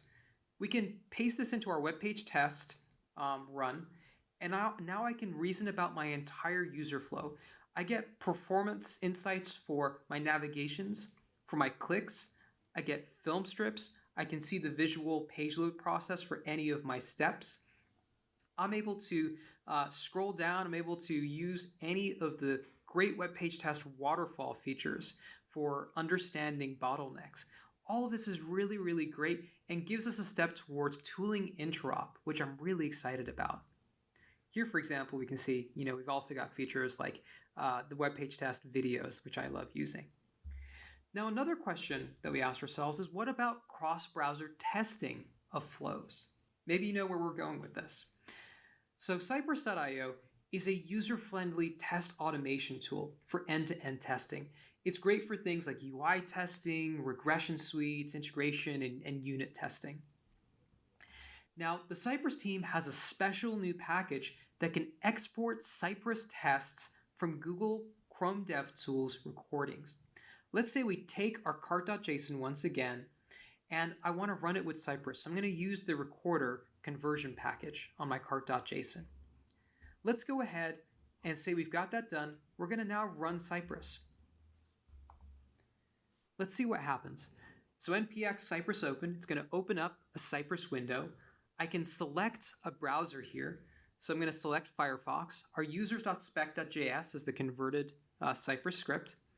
And here I am with the flow I recorded using Chrome DevTools, and it's playing back my whole flow in Firefox. This is so cool. I'm able to go to all of the different steps and sequences that were involved in this flow. I can debug, what cross-browser might be working well or might not be working well. And it's just really powerful that you get this kind of cross-browser interop almost via such tooling. It's really, really cool. Now, if you happen to have a Cypress account and you have an API key, you can do things like use record to persist your flow recording to your Cypress dashboard. So here's an example of that. I am going to just go and show you something I did earlier. Here we've got our add to cart experience, and we can see what we just, we're demoing. Here is a video of that experience. I can share it with others. I can play it back. I get the same kind of Cypress experience I would get if I was custom, creating these flows myself. So really, really powerful stuff. I hope you'll check it out. Next up, we have actionable. Now, I mentioned earlier that I was excited to announce my new position. This is also kind of how I look when I'm looking at performance traces in DevTools a lot of the time. I love DevTools, by the way. Now, when people often look at the timeline, the performance panel, they find it daunting. They almost want to cry. I sometimes cry when I'm looking at the performance panel. Did you know that there are something like 17 muscles that get activated when you're crying? 17 muscles. It's great for fitness. I've been doing some of that during the pandemic too. I'm not going to lie. Now, when you're looking at the performance panel, you've often got a lot of data here. Here we've got a long task.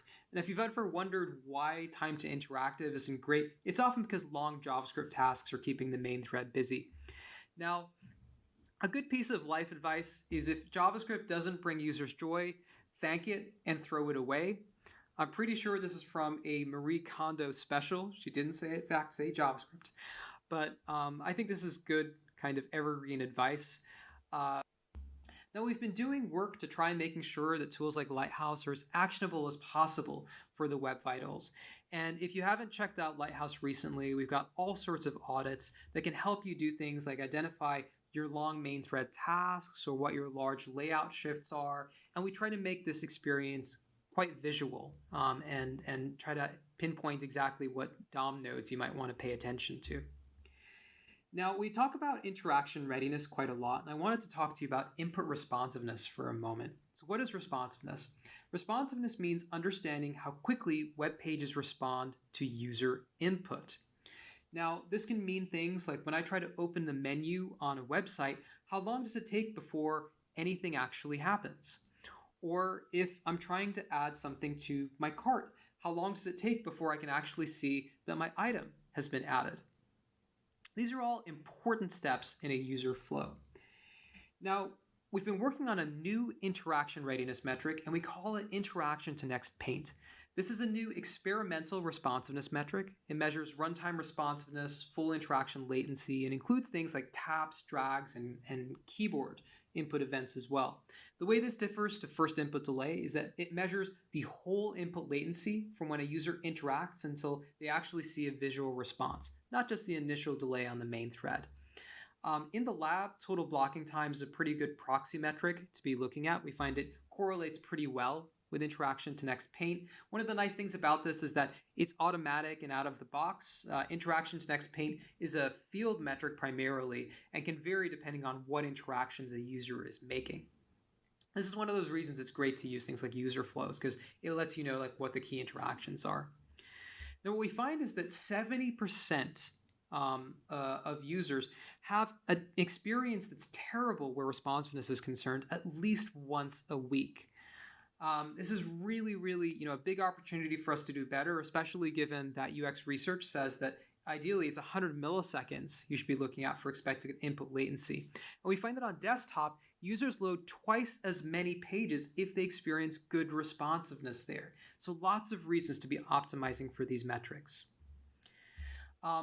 As these metrics have been rolling out, we've also been able to share more concrete guidance. So, for example, if you're using React 18 and you wrap your UI in suspense boundaries, you can make hydration non-blocking because it happens in slices instead. This can improve things like your total blocking time. And I'm looking forward to even more concrete guidance for optimizing metrics like total blocking time and IMP coming out before long. Now, we've been working hard on introducing INP to many of Chrome's tools, starting off with PageSpeed Insights. So the first thing I'm going to show you is a new feature called Fast Crux. This gives you instant access to field data. You'll see that I just hit Analyze. This isn't sped up, and you've got instant access to field data. And we'll then progressively load in your Lighthouse diagnostic data so you understand where you can improve. So INP is already in PageSpeed Insights. Next up, we have Lighthouse, where we've got that time span mode. I'm going to interact with one of Google's more interactive experiences, Google Flights. And here I'm going to show you that I'm performing a number of interactions. I've sped this up a little bit, and we're going to end our time span here. And what this gives us is a Lighthouse report that's inclusive of interaction to next paint.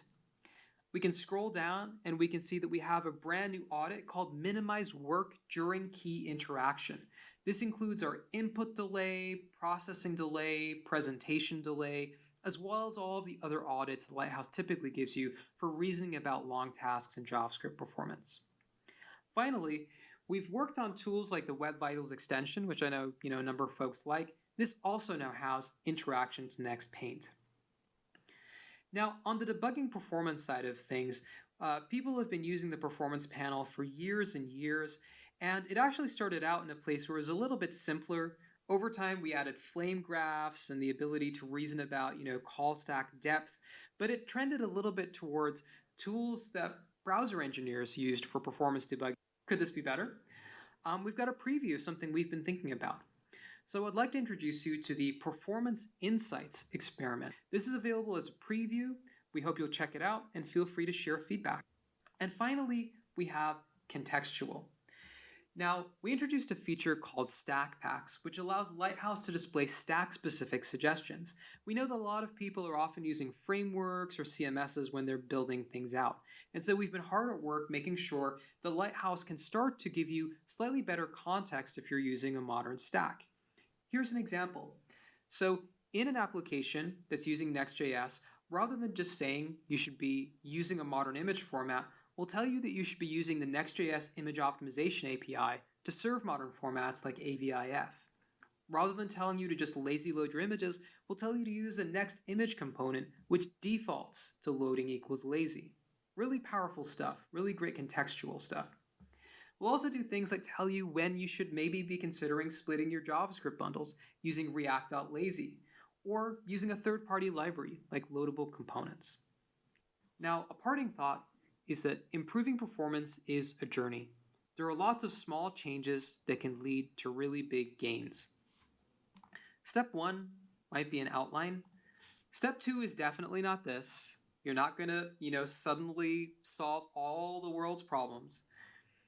But you might end up similar to where I usually do with performance, which is step 1.5. It's fine. It's a result of iteratively investing in improving your user experience over time. And you'll eventually get to something closer to this, but this is actually okay. It's still pretty.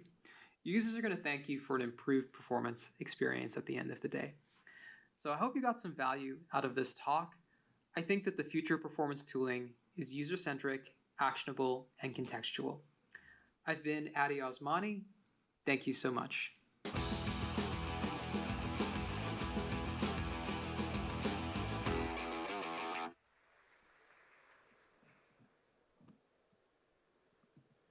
And now Eddie should join us. Yeah, wow, that was faster than expected. I hear something go off. Maybe it's an alarm. We'll figure it out. Hey, thank you for joining us. How are you? I'm great. Thank you for having me. Absolutely. We have a couple of questions that came in after your talk, so let's get right into those questions. Let me see. Which one shall we do first? All right. Okay, so this is a fun one. With user flows or scenarios, how do you make sure that you don't just test for the happy path because users are so messy? I think there's a few different answers to this one. Something I love telling folks is worth spending time on is doing UXR, understanding some of those unhappy paths your users may be taking around your experience, and working very closely with both your PM team, if you have UX folks working with your UX folks, look at your analytics. Analytics are something that have a wealth of information in there, and they've got both like your typical user journeys as well as some of those slightly more surprising ones. And so those are some of the things that I generally try to do. Very interesting. And a rookie question, if you're testing for the same flow or scenario over and over again, how do you make sure that you're not muddying the results with caching? Great question.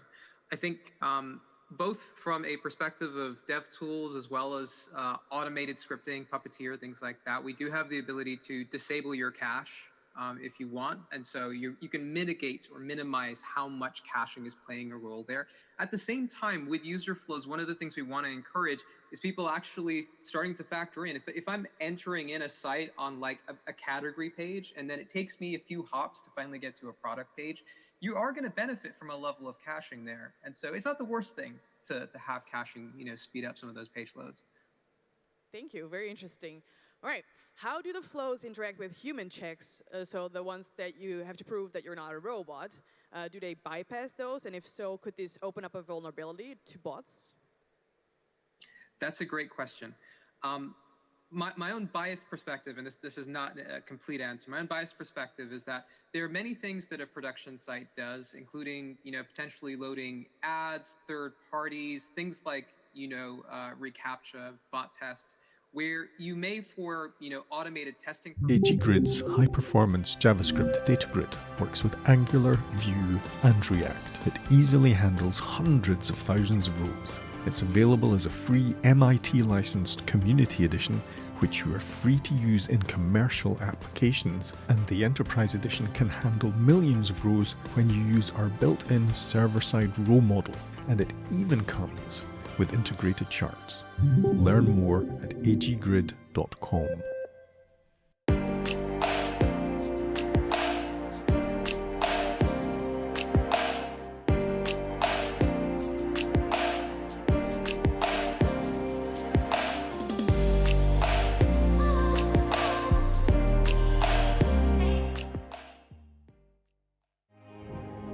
Crypto.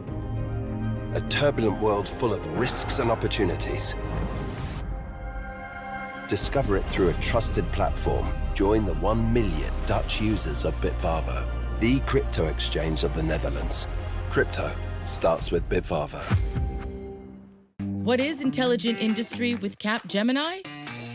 We could tell you it's how our team of experts help you use 5G, AI, and IoT to connect intelligent devices, factories, and software ecosystems to harness the power of data and foster innovation. But in human terms, it's business and tech. So making our products intelligent really does make life easier, better, really working in sync. Cap Gemini. Get the future you want. The content you create works harder across more channels, while you work smarter with powerful tools for workflows, editing, and even building your own apps. Say hello to a better way to build and deliver digital experiences. Contentful.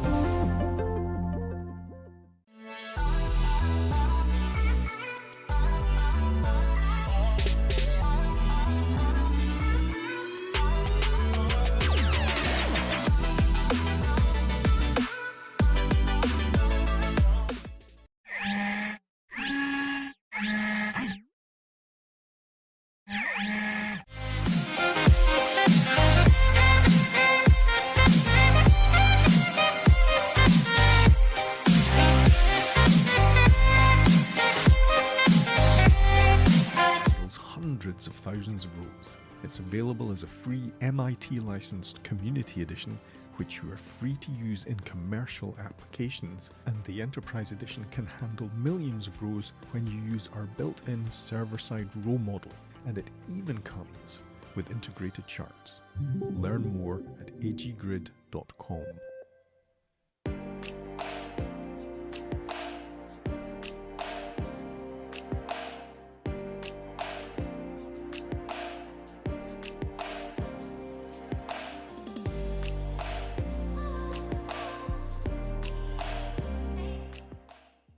The crypto exchange of the Netherlands. Crypto starts with Bitvavo.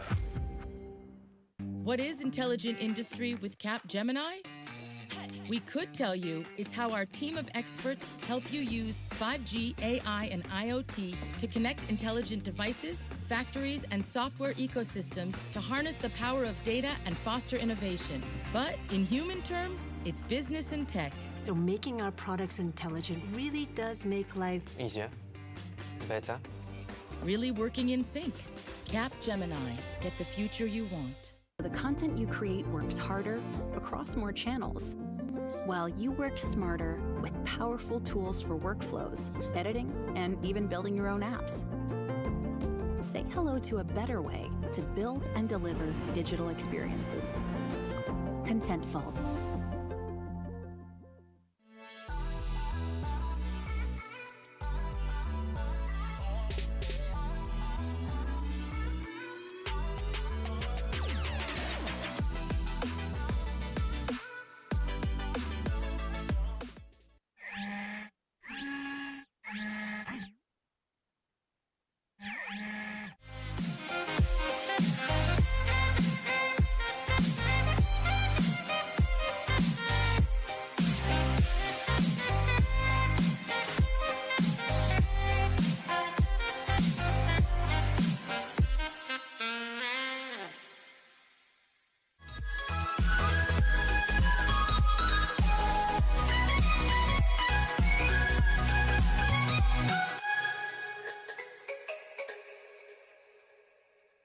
Introducing StackHawk. StackHawk makes it easy to find and fix security vulnerabilities before deploying to production. With lightning-fast security scans, returning results for review and triage in minutes. Get started for free today at stackhawk.com.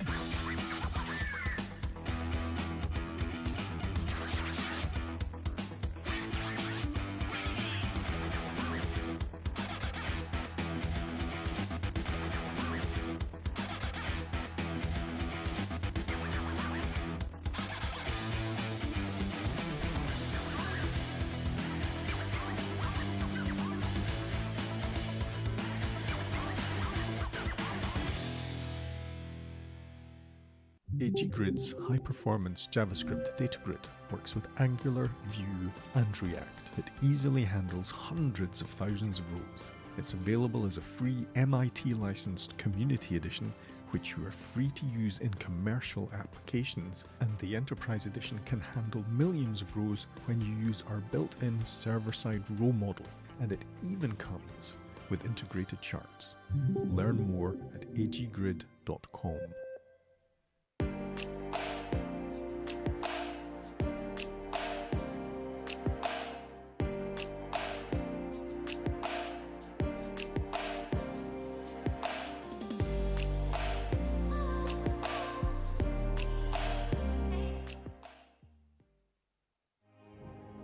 Crypto.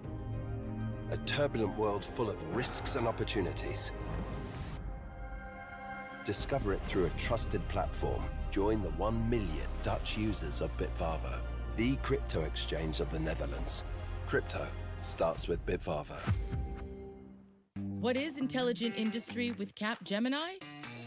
We could tell you it's how our team of experts help you use 5G, AI, and IoT to connect intelligent devices, factories, and software ecosystems to harness the power of data and foster innovation. But in human terms, it's business and tech. So making our products intelligent really does make life easier, better, really working in sync.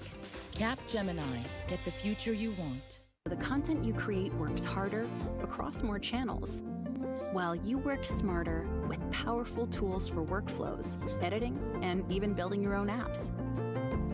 Say hello to a better way to build and deliver digital experiences. Contentful.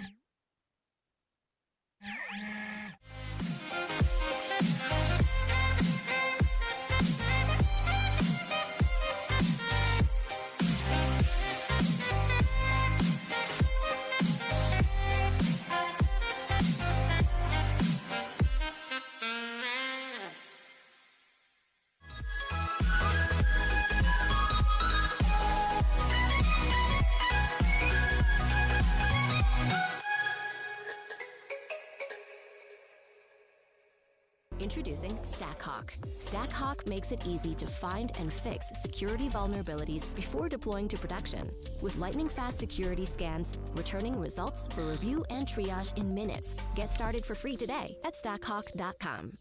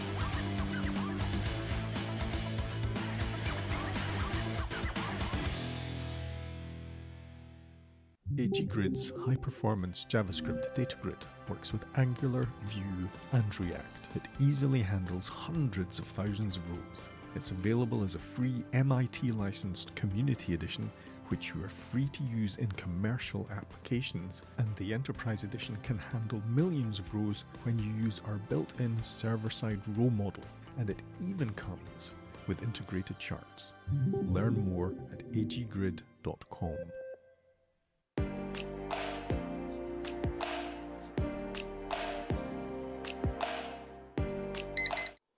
right, everyone. Well, it's time for our first speaker. We have Tobias here joining us from the Webpack team at Vercel. Well, basically you are the main Webpack team, I think. Tobias has been working on Webpack for the last 10 years. Anyone here ever use Webpack? So thanks a lot, Tobias, for your hard work. And yeah, you're going to be talking to us about Webpack, I guess. So everyone give it up for Tobias.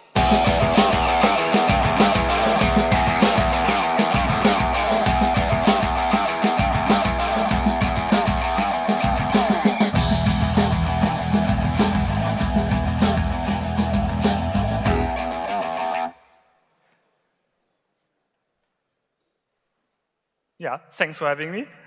My slides. Oh, not there.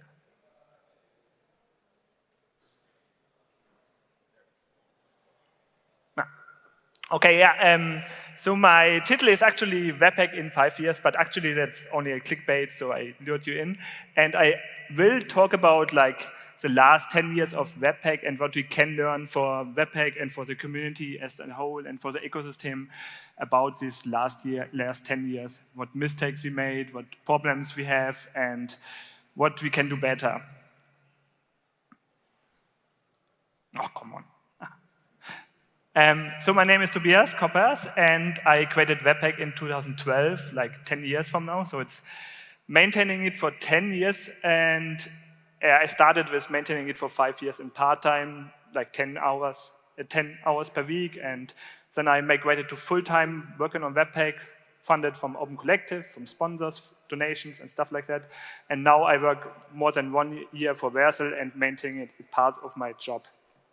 I also have 2 children, 5 and 3 years, and live in Germany, in Bavaria, so nearby a little bit. So 10 years of Webpack, I think we should celebrate that, and it's actually a pretty long time for the web ecosystem, like 10 years in web years is like hundreds of years or so.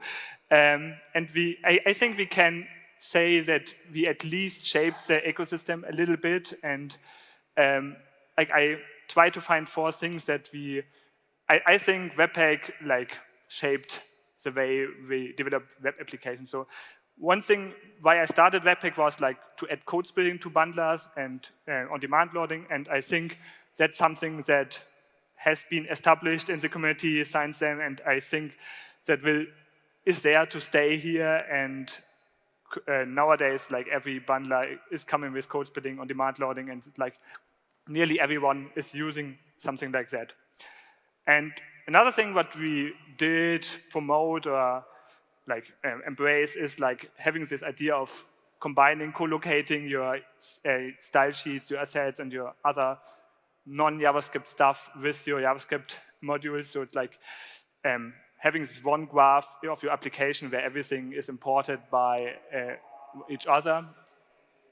And I think that's also something that will stay in the community, and even specs involved like CSS module spec and other things that embrace that and keep that in the ecosystem forever. Another little bit smaller thing is that we also learn to use like bundlers or pre-processing tools for server-side processing on Node.js. So often in an application that using Webpack and server-side rendering and stuff like that, then we also bundle our application on server-side. So that's something that wasn't there before Webpack, probably because we didn't needed that, but I think that's also something that will probably stay in the community at least for a while. And another larger thing that I think Webpack embraced is like flexibility. So Webpack started with really a flexible way, a large plugin system with huge abilities to extend and configure and customize your build. And I think that's something that really embraced the innovation in the ecosystem, and new solutions, new ideas can be developed with, combined with Webpack, and also shape the ideas, new ideas in the ecosystem. So I think that's pretty good. But nowadays, Webpack isn't the most hyped bundler anymore. It's like more the boring tool, maybe the stable choice, or the choice if you already have something with Webpack.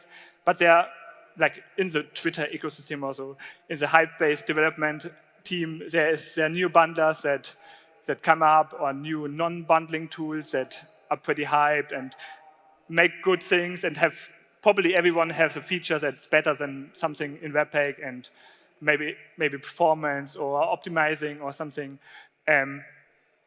So that's pretty much the hyped newest kind of things coming up.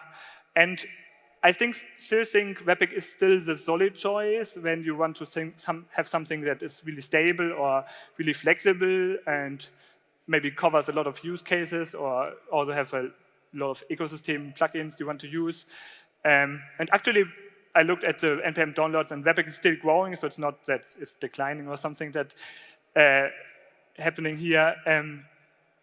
But yeah, we see that there is a lot of new stuff coming up in the ecosystem. So what does the future look for Webpack and for the ecosystem in general? Will Webpack still be used in 5 years? I think yes, at least for existing projects, because like companies or teams don't change their stacks so often. It's more like they use stuff for more years than we can think of. Actually, people are still using Webpack 2, which is like 5 years old, and they don't mind not upgrading stuff for a long time if it's working, and I think it seems to work at least. For new projects, there's another choice. I don't know what's happening in 5 years. It could be that something new is developed that might be better, or there are obvious other choices you can use and start with new projects.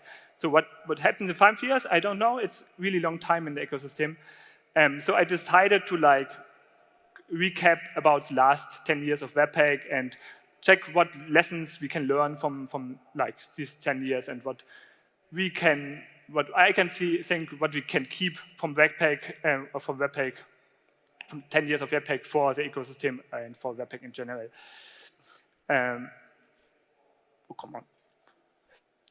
So I also want to say what we can do now, or we can do in future tools on Webpack to fix these problems, or to keep these lessons learned. The problem is that there was so many lessons I collected during preparing this talk that they actually don't fit in this talk. So what I did, it's a hybrid conference. So what I did is prepared hundreds of slides for all this stuff, and I show them a split second, and the remote audience can pause the stream, read all the stuff, and we see on 1 hour after I discuss the important ones with the live audience. So the first one, initial configuration. So currently, people often think that the initial configuration you need to get started with a project is too overwhelming, it's too large, it's too much stuff needed. And actually, it didn't used to be that way in Webpack. It was more, when Webpack started, you don't need any configuration. It's just working with a simple CLI command. But it actually was that 5 years ago, we didn't develop that complex web applications. Nowadays, everyone needs to use CSS, JavaScript, assets. They want to process image optimizing. They want have a JavaScript dialect like TypeScript, or want to use stage 3 features that need to be transpiled for older browsers.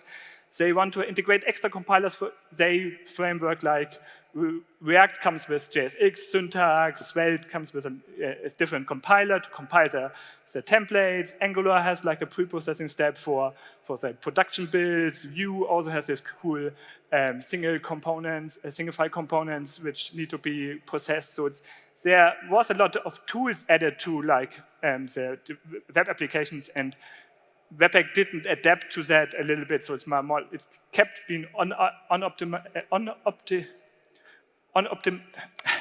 it kept having not really low defaults that are used that way. So what can we do to fix that? So clicker's not good. So I think we should be more optimized and opinionated in having defaults. So like we should adapt with the ecosystem. So I also think we should acknowledge the fact that these defaults change over time. Like 10 years from, maybe 5 years from now, we have probably very different defaults than we now have. So what I think we can do is like having something, what some people already do is like versionizing defaults, having like presets that are versionized with the dependencies, so we can like slowly adapt with the ecosystem, but also keep your project locked in a certain version of defaults without having a lot of breaking changes. Another topic is customizing. So I think customizing is really important and also really important for the ecosystem, even if you're not directly using it for your project, because it embraces this innovation concept of the ecosystem where you can like you have a cool idea and can write a plugin for your bundler and for your tooling and like try it out, maybe publish it to NPM and let people use it. Maybe it becomes a new standard we develop web applications in the future.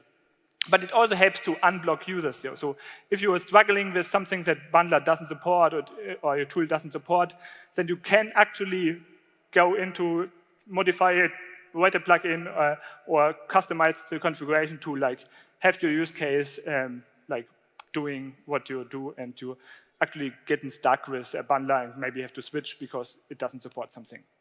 So I also think that was one success factor of Webpack in the early days and maybe also nowadays, that it really has this idea of flexibility and customizing and stuff like that. But it also is confusing in some kind of things. Like there are 3 levels of customizing. Like you have configuration, you have plugins, you have loaders, and it gets really complicated when you have to use the plugin loader combination with some configuration to like do something. So it can be confusing. And another thing is that the API surface is like you can extend like everything in Webpack. You have like access to all the internals in Webpack, and that's a problem because we don't know what's actually used. We can't change anything in our internal API, and that's really hard for us, and also like makes easy to break stuff because we could change internals, and that's weird. Yeah.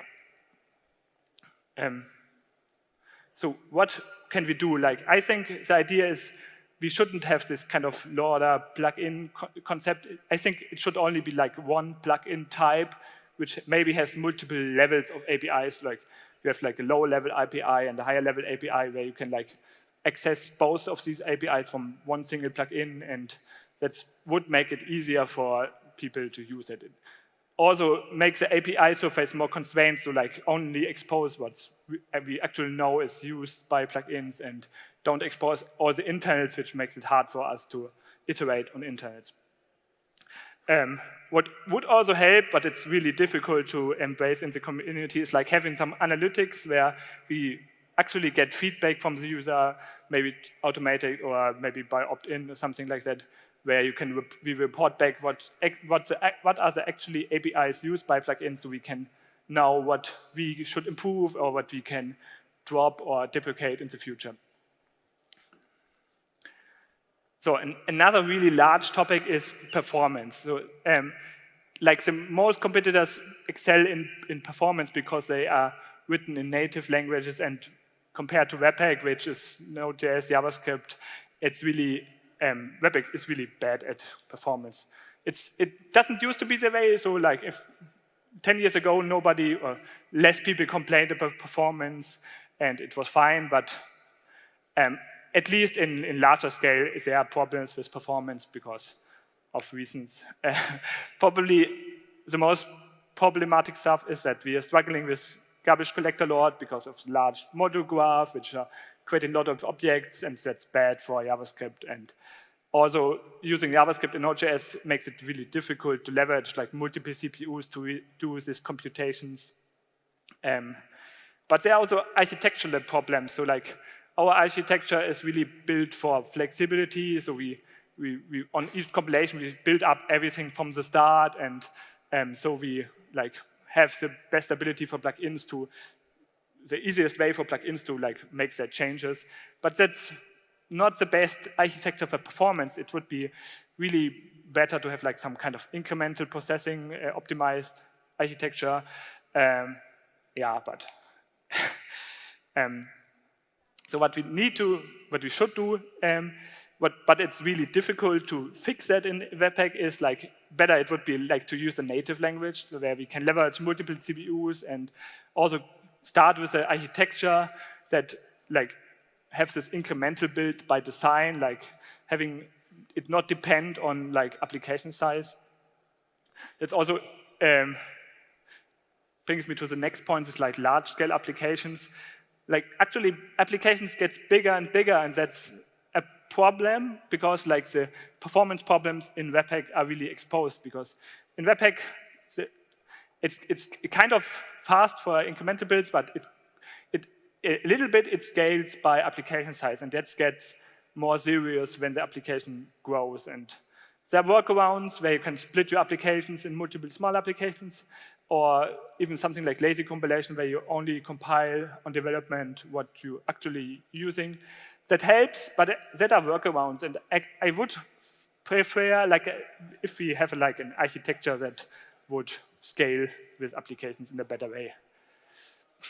So what I think we should do is like lazy must be the default for the future. Like everything should be lazy computed, and lazy just scales better with large applications, because then you probably don't work on the whole application at once. Like, you work on parts of that, and if you only like need to compile that part, then the large scale of the application doesn't become that serious. And yeah, what I always say, we should embrace an architecture where incremental performance doesn't scale with the application size. It should be constant at always, and we should be fast always. That would be great. I also think like if you embrace this incremental stuff, we should also embrace it on everywhere. Like production build should be incremental. On CI, we should be incremental. Dev build should be incremental, which they already are, but we should be incremental everywhere, and we should also have less ways to opt out of incrementally. So like if you change dependencies, why does it have to reset the cache? It should be incremental. That would be cool. And yeah, now the slides for the remote audience. Don't forget to pause the stream. Oh, come on. Optimization, React server components, and more stuff that we can learn from the last 10 years of Webpack. So back to the slides. Okay, so these problems with performance and architecture, we can't really change that in Webpack. It's like we can't refactor the whole architecture and rewrite in a native language that would break like every plugin, every loader, every user, and maybe every install process and stuff like that. So it actually would make more sense to like create a new stuff which would maybe Webpack or something, and that like would have this new architecture. But there are trade-offs with that, and I try to like summarize it a little bit. So what fixing problems versus a rewrite, does it make sense? So when we like fix the problems, we actually would keep like the ecosystem, the trust and the adoption of Webpack, while a rewrite would like lose all the ecosystem, or the plugins loaders would be lost on this rewrite, and we need to regain adoption for Webpack instead of Webpack. And yeah, that's hard, and it would take like more than 5 years probably. And it's also hard to make like a migration path for users to like migrate to something like Webpack. And yeah, but on the other side, like we can't fix everything in Webpack. What we learned, like we can't change the architecture, we can't fix, like we can't constrain the API surface because it would also break like all the users. So it's like impossible to fix some problems in existing Webpack. While on the rewrite, we could like optimize our architecture for incremental builds. We could like fix these deeper problems on the performance side. But is it worth it? I don't know. That's a good question. Yeah, on the other side, like fixing problems could also like fixing these larger problems has also a little bit risk of breaking users, while rewriting would break like every user, obviously. Actually, it wouldn't break users. Yeah, you could keep using Webpack and migrate to Webpack later, so makes sense. Yeah. It's also hard to do a rewrite because it would like take maybe years to rewrite everything. You have like the same abilities of Webpack, while in fixing problems in Webpack would like it would make smaller steps towards the process and like make direct benefits for the users, and that can also be done with a smaller team. And yeah, rewriting would like be complicated. So trade-offs, as always. Yeah. So, thank you. Then I guess we have some questions. Yes, thanks a lot, Tobias.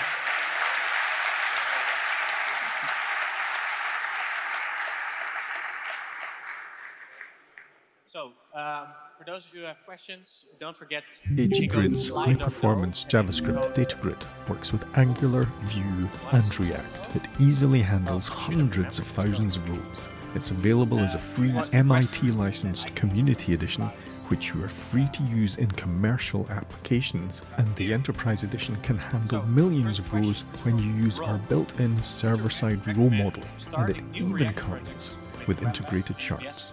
Learn more at Yeah, I would recommend that because I am great at Webpack. I think it's like a matter of flavor, I guess. So Webpack is probably the solid state, it's a stable choice, a good choice if you want to have like a stable choice. You can start with other bundlers. I actually don't know what are the limitations of them. Crypto. You could run into something. A turbulent world full of risks and opportunities. You can start with them, and I guess Discover you can always start with something Join else the 1 million Dutch users of later, so Bitvarva, the crypto exchange of the Netherlands. Crypto starts with So the answer Bitvarva. is, as a proper developer. What is intelligent industry with Capgemini? So for the people that want to We go could to tell other you track it's and how our next team talk, of you can experts now help you start use that. 5G, AI, and IoT to connect intelligent devices, factories, and software ecosystems to harness the power of data and foster innovation. But in human terms, it's business and tech. So making our products intelligent really does make life easier. What benefit does better. Webpack bring you guys? Really working in sync. Yeah, it has a large Capgemini. Get the ecosystem and future has you want. large The content you create works harder You can just start across with more the channels, boilerplate or while with you work smarter tools with that powerful exist tools in for the ecosystem. workflows, It's like editing, easy to and get even started building your own with apps. Webpack, and it's also Say works hello well, to a I better think, and way it to build and like, used to deliver work digital well for like experiences. 5 years or so. Contentful. So I guess it's a good choice and makes sense. Yeah, it's a proven technology. Yeah, proven technology. Right. An anonymous question. The ideas of solving Webpack issues sound great. Does Code have systems for currently implementing those? And should we expect more improvements in future versions? Yeah, we don't have a roadmap, an official roadmap, so it's like we never had one. It's more like we do what we think is currently best for the ecosystem. So it's like we're trying to improve this problem incrementally, and that's basically what.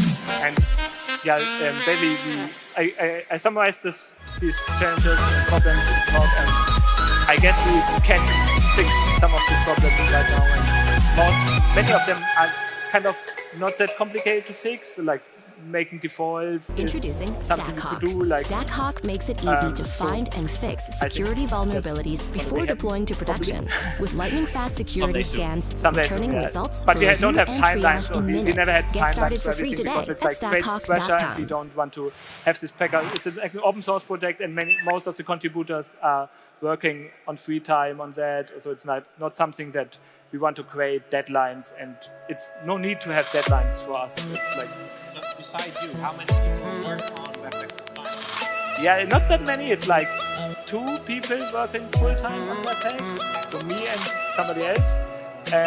But it's a little bit, problematic because like we also have less funding last time, so it's like it's the winter for JavaScript ecosystem mostly, and it might be a problem in the future that we have as too small teams to make larger improvements.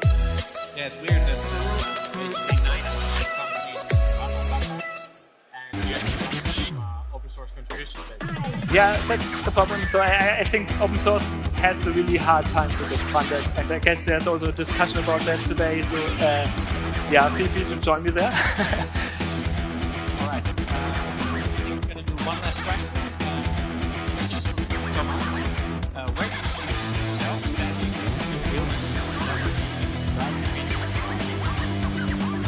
yeah, I think we will do something to make similar choices. So actually, we probably we copy or steal stuff from new bundles. With Like, Angular, Vue, yeah, and it's not criminal. Easily handles Yeah, hundreds I think of that's thousands the benefit of the It's available as a open source free ecosystem. MIT You licensed actually allowed community to edition, steal or which you are free copy to stuff. use in I also commercial think like these tools applications, copied a and lot the from Enterprise Webpack, so Edition it's can not that handle this is millions only of one rows when way. you It's use like our built-in I think more as a server-side like model and ecosystem it of even the web comes ecosystem, and with we integrated all charts. benefit from these competitors, more and we at benefit as agrid.com. ecosystem as a whole from these developments. So new ideas and new technologies emerge that all will benefit from them.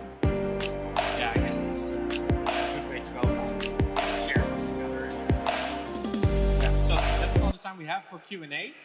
If you want to continue the conversation, you can go to the monetization of open source discussion room. And right now you're going to go to the speaker lounge where people can also continue the conversation, right? See you there. Thanks a lot, Tobias.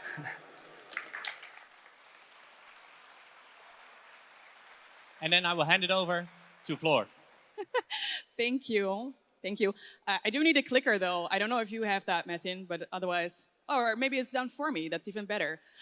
So before we go to the next speaker, a quick word from one of our sponsors. Our platinum sponsor, AppWrite, is a self-hosted backend as a service platform that provides developers with all the core APIs required to build any application. So that means database, storage, authentication functions, and more. So if you want to start building your next dream app for mobile and web now, then you can get started at appwrite.io. And now I'm looking for my next speaker. Julia, where are you? Come here. Get mic'd up if you aren't already. As a reminder, please use Slido to ask all of your questions so that what you've just witnessed, we can do the little Q&A session and we can ask the questions after the talk. The code is 1620. You have a clicker for me. That's cool. Just when I don't need it anymore. And I have a working just in time microphone. delivery. We have a little delay. We have a little delay. A little delay. What are we going to do in the delay, Metin? I was thinking you could do a dance. You're going to do a headbang. Yeah. Okay. That's all I got. Sorry. Yeah. Oh, lovely dance, Floor. Not much of a dancer, I'm afraid. Thank you. Like a pity applause is kind of nice. For real though, is this everybody takes the time for themselves to meditate and, you know? Well, we could sing a song as a group. I know for a fact... Maybe we can do frequent asked questions for MCs/organization. I know nothing about the organization of this beautiful event, but still I can try. Yeah, or you can sing a scooter song. I know for a fact that Floor just recently went to scooter concerts. Honestly, it was bad enough that Bruce wanted to broadcast this on Twitter. Not everybody needs to know about my terrible music choices, honestly. She did not go to a scooter concert. I did not go to a scooter concert. I did. It was an experience. Come on. Social studies. But there's probably someone in the audience that loves scooter. Yeah, we also went to Ziggo Dome a couple of weeks back. Yeah? Nope. No. I feel ya. Yeah. You don't want to, I know, I get it. It's okay. Awesome. Okay. Yeah. Julia, you're a staff software engineer at Mozilla, right? And I love your team name. The team name is Spider Monkey. I've never heard such a wonderful team name. Everybody needs to get better team names. And you're going to talk to us about modules and proposals for modules and explain all about them. So I'm going to leave the stage to you so we make up for some time. Thank you so much.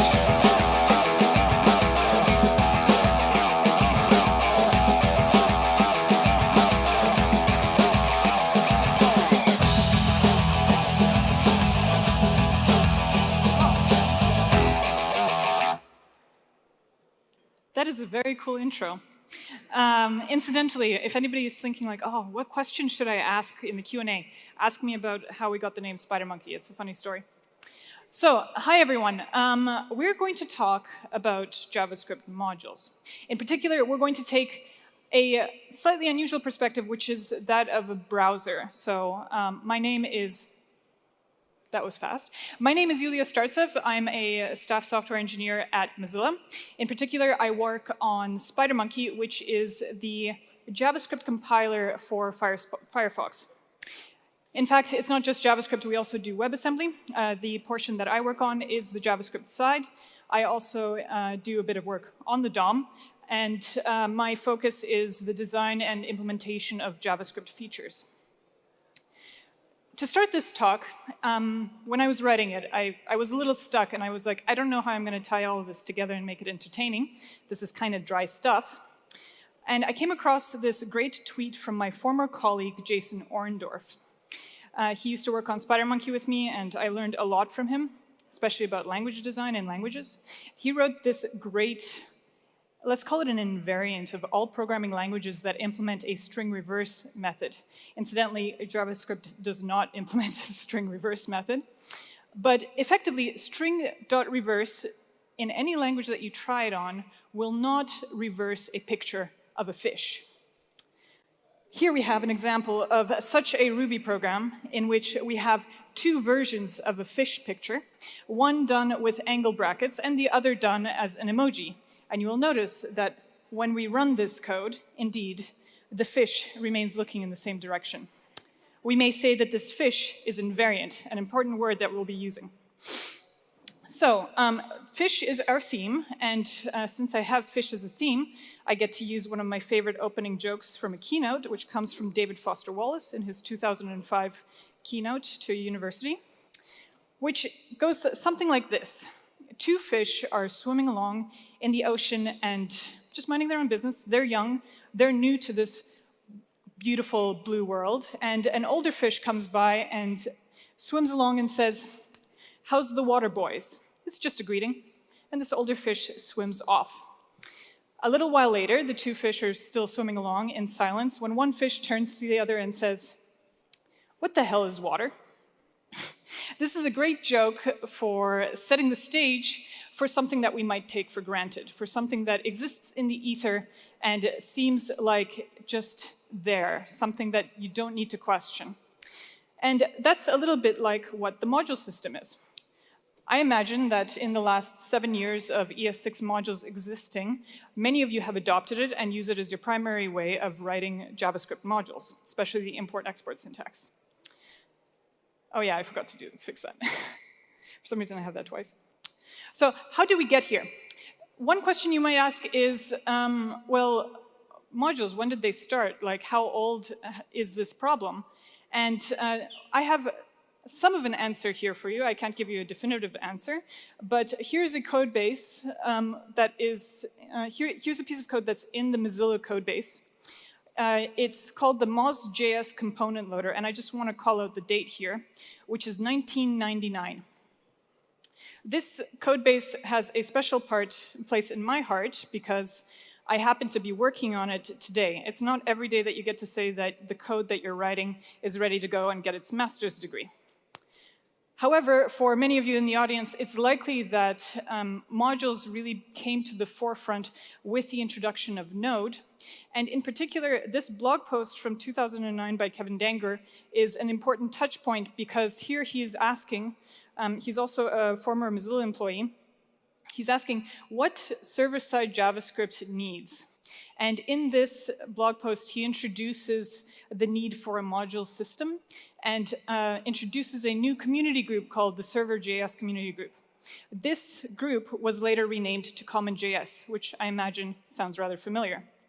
As mentioned, 6 years later, in 2015, ES6 modules were finally introduced into the specification.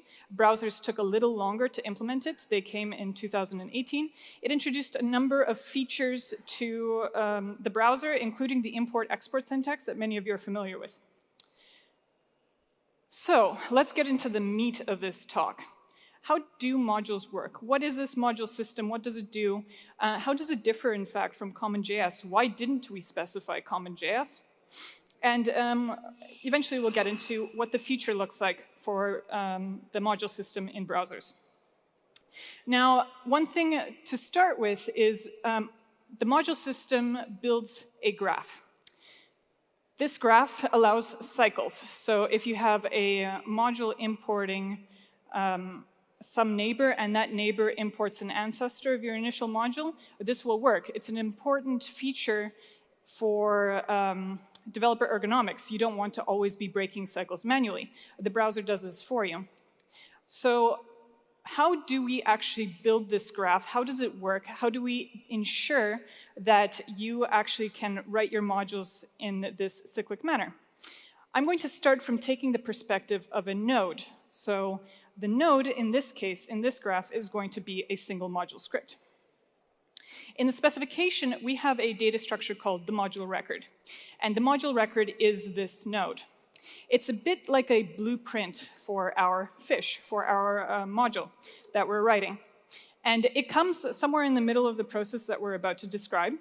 If you want to take a look at the code base, I do have the source text for the Mozilla implementation of this linked there. You can take a look at the slides later.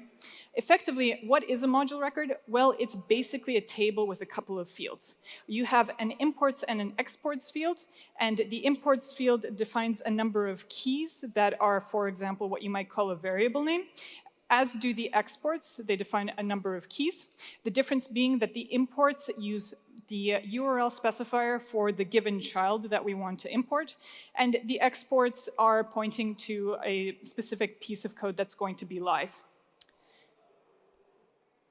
Now, let's talk a little bit about how we might load this module. How do we start building up this data structure? What's its relationship to its peers?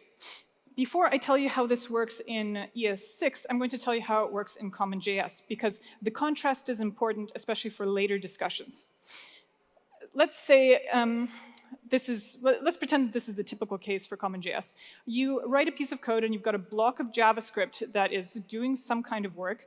Then you hit a require statement. In this case, the work that we're doing is we're creating a dynamic path, and then we are requiring that path and loading it. The browser has already done the step of loading this script, it's parsed it, and now it's executing it. So it pauses execution and goes ahead and does another load, another parse, and another execution. In our other module, we start executing, and then we find another require statement. So we go off into the ether of the internet to load that new module. Then we continue our execution, and finally we return to our previous module and continue executing. So what's the issue with this design? Why didn't we implement this? The problem, you'll notice that there's no promise syntax here anywhere. And of course, CommonJS was before top-level await. One issue here is that this is fully synchronous. And a problem with this is that on the web platform, we can't actually block the main thread for something like a network request. For System.js and for CommonJS, this was totally fine. Now, I'm going to give you a ballpark estimation in terms of timing here. Let's say that you've got a processor, you've got the on-processor register. To access that register, it's like 1 second to access the main memory. You're looking at 6 seconds or so. If you want to get memory from, main memory being RAM, if you want to get something off the network in this time scale, you're looking at around 4 years. This is a really significant chunk of time you're going to be spending on the network. In addition, there is an important invariant of the web platform. It's called run to completion. What does run to completion mean? If you've studied operating systems, you may already be familiar, but if you haven't, run to completion means that a given task will continue running until it voluntarily yields its control of the processor or it finishes its task. That means that we cannot interrupt a task that, for example, is blocking the main thread, so that will continue to block. That's not a great experience for users of the web, and that makes for a very error-prone API for developers to use. So we couldn't introduce synchronous loading. So how did we solve this problem? Well, this brings us to the question of how do we load an ES6 module? And it looks a little bit like this. Recall that I said CommonJS is loading, parsing, and evaluating the module all in one step. In ES6, we do that differently. We first parse the entire file, and then we build this module record that I mentioned to you before. The module record gives us this picture of a localized view onto the graph. So I am a node, these are my neighbors. These are my incoming edges, these are my outgoing edges. Once we have this, we also have the imports, the other URLs that we need to load. So we can go ahead and load another script. As we load that other script, we can go and do the same process here, which is we first parse and then build that module record. You'll notice that we do not do any evaluation in this phase. This is called the parse fetch loop. It's an important piece to how the module system differs from CommonJS. Now, an important question you may be wondering is, well, how do you implement that looping behavior of modules? How do you break loops and ensure that you don't get into an infinite loop of modules importing each other continuously? The answer for that lies in a global data structure representing our graph. Now, that's called the module map. You can find it in the specification if you wish, and I'll quickly go through how the module map helps us break cycles when we're loading modules. An important note I'm going to make here, you will see that the origin of these URLs is in red. Important to note that we have to work with URLs, and they are fully resolved URLs that you could actually go and right into your browser and resolve it to a real web page. But due to space on the slides, this is going to disappear. So in your mind, if you see a relative URL, always replace that relative URL with a fully resolved URL. But let's get started with how the module map resolves cycles in the graph. We start in a state called unlinked. Unlinked means that we have not linked our neighbors. We have not set up the relationships between neighbors on the graph. And main.js is our root. We have path.js as its immediate child, and we have another module which is the immediate child of path.js. Main.js starts its linking process. It says, I'm going to go and look at my children. It sees that it has a child path, and path starts doing the same thing. Path says, I've got children, I'm going to start linking. Another module is the next one in the algorithm, and it says, okay, it's my turn to start linking, but I don't have any children, so now I am automatically linked. That's my default state. Because another module has become linked, path.js says, well, all of my children are now linked. That means that I, too, am linked. Main.js says, well, all of my children are linked, therefore I am also linked. Then we bring in the cycle, which is import path.js. It's going to go and look at path.js. This is where the cycle break happens. Because path.js is already linked, we terminate the algorithm there, and import path.js gets to say that it is too linked. In the Firefox codebase, the way that we represent our module map is with two hash tables. One of them is the fetching hash table, and the other one is the fetched hash table, which tells us what we are currently loading and what we have already loaded. It also prevents us from reloading stuff from the network. Links are all there. The next question is, why are we using URLs? The reason we're using URLs is we have to know where to look, and prior to a certain proposal that we're all going to talk about in a second, there was no way to determine what the location, and without the location, we can't fetch the file, and we don't have the information we need to apply CSP, which is Content Security Policy. Both very important. Very quickly, from start to finish, the entire module loading process followed by the evaluation process. Gecko gets a stream of bytes from the internet, which it transforms into a document object model, and then it gets to say, oh, I've got a script, I need to fetch that. The fetch goes through another component called Neko. Neko is our network component. It takes care of downloading stuff from the internet. Once Neko comes back to Gecko, then the fetch passes over the bytes to the compiled and turned into UTF-8 bytes to SpiderMonkey. SpiderMonkey knows how to parse, it knows how to instantiate, it knows how to evaluate. Gecko knows who to talk to. Those are the relationships between those two components. SpiderMonkey gets this file, it sees, oh yeah, cool, I can parse this, it parses it, it builds the module record, it says, hey, actually, I need path.js, hey fetch, can you get, Gecko, can you get that for me? Gecko says, sure, I can get that for you. Here is that, the contents of that file. SpiderMonkey goes ahead and parses it. Great, we've just finished the loop that we discussed up to this point. Now, the next step here is how do we instantiate this module? Instantiation means taking this module record and turning it into a living, breathing piece of code.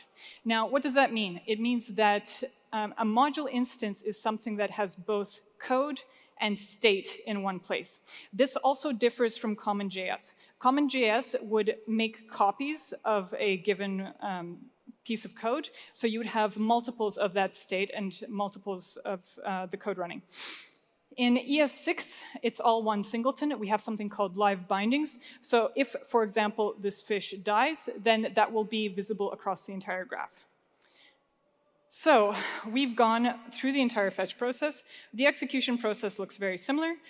Gecko informs SpiderMonkey, hey, can you execute that module graph you got? Gecko only has access to the root module of a given graph, so that's either going to be coming from a script tag, or it may be coming from a dynamic import.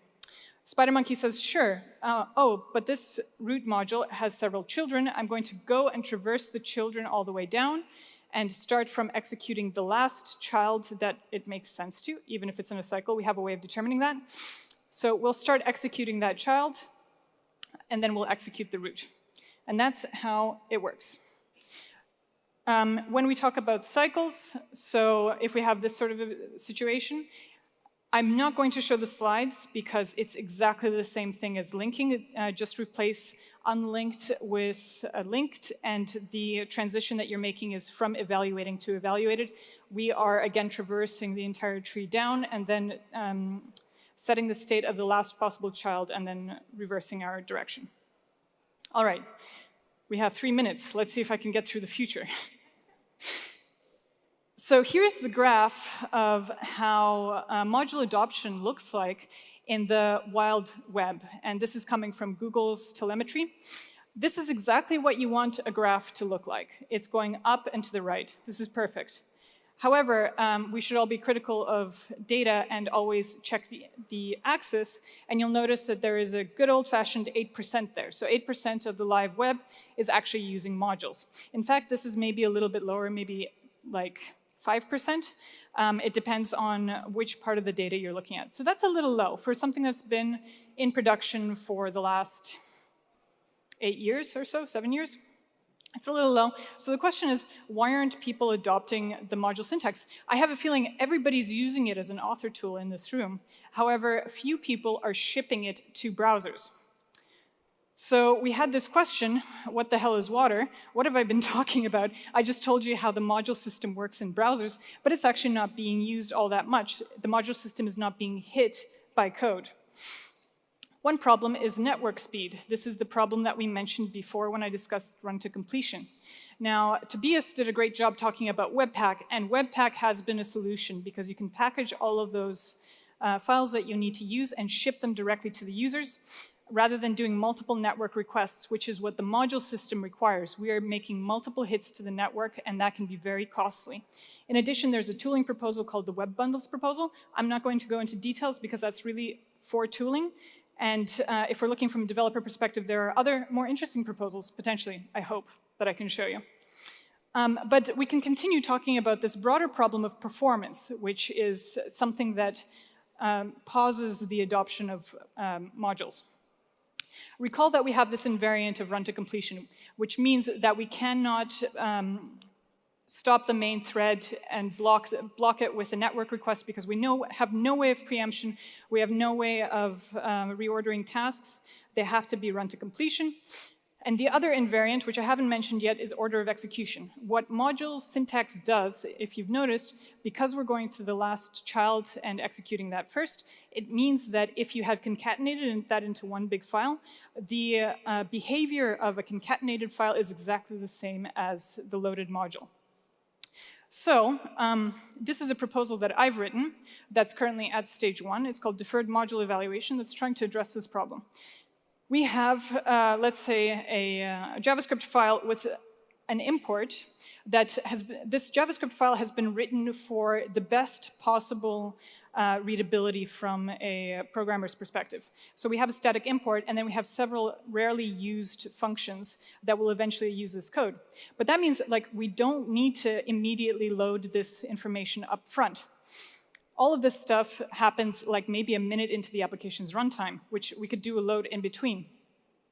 So how do we fix this? Well, you might write a lazy method that does a dynamic import of the file that you were originally interested in, but this has a significant impact on your code base. In particularly, it turns everything into async and await.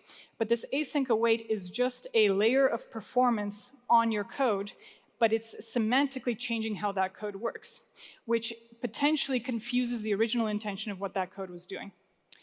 Deferred module evaluation introduces a new piece to the import statement, which is with lazy init. This allows you to defer the evaluation of that module. It's not quite the same as doing a dynamic import, but it will allow you to defer some of that work so that you can have a more performant application with a couple of caveats. Come talk to me after the talk if you want to hear more details. I'll drop just one more interesting nugget for you to think about. I have been thinking about an alternative syntax here, which is to assert pureness of a module. What does pure mean in JavaScript? Excellent question. Come talk to me about that after. But this may be a more interesting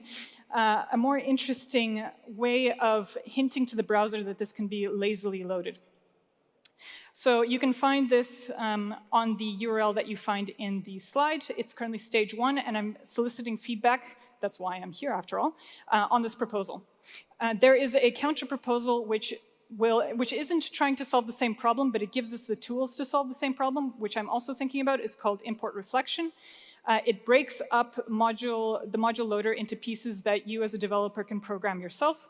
In particular, the use case is for WebAssembly. WebAssembly does not always want to instantiate a module as part of the module graph. This allows you to break it up and do it on your own time. Finally, one interesting problem is specifiers. I'm sure this is one that's close to everyone's heart. Why write this when you can write this? There is now a proposal that will allow you to do that. It's called import maps. It is in the WICG, the Web Incubator Community Group, and it's implemented in both Chrome and Firefox, but it isn't yet a web spec. We're waiting on that, so you can go and bug those folks about getting that into W3C. One extra, import assertions and JSON modules.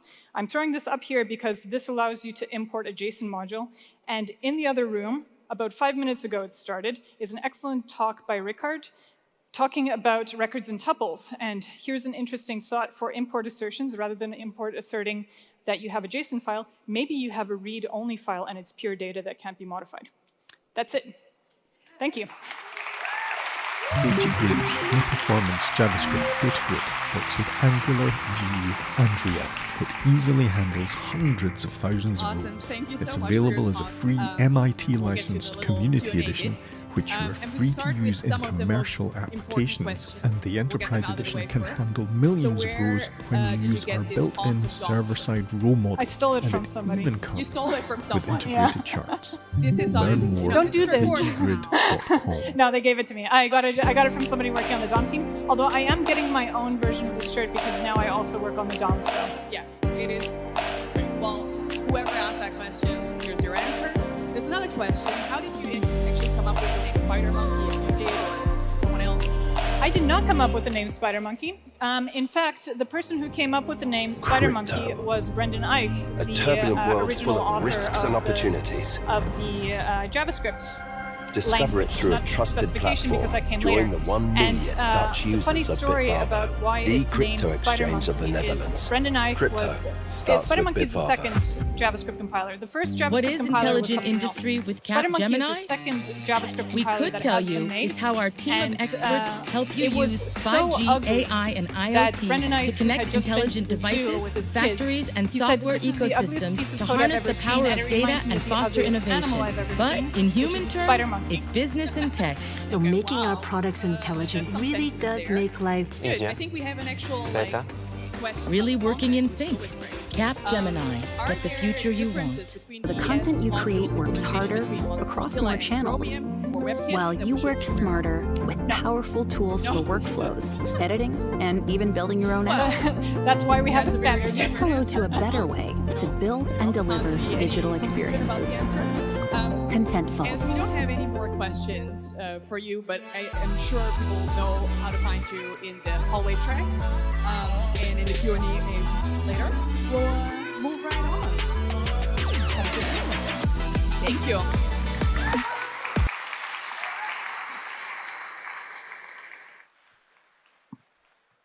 Okay, everyone.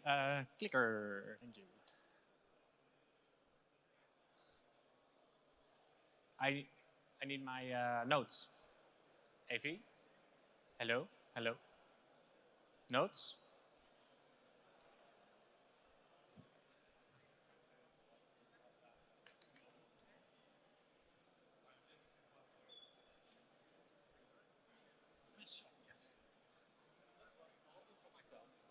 but I need to throw in.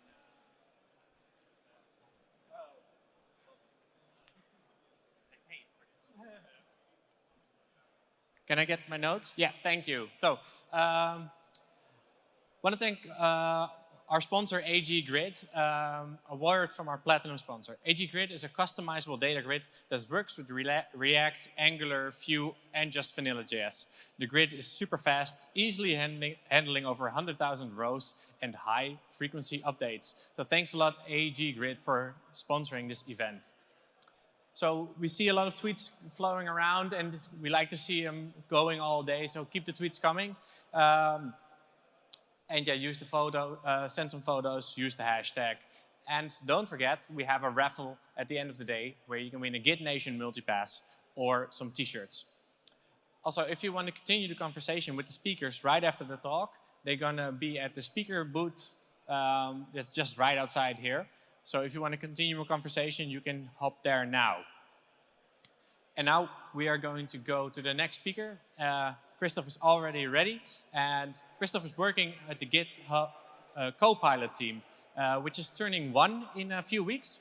I've been using GitHub Copilot for 3 weeks now, and I think like every hour since I've been working with it, it's like, oh my God, how does he know that? Oh my God, how does he know that? So hopefully you're going to explain this to us. So I'm really looking forward to your talk, Christoph. Please give a warm round of applause for Christoph.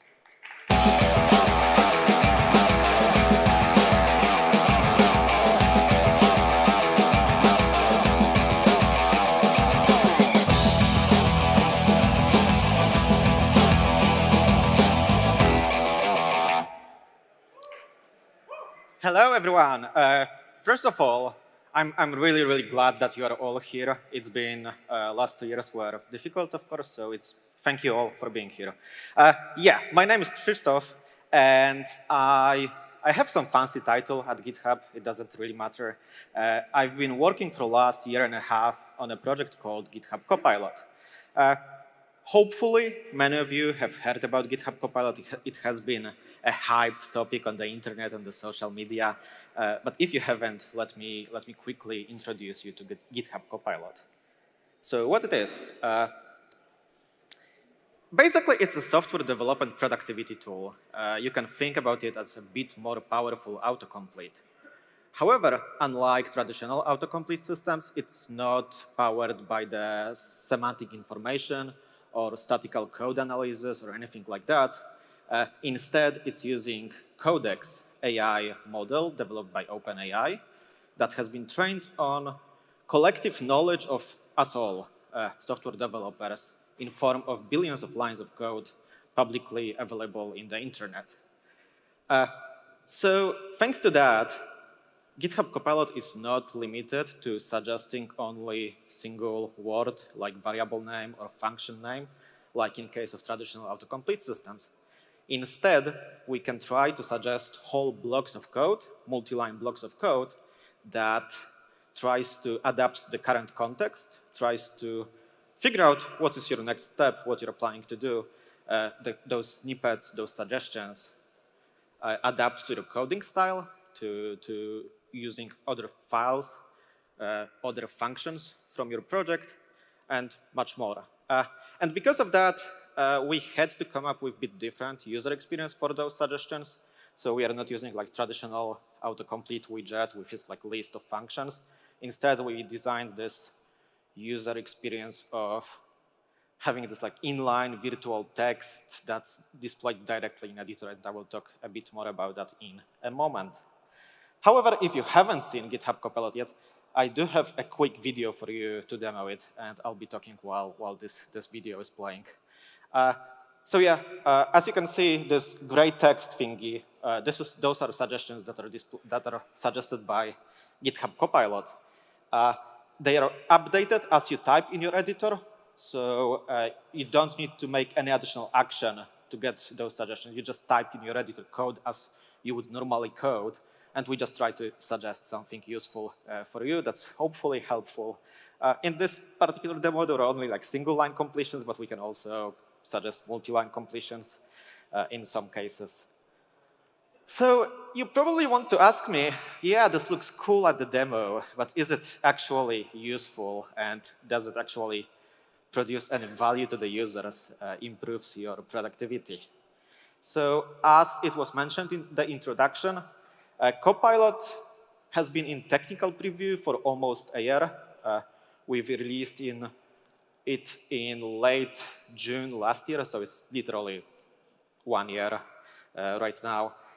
And it has been used by thousands and thousands of software developers around the world. I cannot, of course, share any specific numbers on that. However, there is one number that I can share, and this is this number. So for the users that have Copilot enabled on their file, we see that 35% of the newly written code in this file has been suggested by the GitHub Copilot. I mean, of course, software development is not just typing the code, but imagine if you type code by a couple of hours every day.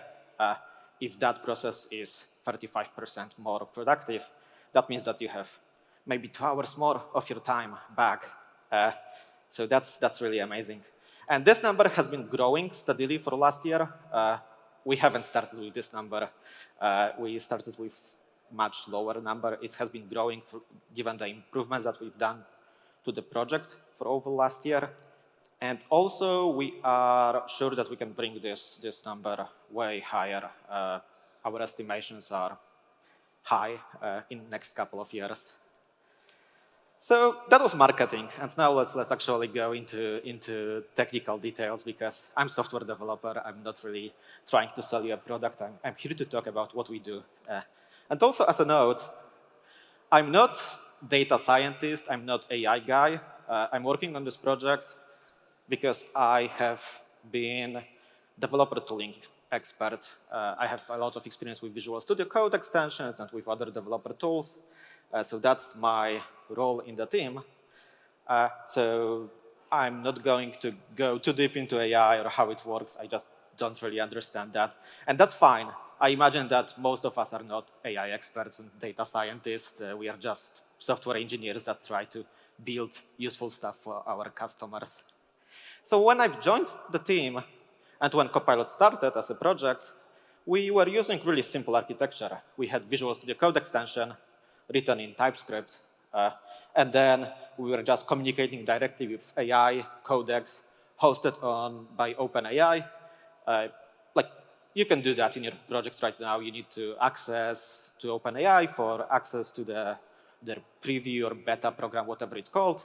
And then you can just send HTTP request to it, and it will respond. And actually, this is the architecture that we've started our technical preview with around a year ago. There were some additional calls to the github.com for authentication, but that's like boring stuff. In principle, it was as simple as that. And then Copilot has become a fairly successful product.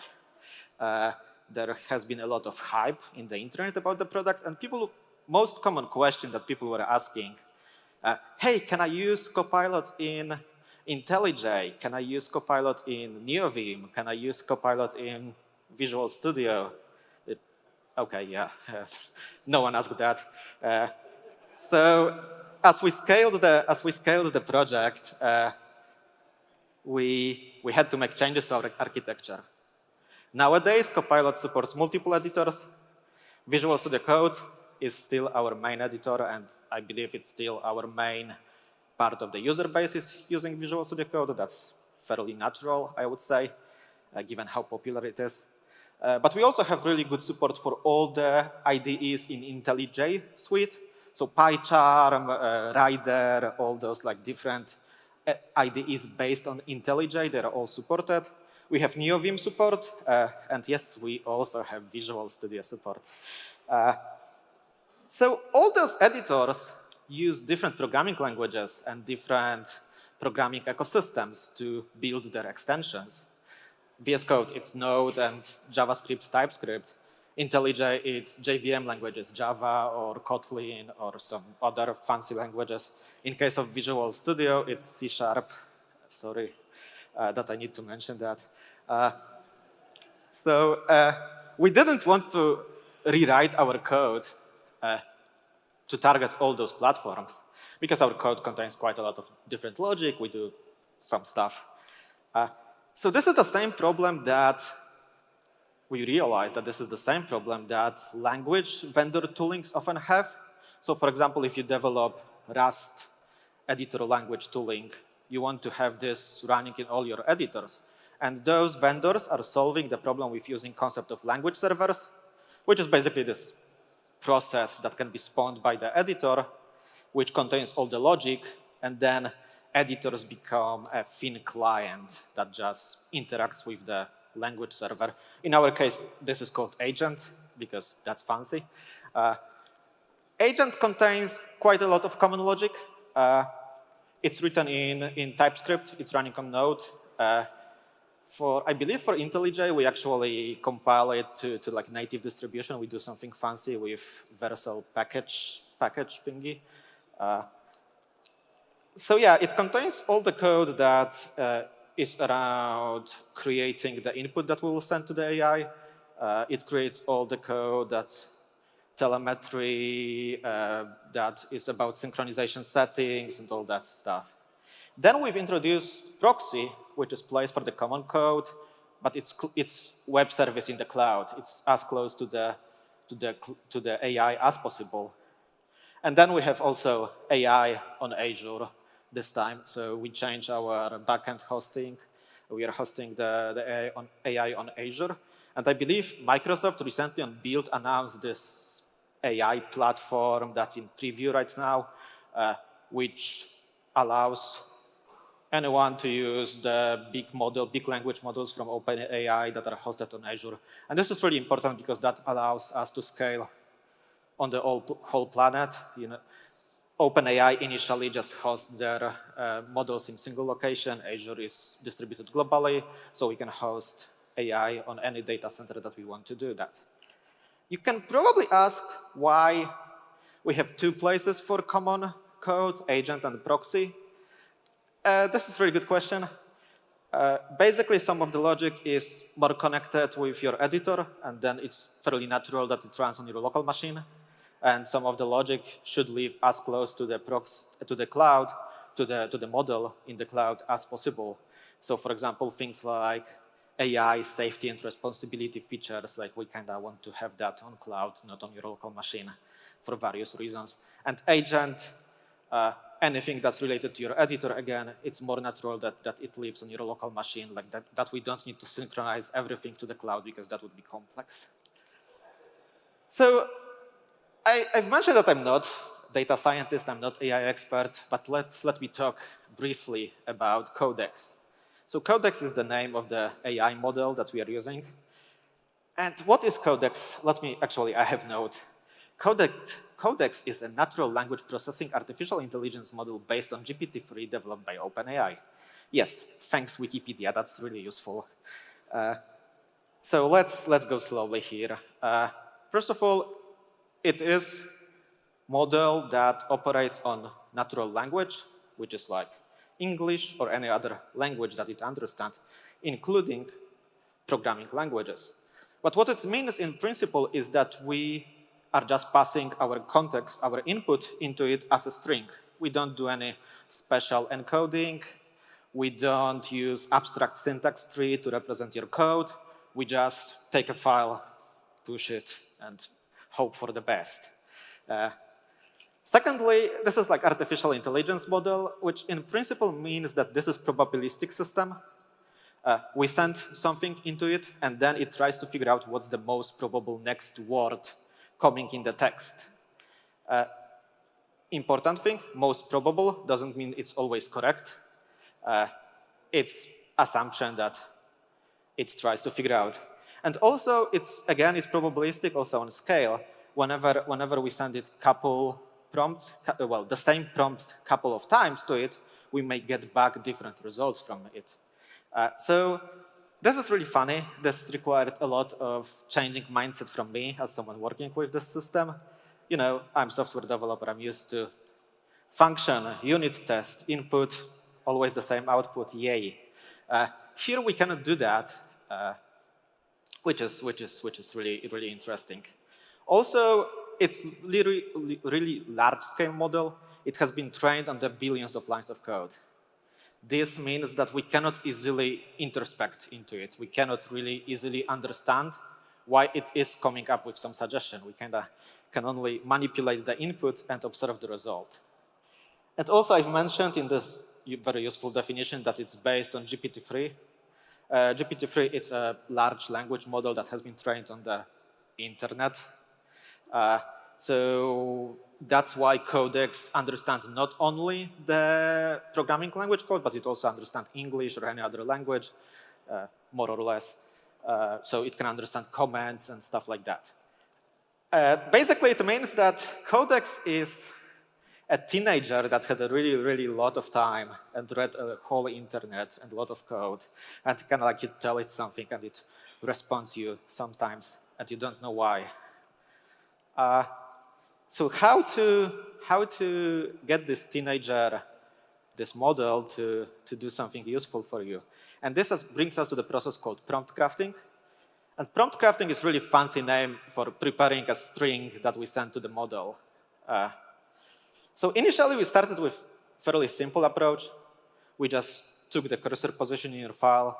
We take the file content from the top of the file up to your cursor position. We send it to the model, and it works. Surprisingly, it works well enough. However, we were sure that we can do better. And in principle, when working with those large language models, the more context we can send to them, the better will be the results.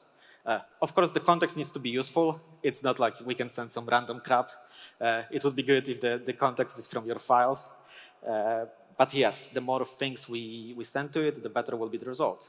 So we started with fairly trivial improvements. We added path and language markers, which is just a comment on top of the file saying this is language JavaScript, and your name of the file is blah tests for my fancy JSNation demo.js.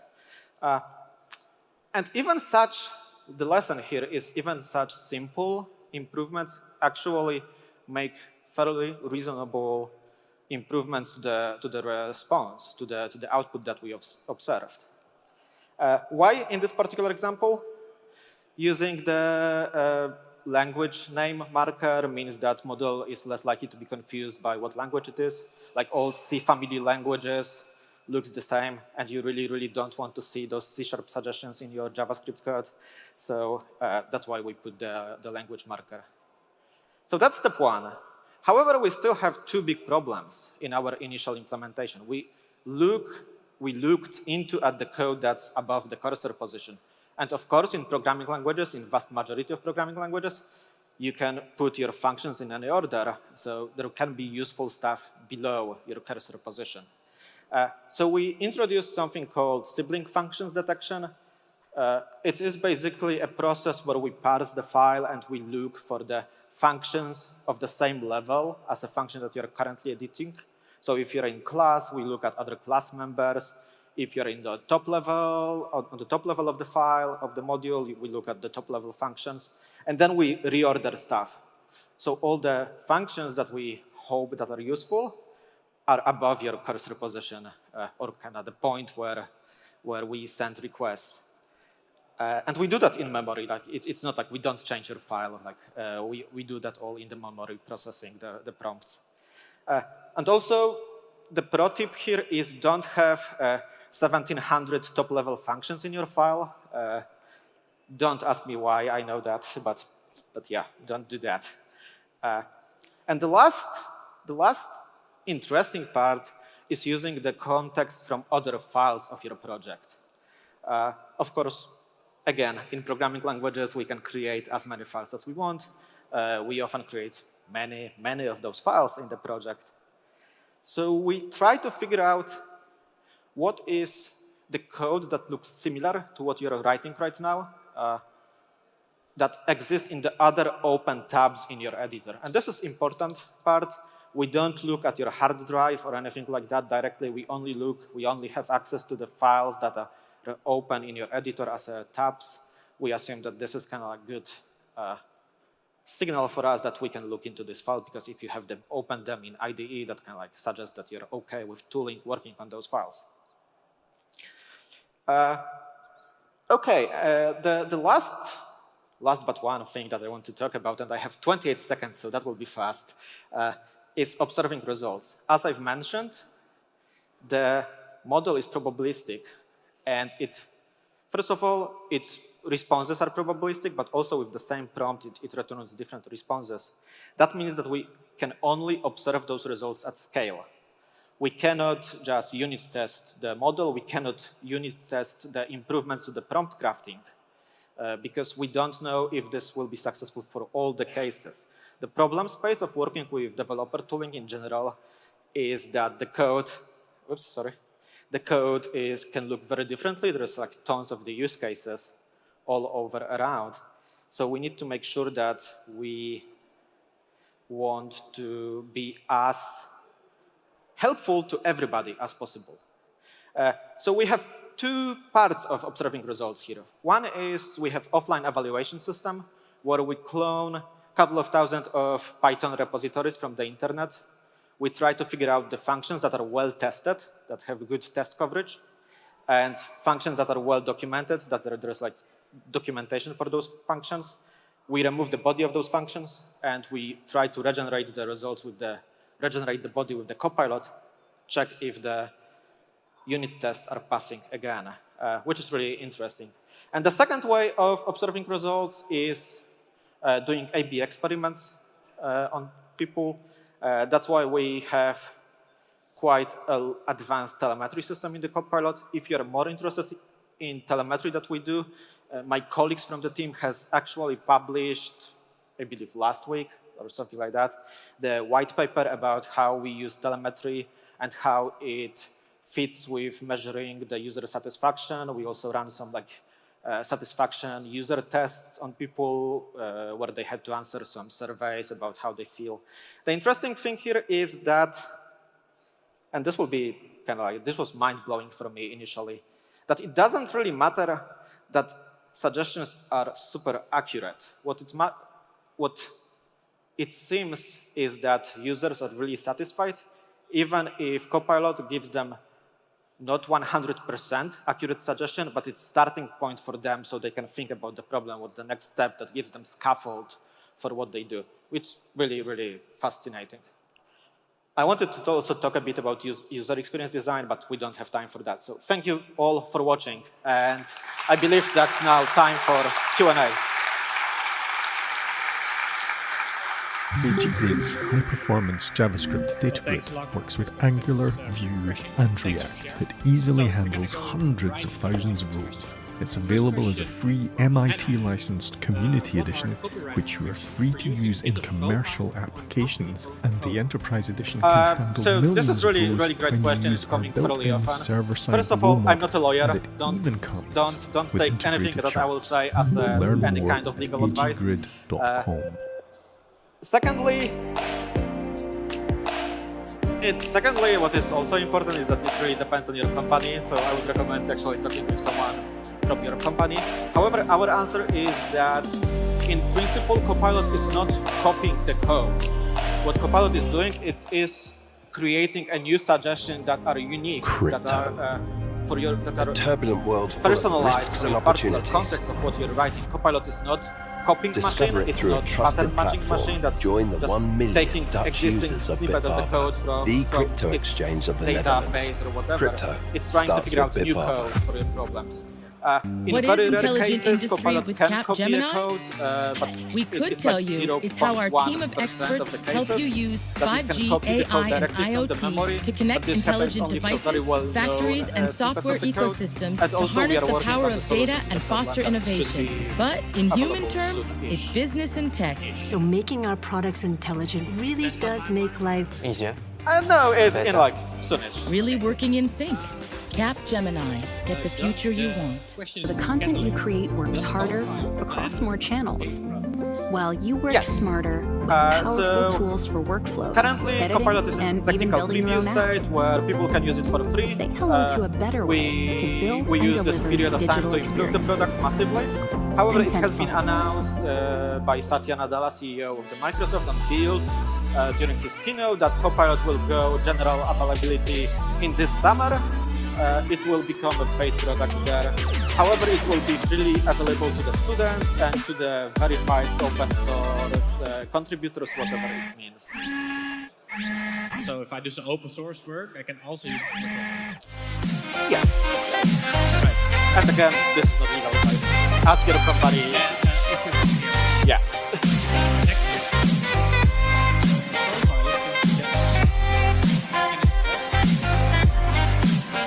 Not right now. So right now, suggesting new code is our main user experience that we provide. Of course, we are looking into various improvements to the AI-driven development tooling in general. I think I've mentioned that I work at this thing StackHawk called makes it GitHub easy to Next. find We are and just fix like security team at vulnerabilities before deploying to GitHub production. With lightning-fast security scans, tries to returning figure out what's results the for next 10 review and years of the triage in developer minutes. tools. Get started And for all free the today at applications of stackhawk.com. AI is something that we definitely research all the time. A question from Anonymous. Does Copilot also learn from me as an individual, and will it suggest me code personalized fitting my goals? Yes, exactly. So Copilot, as I've mentioned, look at your file, currently open file, and other tabs open in your editor, which can be, your own code, your own personal code. It's not in any way connected to your company. It's not in any way connected to your repository even. It just looks at the code that's in editor, that it's in IDE to figure out what are the suggestions. Follow-up question then for me. If I want to make suggestions, I should just open more tabs with my code? Yes, this is one way of improving suggestions. Yes, indeed. So, good question from Anonymous. Developers use Copilot. Anonymous is a junior developer, but he or she is very Is it cheating if mathematician is using calculator? I don't think so. I also don't think that using other IDE features in general is cheating. Grid's I know that there are some JavaScript people data that grid says, works with oh, Angular, you shouldn't even Vue, use and traditional React. autocomplete. It easily because handles this hundreds way of thousands you of will rows. become better It's developer available if as a you free memorize MIT all this licensed stuff. community That's not my edition, position. I have which been you are developing free to developer use in tools that commercial help developers applications, and lower the the barrier Enterprise to entry Edition for can handle developers for my millions of whole rows when professional you life. use our built-in So I don't think server-side it's row cheating. model, I think and it that's even our comes goal with to improve your integrated life and charts. your productivity Learn more and your at happiness. atgrid.com. The world is going that way, so you will be left behind because your colleagues will be using it. So it will be a waste of time. Last question from Frank.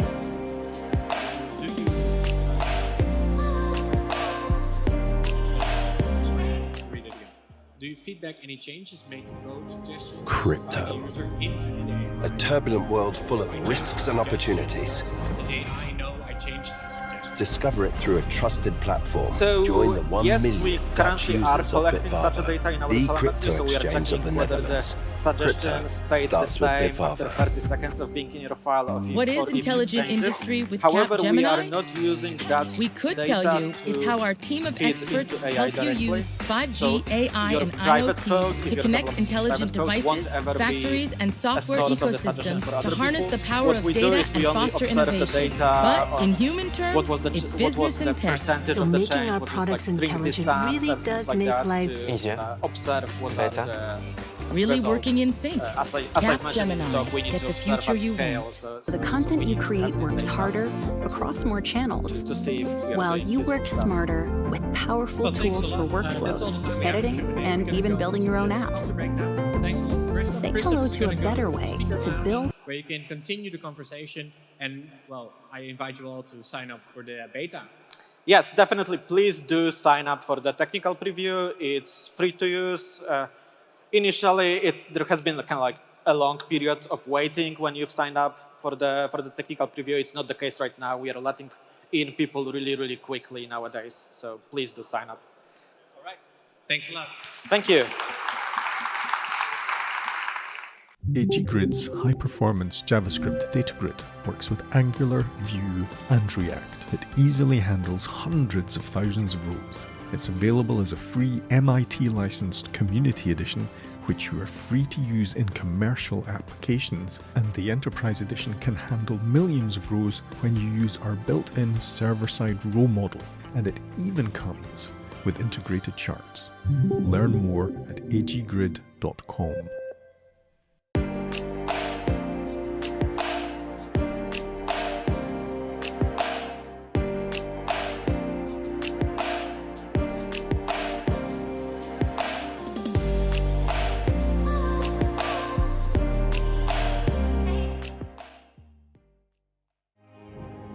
Crypto.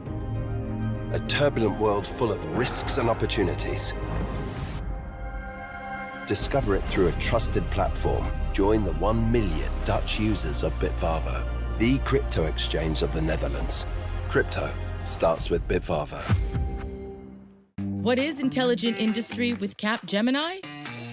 We could tell you it's how our team of experts help you use 5G, AI, and IoT to connect intelligent devices, factories, and software ecosystems to harness the power of data and foster innovation. But in human terms, it's business and tech. So making our products intelligent really does make life easier, better, really working in sync.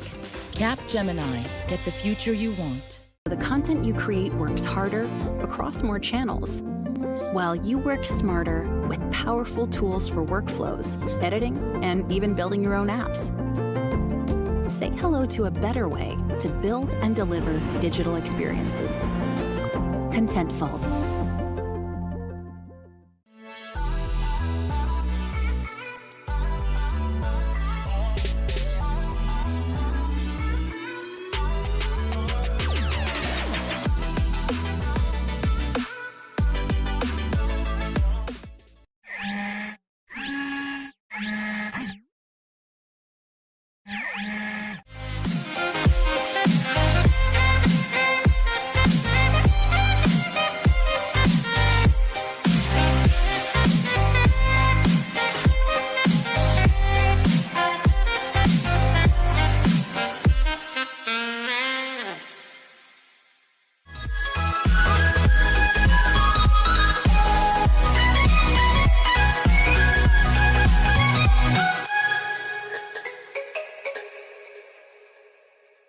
Introducing StackHawk. StackHawk makes it easy to find and fix security vulnerabilities before deploying to production.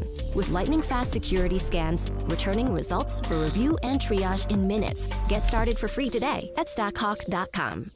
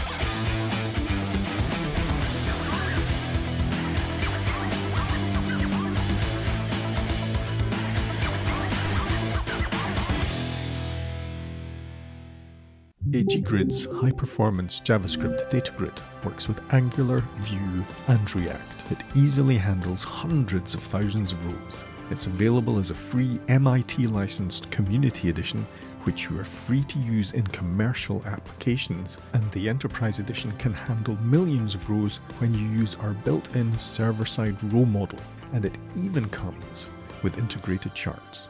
Learn more at aggrid.com.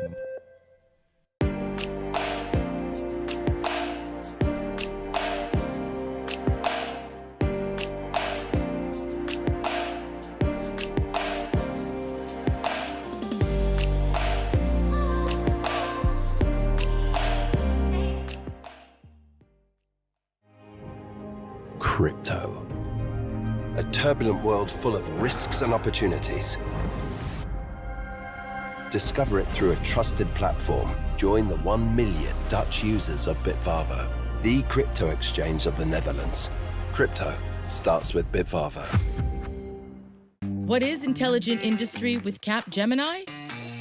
We could tell you it's how our team of experts help you use 5G, AI, and IoT to connect intelligent devices, factories, and software ecosystems to harness the power of data and foster innovation. But in human terms, it's business and tech. So making our products intelligent really does make life easier, better, really working in sync. Capgemini. Get the future you want. The content you create works harder across more channels, while you work smarter with powerful tools for workflows, editing, and even building your own apps. Say hello to a better way to build and deliver digital experiences. Contentful.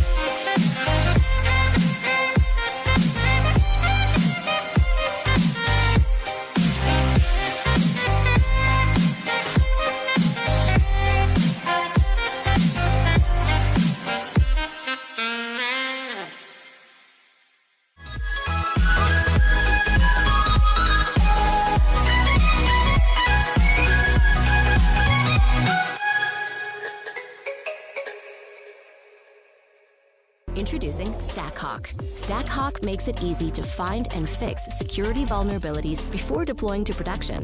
With lightning-fast security scans, returning results for review and triage in minutes. Get started for free today at stackhawk.com.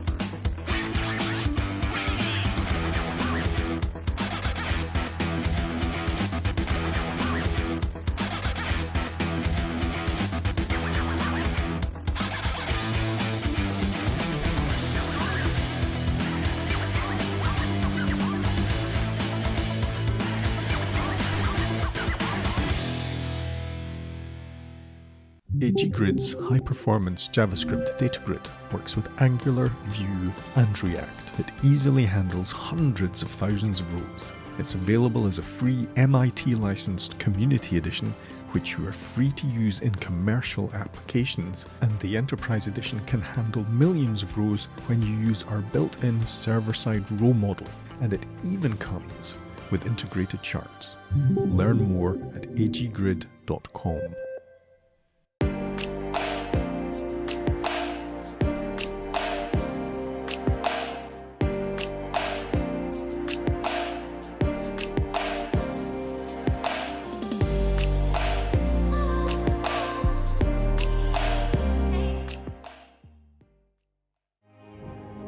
Crypto.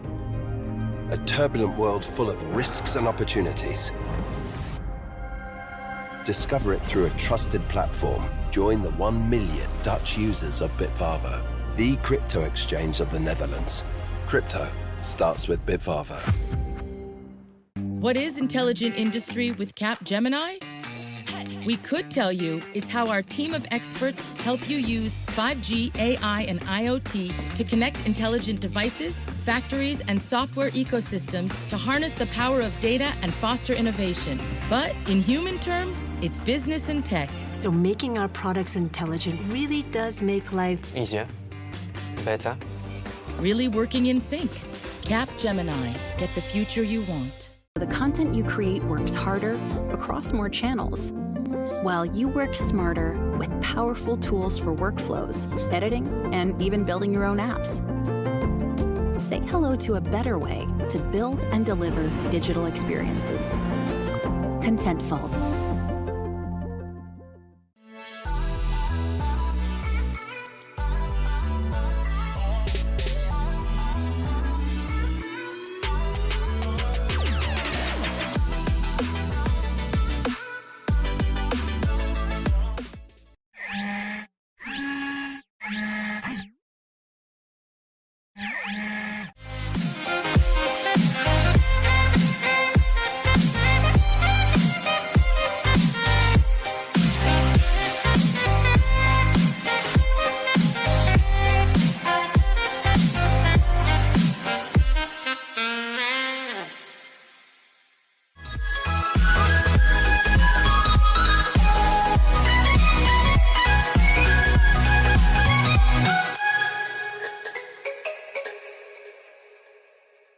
Introducing StackHawk. StackHawk makes it easy to find and fix security vulnerabilities before deploying to production.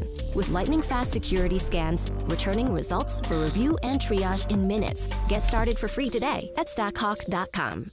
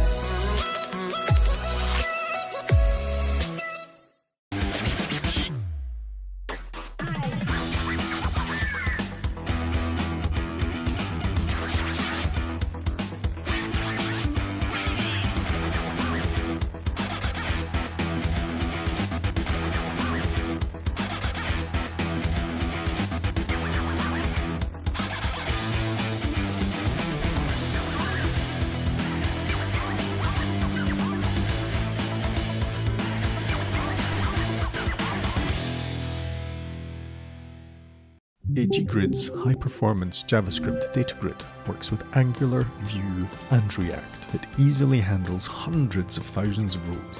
It's available as a free MIT-licensed Community Edition, which you are free to use in commercial applications, and the Enterprise Edition can handle millions of rows when you use our built-in server-side row model, and it even comes with integrated charts. Learn more at aggrid.com.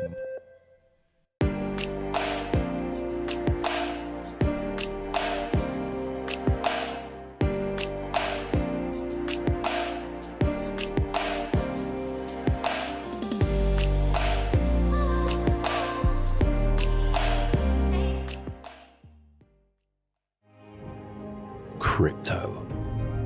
A turbulent world full of risks and opportunities. Discover it through a trusted platform. Join the 1 million Dutch users of Bitvavo, the crypto exchange of the Netherlands. Crypto starts with Bitvavo. What is intelligent industry with Capgemini? We could tell you it's how our team of experts help you use 5G, AI, and IoT to connect intelligent devices, factories, and software ecosystems to harness the power of data and foster innovation. But in human terms, it's business and tech. So making our products intelligent really does make life easier, better, really working in sync. Capgemini. Get the future you want. The content you create works harder across more channels, while you work smarter with powerful tools for workflows, editing, and even building your own apps. Say hello to a better way to build and deliver digital experiences. Contentful.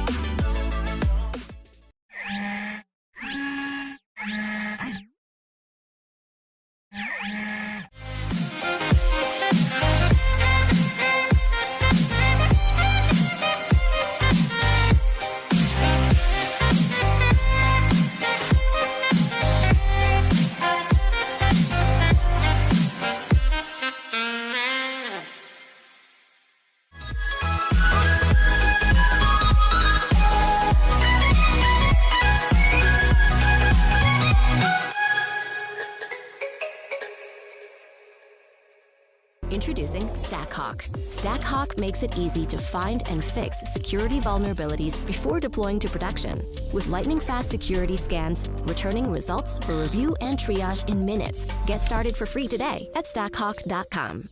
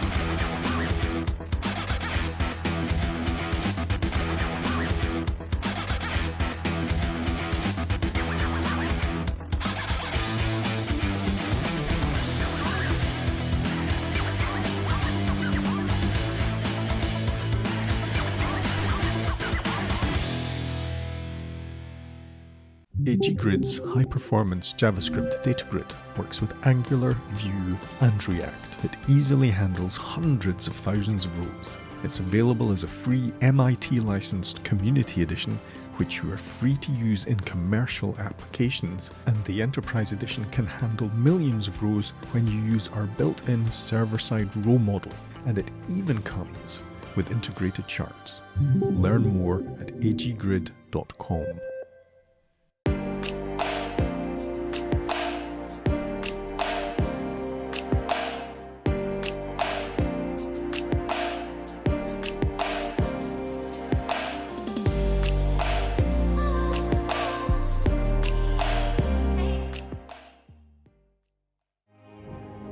Crypto. A turbulent world full of risks and opportunities. Discover it through a trusted platform. Join the 1 million Dutch users of Bitvavo, the crypto exchange of the Netherlands. Crypto starts with Bitvavo. What is intelligent industry with Capgemini? We could tell you it's how our team of experts help you use 5G, AI, and IoT to connect intelligent devices, factories, and software ecosystems to harness the power of data and foster innovation. But in human terms, it's business and tech. So making our products intelligent really does make life easier, better, really working in sync. Capgemini. Get the future you want. The content you create works harder across more channels, while you work smarter with powerful tools for workflows, editing, and even building your own apps. Say hello to a better way to build and deliver digital experiences. Contentful.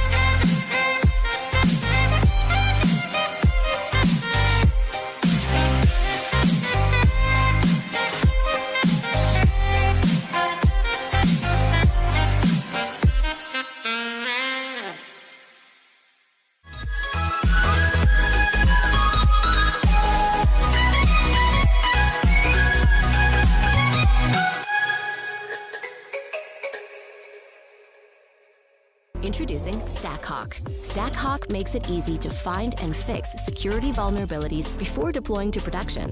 With lightning-fast security scans, returning results for review and triage in minutes. Get started for free today at stackhawk.com.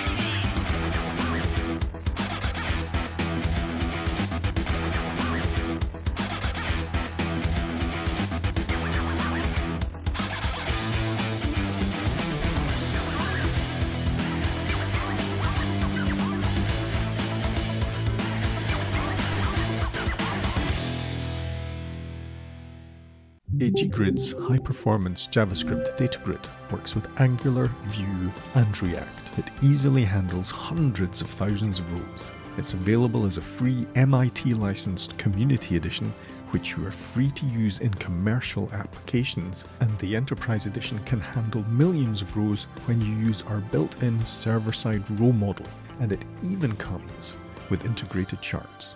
Learn more at aggrid.com.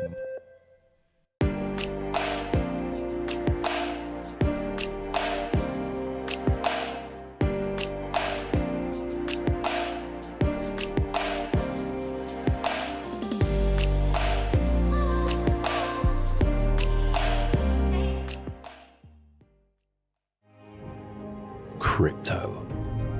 A turbulent world full of risks and opportunities. Discover it through a trusted platform. Join the 1 million Dutch users of Bitvavo, the crypto exchange of the Netherlands. Crypto starts with Bitvavo. What is intelligent industry with Capgemini?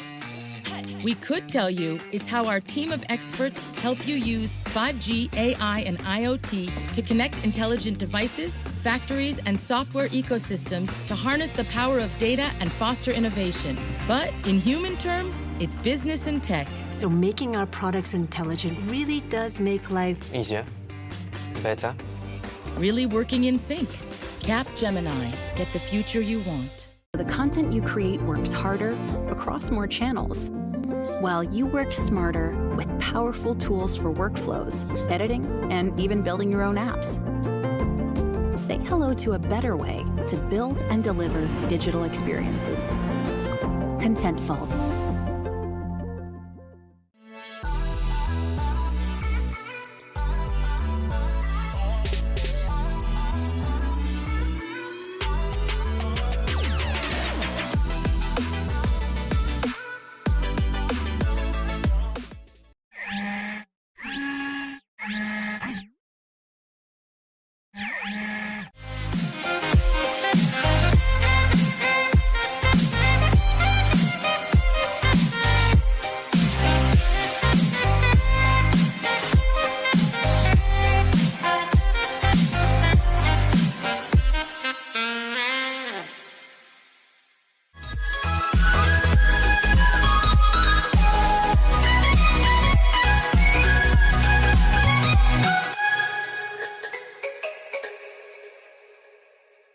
Introducing StackHawk. StackHawk makes it easy to find and fix. Yeah. Everyone, give it up for Eric.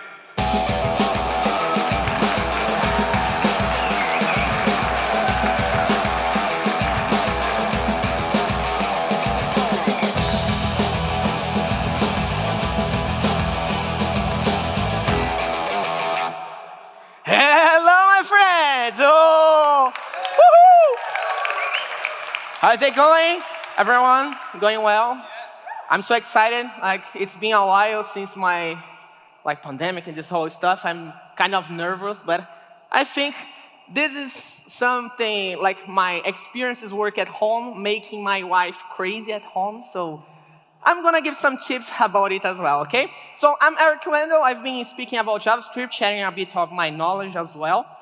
And today, I'm going to show you some content I've been doing. So everything here is already online, so you can take pictures, publish. Please mention the event as well, so it helps us a lot as well. And here I'm going to show some experiments using both JavaScript and C++. But don't blame me, I'm not a C++ developer. I'm just trying to experiment and actually to make my wife crazy, right? All this talk is just to make her crazy. Well, we know that software is not just something simple, right? We know that we struggle a lot.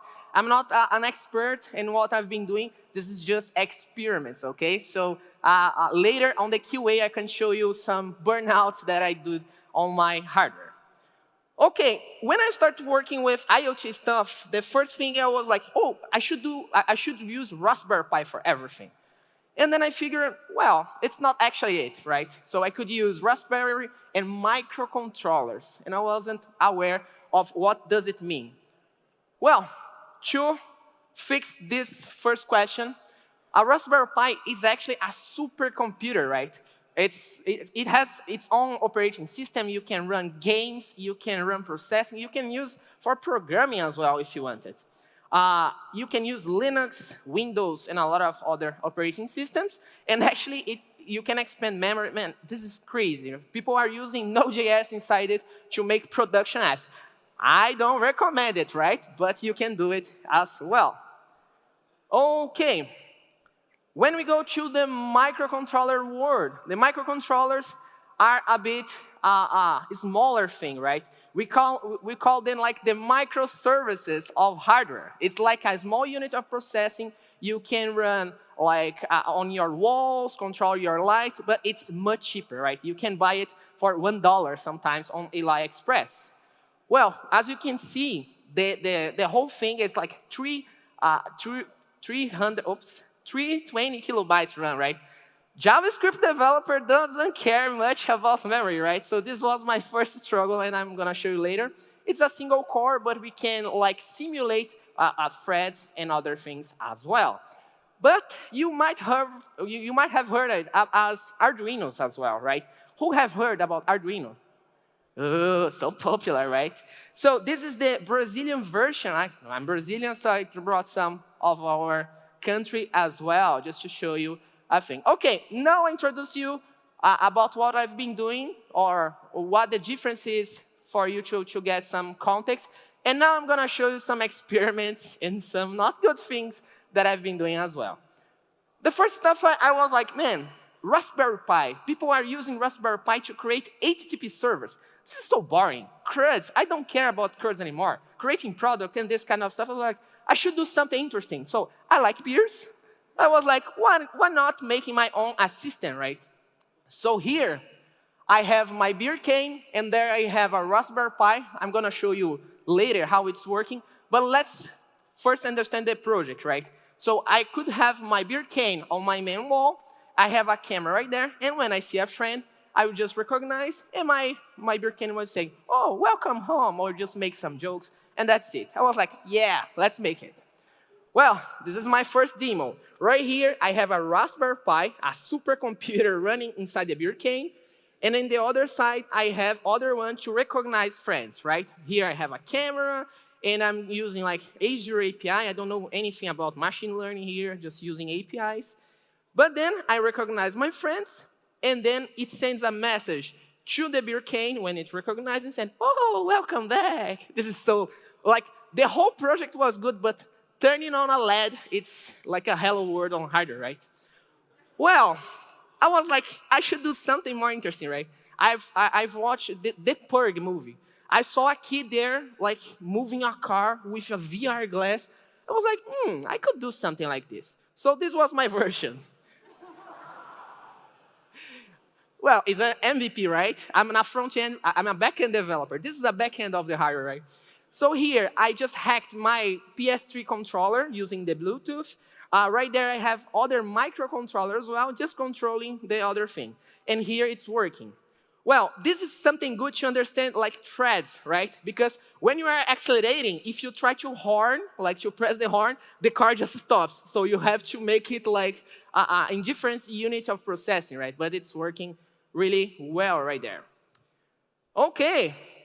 Well, I start trying more at my home, so I built some wires. Now it starts the mess, right? But here I have some like interface right there. When I press a button, the lights will change a bit, but this will control my main door right there. Let's see. Like the lights are changing, I go faster there, and then I can see that my door is open.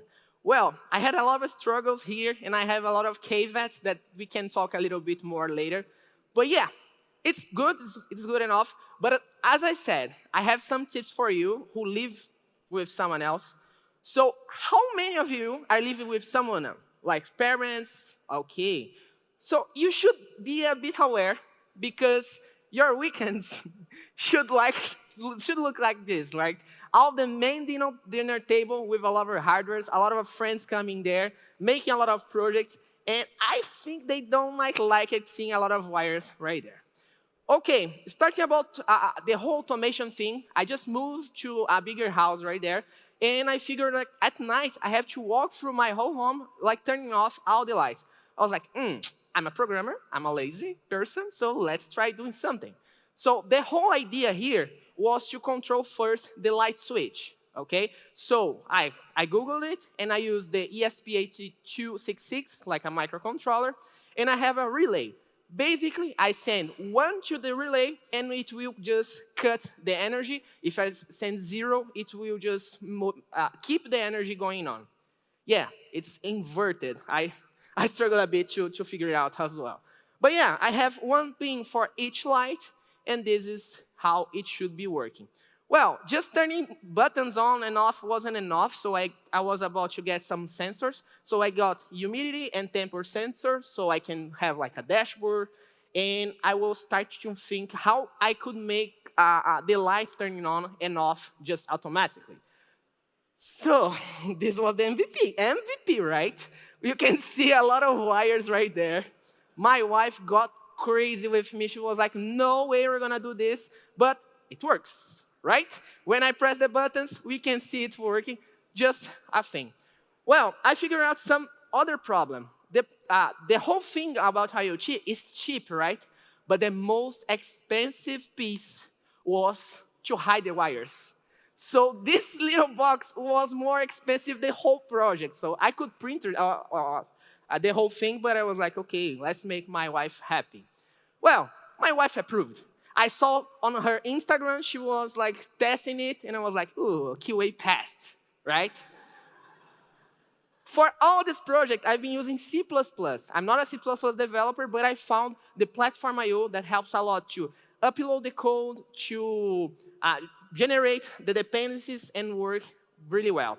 Right there, we can see like you can have a YAML file that you can put all of your configurations, your dependencies, and a lot of stuff. But for me, a web developer, this was the most interesting thing. Imagine a thing. You are not an expert as me working with hardware. What if you put some cable in the wrong input? You're never going to know, right? It's already on the wall. How do you know that? So here, I wrote some tests, some integration tests, that I publish my code to the board, and then I see all the sensors working fine, and then I can see really it's working or not. So this was really hacking for me. And as a developer, I'm a lazy person, right? So I've been using Node-RED, low code, no code in this case. So here, you can see all my flows in the left screen for you, right? And the right screen, we have the results right here. So I'm going to show first the interface. So if you click all of the buttons on the switches, you can see on the back end just changing all of the messages. You can see the temperature, the humidity. And here I'm going to show some flows. Well, when someone presses a button, I'm just showing the logs here, not something like confused, not something hard to make it. But for the weather, I have two JSON properties that I'm converting and just showing on the interface as well. And then, in the last one, I'm logging some more data and actually trying to make the first MVP to make the lights turn on and off. But this is just another subject, okay? Well, as a developer, right, we try to automate something that, like, you automate something that you could done in 20 minutes doing 2 hours, right? So here, I was like, this is not smart enough, because I had some buttons, right, and I create another problem. Imagine, I'm going to my main room, right, with my dishes. I was like, oh, turn lights, right? So I put all the food on the table, I get my phone, I connect to the Wi-Fi, I open the app, I click the button, and then the light's on, right? You couldn't imagine my wife, right? She wasn't so happy with it. She was like, oh, it's not easier just to click on the button, right? Over-engineering at my own house. So I was like, okay, let's try doing something. So this is my little brother, and we were drawing a POC right there. I'm using here an ultrasonic sensor. So it's like a radar. It's just sending signals and getting back. But the problem was, we're developers, right? We know that it's not 100% sure sometimes. Well, my wife, she's afraid of ghosts. This sensor is just reverberating. So sometimes the lights just turn on. Imagine, at the middle of the night, the lights just turn on. Well, I was like, okay, we have power right now. We have processing power right now that we can use. Let's try recognizing faces. So right here, I use the microcontroller that not only promises to detect faces, but to recognize that you are you. Man, this is 5 megabytes like processing power that can do a lot of stuff. Well, to do my first POC, I wasn't trying to use on the machine because it was C++. I was like, oh my God, this is so messy. Oh, C++ is hard, yeah, sure. And here I was just taking pictures, sending it to my Node-RED, and just scratching some screen here. You can see the video is not that good because I was just posting on the Instagram as I was getting some results. Well, C++ is hard. It's really hard for me that I've never touched C++. And I was like, what if we try using JavaScript to reuse my knowledge from the web on the hardware, right? To really feel the power. Well, I found out Espruino.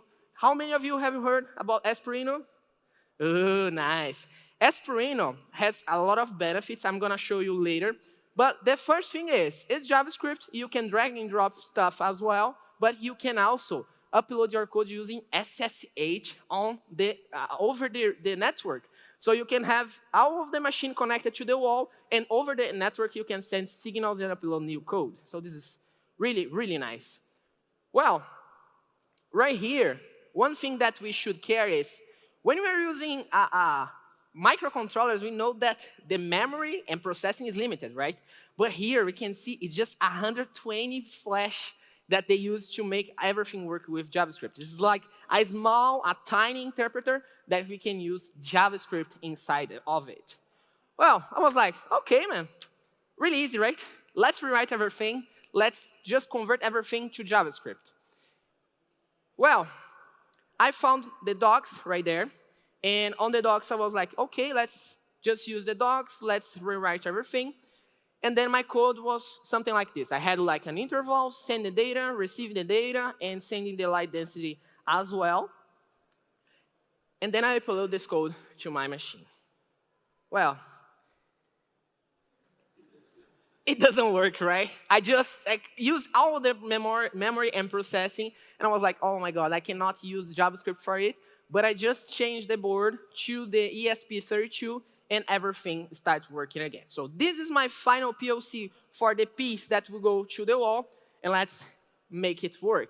Right here, you can see a lot of logs. We backend developers love logs, right? We have all the other stuff working right here. But you can see that the camera is not working properly yet because I haven't finished this project yet. Well, JavaScript is magic, right? We can use a lot for a lot of stuff, and for this one, I really feel the power. So if you want to use Espruino, you can use whether the interface or the terminal and make everything work so easily. This is not a tutorial, right? I'm just showing some of the challenges. Well, the first challenge, it was meant to work on Espruino devices, so using generic devices might not work well. The platform has a lot to improve, like we have some generic errors, so we should ask community to use it more so we can improve it more. And for me, I felt an imposter when I see that async await doesn't work. So a lot of features is not working on this interpreter because it's just a small thing, right? Well, and just finally some benefits, right? I think this is the whole thing about this talk. You don't need to recompile the project every time. When I was working with C++, it was like back and forth. I compile, I see errors, I come back, compile, see errors, and then on the third time, it works. So I was like, no, using JavaScript is much better because you can do it on SSH remotely. And the Espruino idea helps a lot, minify your code, you can use less memory processing, and you can reuse your knowledge in JS, right? You're a web developer, you can make something to scare your mom, to make your cat better, to play with your friends for you if you don't want to, right? We are developers. Well, some final words for you. I think this conference is so amazing, it's so nice to be back. The whole thing here is for us, I know that CRUD pays the bill, right? Creating product, creating service. But when we're trying to challenge ourselves, when we're trying to make something for us, when we are seeing like a car moving, we can see a lot of new challenges, and we can feel like that adrenaline that was like, oh, I'm not sure if it will work, but when it works, it's like indescribable, right? And if you are trying to start on this, try adding more sensors, not just moving buttons. Try to make something smart, to make decisions using it as well. And actually, learn JavaScript, right? Without async await, we can back to callbacks. So yeah, it's hard, right? But we're gonna learn a lot of vanilla JavaScript as well. Well, all of my presentations are already on my website if you wanna take a look. Everything about Node.js, JavaScript I've been putting there as well. I've actually just released a new course right now. It's about Node.js streams. If you wanna learn the most powerful Node.js feature, go there and see. It's just on the pre-release. And if you want to take a look at the videos, my website, follow me on Twitter, take some pictures, show me your experiments on Twitter, please go there. OK, so thank you so much for having me. Thanks a lot, Eric. We're going to go into Q&A. Brilliant. All right. AGGrid's high-performance JavaScript data grid works with Angular, Vue, and React. It easily handles hundreds of thousands of rows. It's available as a free MIT-licensed community edition, which you are free to use in commercial applications. And the Enterprise edition can handle millions of rows when you use our built-in server-side low model. And it even comes with integrated charts. Learn more at aggrid.com. Question from Jalen. Where is the best place to get started to learn how to implement similar features in my own code? Ooh, it's hard, right? It's like Googling it, right? Oh, just before going, let's take a picture with everyone like with the hands go there, right? Just a second. Can I take it? Yeah, sure. Let's count on three, and then we make some noise, okay? A turbulent world full of risks and opportunities. 2, 3. Discover it through a trusted platform. I'm Brazilian, I have Join to do the this, 1 right? million Dutch users of Bitvarvo, the One more crypto time. exchange of the Netherlands. 2, Crypto 1. starts with Bitvarvo. Well, the What best is way to intelligent learn industry is with Cap is Gemini? find on Google, right? Or We could tell you on the it's how YouTube. our team I of try to find experts new help you projects use about James 5G, Bond on AI, and IoT There's some to guys connect with, intelligent like, devices, watches factories, and showing software flames and ecosystems fires to harness on the power of the data and smartwatch, foster right? So innovation. this is something But in that you human can find a lot terms, of it's new stuff as business well. and tech. So making our products intelligent really does make life Next Easier. question is from Brittany joining. Better. Really working in sync. When there are Cap already Gemini. Get the future you out want. there that The can content you create works harder across more Well, channels. I think While that you the work first thing smarter that we should with know that powerful we are tools programmer, for right? workflows, We learn to make editing, things and new. even building your own But apps. for me, it's the price. Say hello to a I better spent like way $1 to build in and one deliver microcontroller. digital experiences. If I want to buy, I would pay like Contentful. $100, $20, right? And we miss all the fun, right? For us to build something and to create a new product, it's very cheap. Right? Don't forget your time is also not free. Yes, yes. But I think it's fun, right? Yeah, yeah. Next question from Piro. Have you ever tried the Arduino IoT cloud platform in your projects? No. I've tried Azure a bit. I've tried Node-RED, but for the kind of stuff I've been doing, I spend more time trying to wire the cable than like programming or configuring the cloud itself. Right? And the last question from Anonymous. How is the support for HomeKit? Oh, I have no idea. I haven't. Oh.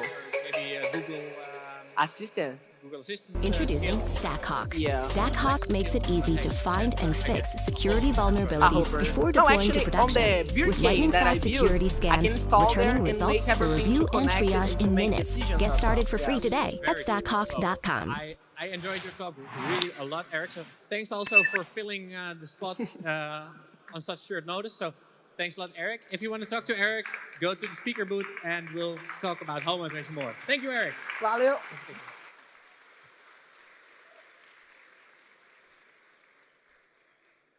All right. So hopefully I can say that Iris is ready this time. I hope so. Can people hear me? Yeah. Woo! All right. Iris is joining us from London. Iris works as I heard just from Tejas here, that Iris is the best engineer he ever worked with, the nicest person. So that's really coming from Tejas, a big compliment.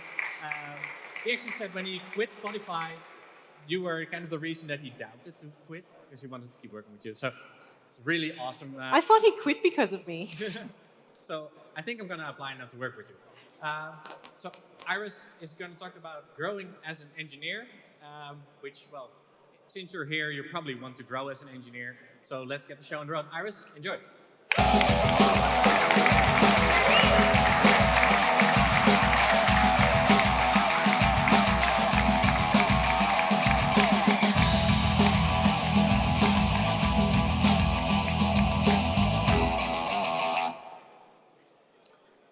Hello, everybody.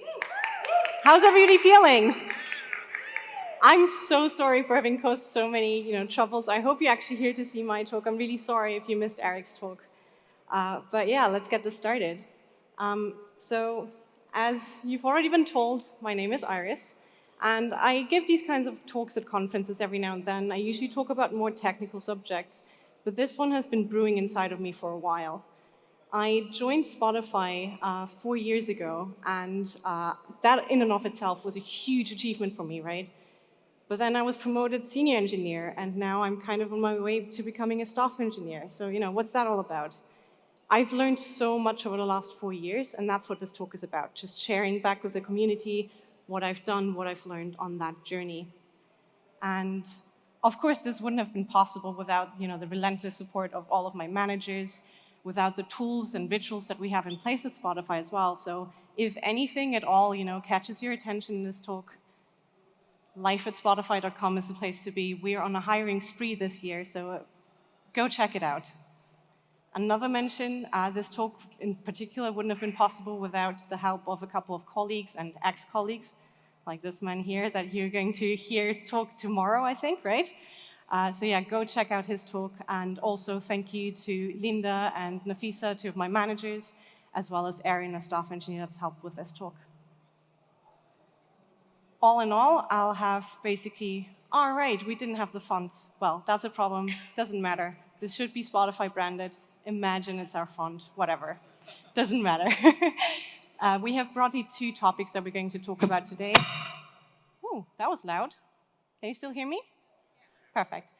The first part is impact. What does that mean? What kind of impact can you have as an engineer?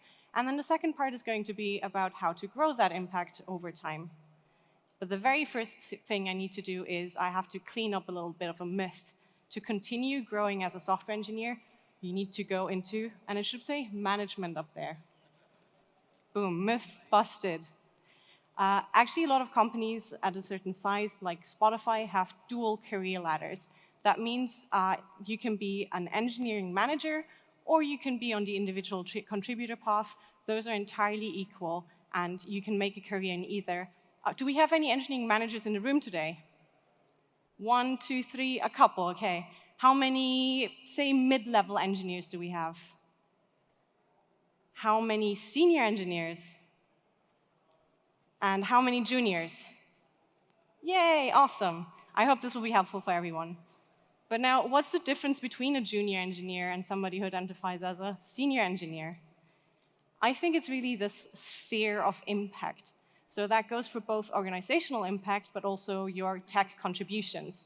As a more junior engineer, you might be really just working and focusing on yourself, getting better, so that over time you can provide more value to the company. Same goes for the technical impact. You might start with only touching a couple of files here and there, to then later on work on whole applications, or over time actually design, I don't know, contracts between different systems or own entire domains. And how do you grow that? In my opinion, it's this mix of using your impact levers and your core skills. So what are the pillars of impact that we have? It's not enough today anymore to just be good at engineering, right? To be a good coder. Like, that's not what an engineer is about. There's several things that we need to be good at, and these differ from company to company. But when researching this talk, these 3 pillars were broadly there at most companies. The first one is mastery. Why do I name this one as first? It's the first thing you get assessed in an interview process, right? This is like the very basic thing that every engineer needs to be able to do, write some form of code. And it's actually more than writing code. It is deep technical knowledge in at least one discipline. And as you grow, it might be several disciplines. You might have to go into, I don't know, mobile or data or backend to keep growing as an engineer. And this is also not just about writing code. As you progress in your career, it's likely that you'll actually be writing less and less code, but you're still doing incredibly important engineering work. And this is also something that underrepresented groups actually have to prove much more than some others. So if you're, a white dude and you say, oh, I'm an awesome engineer, I swear, people will be like, yeah, sure. I had to prove that a little bit more. So if you've ever heard anything like you're not technical enough, go check out this talk by Tanya Riley. It's changed my life.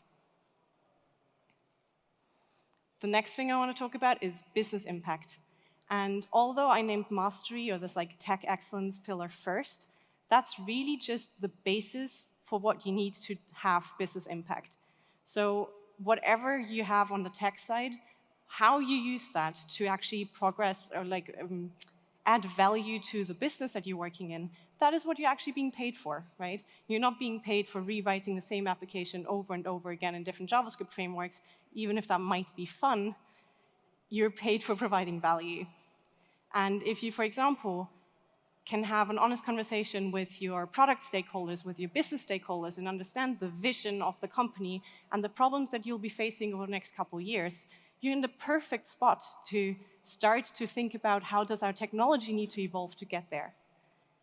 This is also really easy to quantify. Did you, I don't know, save the company $10,000 because you automated this process? Did you improve the conversion rate by 3% because you removed this horrible step together with a designer? The last one I want to talk about is culture. And this is much harder to identify. But what the result is that people enjoy working where they work. They like being there. They will retain for a longer time. And there's a lot that goes into this pillar, but the 2 things that I want to focus on today are collaboration and innovation. Why collaboration? Well, I'm just one engineer, even if I was, like Tejas for some reason said, the best engineer, right? I could still have more impact if I could level other people up to my level. But it's not only about mentoring and sponsoring others, it's also about improving your ways of working. Or, for example, you could build a community of other web engineers where they can share and learn together. All of that is culture, and it's all important. The other one is innovation. And why innovation? Most of the companies we work for need creativity and innovation to stay ahead of the game, to stay ahead of their competition. So if we can foster an environment where people feel safe to bring their authentic selves to work and, try that stupid idea and fail miserably and learn and try again until they succeed, we're fostering innovation. And of course, this depends on the company where you work. So if you want to make a career there, it's important for you to figure out what exactly does matter to my company. And we said we have these levers for impact. There's also another part, which I called core skills. You might have heard this other word before. I don't like it, so we're going to call it core skills, okay? There are a lot of them. I'm not going to focus on all of them, but they're important because we work with other people every day, and these enable us to do that better. The three I want to focus on are communication, accountability, and decision-making. And why? Because they kept coming up in the interviews that I was doing with my colleagues. Why communication? Well, communication is probably the most important tool that you have in your day-to-day work. If you're working within a team, it can help you, but it's even more important if you're working across several teams. That scope thing again, right? And you'll use it to negotiate, you'll use it to persuade, you'll use it to build consents. So this is really, really important. And what I see go wrong quite often is that we don't target our message to the person on the other end, especially if they're not technical. That can be a bit tricky. The next one is accountability. And this one is even trickier because some languages don't even have this concept. So what does it mean? If you are accountable, you take responsibility for your actions and also your inactions, rather than blaming others for your failures. You stand up and you say, I screwed up, I'm sorry, but here's how I'm going to fix it, or at least here's how I'm going to make sure it doesn't happen again in the future. And you can't only hold yourself accountable, you can also hold others accountable, for example, through feedback. And the last one, and this is going to bring this beautifully together in like a little circle, decision-making. The bigger your sphere of impact, the bigger the decisions that you will be making. And of course, you can use all of your engineering skills and weigh up pros and cons, and you'll have to probably bring other people on board through communication, build alignment, and so on. But there will be moments where there just isn't a clear-cut best option, and you will have to call the shots. But the beauty is, if you are accountable to that decision, people will trust you with it. That's what I had on impact. Let's look at how to grow. So first of all, we're all engineers, right? Yes? Great. Can you hear that again? Yes. Awesome. Yes, we're all engineers. What do engineers do for a living? We solve problems. Growth is no different. It's a problem from where do I want to go to and where am I today? You can figure out the steps in between, right? But where is this B that we want to get to? And you might be thinking, oh, but I know my goals. I want that raise, right? I want to be promoted. Well, unfortunately, science tells us that those are only good for short-term rewards. So if you want to have and follow up on your long-term goals, you need to tap into purpose instead. You need to find your own motivations for why you're doing something. How do you do that? Well, for me, it is, I try to ask myself, why do I enjoy something? I look at the people around me and I see this engineer who's doing this awesome job on this amazing project, and I ask, what is it about that project that inspires me? And through that, I've kind of built a long-term vision for me that's been the same for the last couple of years. Another thing that I can't stress enough, woo, it worked! Find your sponsors. So share your goals with the people who can help you on the way, who can make it easier for you to get there. This might be your manager, this might be your manager's manager, this might be this project lead on that other project. At Spotify, we're lucky enough to have those kind of rituals built in that enable those conversations. But if you don't have that, make sure that you find those people who can help you. Most people really enjoy helping others, but you need to ask them, right? And it's important to not only have people who can help you grow your, for example, technical skills or your core skills, it's also important to have people who can advocate for you and get you in that room that you need to be in to make that progress. And a pro tip that I learned from Aaron is, rather than just asking, hey, can you help me with this? Go to somebody and ask them, like, you're an expert in this. Is there anything that I can take off your plate to help you? Another thing that's really important to understand where you are today, feedback. I was absolutely mortified when I heard that, oh, by the way, development talks at Spotify twice a year, you have to gather feedback from all of the peers. I was like, wait, what? Gather feedback? Like, non-anonymous? What do you mean, But in reality, the three things that have happened were, number one, my imposter syndrome Gone, because I was seeing myself in a much worse light than everybody else around me. Number two, let's see if I can remember these. Number two was I could actually see that I have grown over time because I didn't keep receiving the same feedback.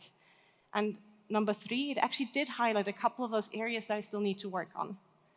And on top of all of that, having those honest conversations with our coworkers can actually create mutual trust and understanding. Cool, we now understand where we are. We kind of understand where we want to go. Now it's just dividing this into smaller milestones.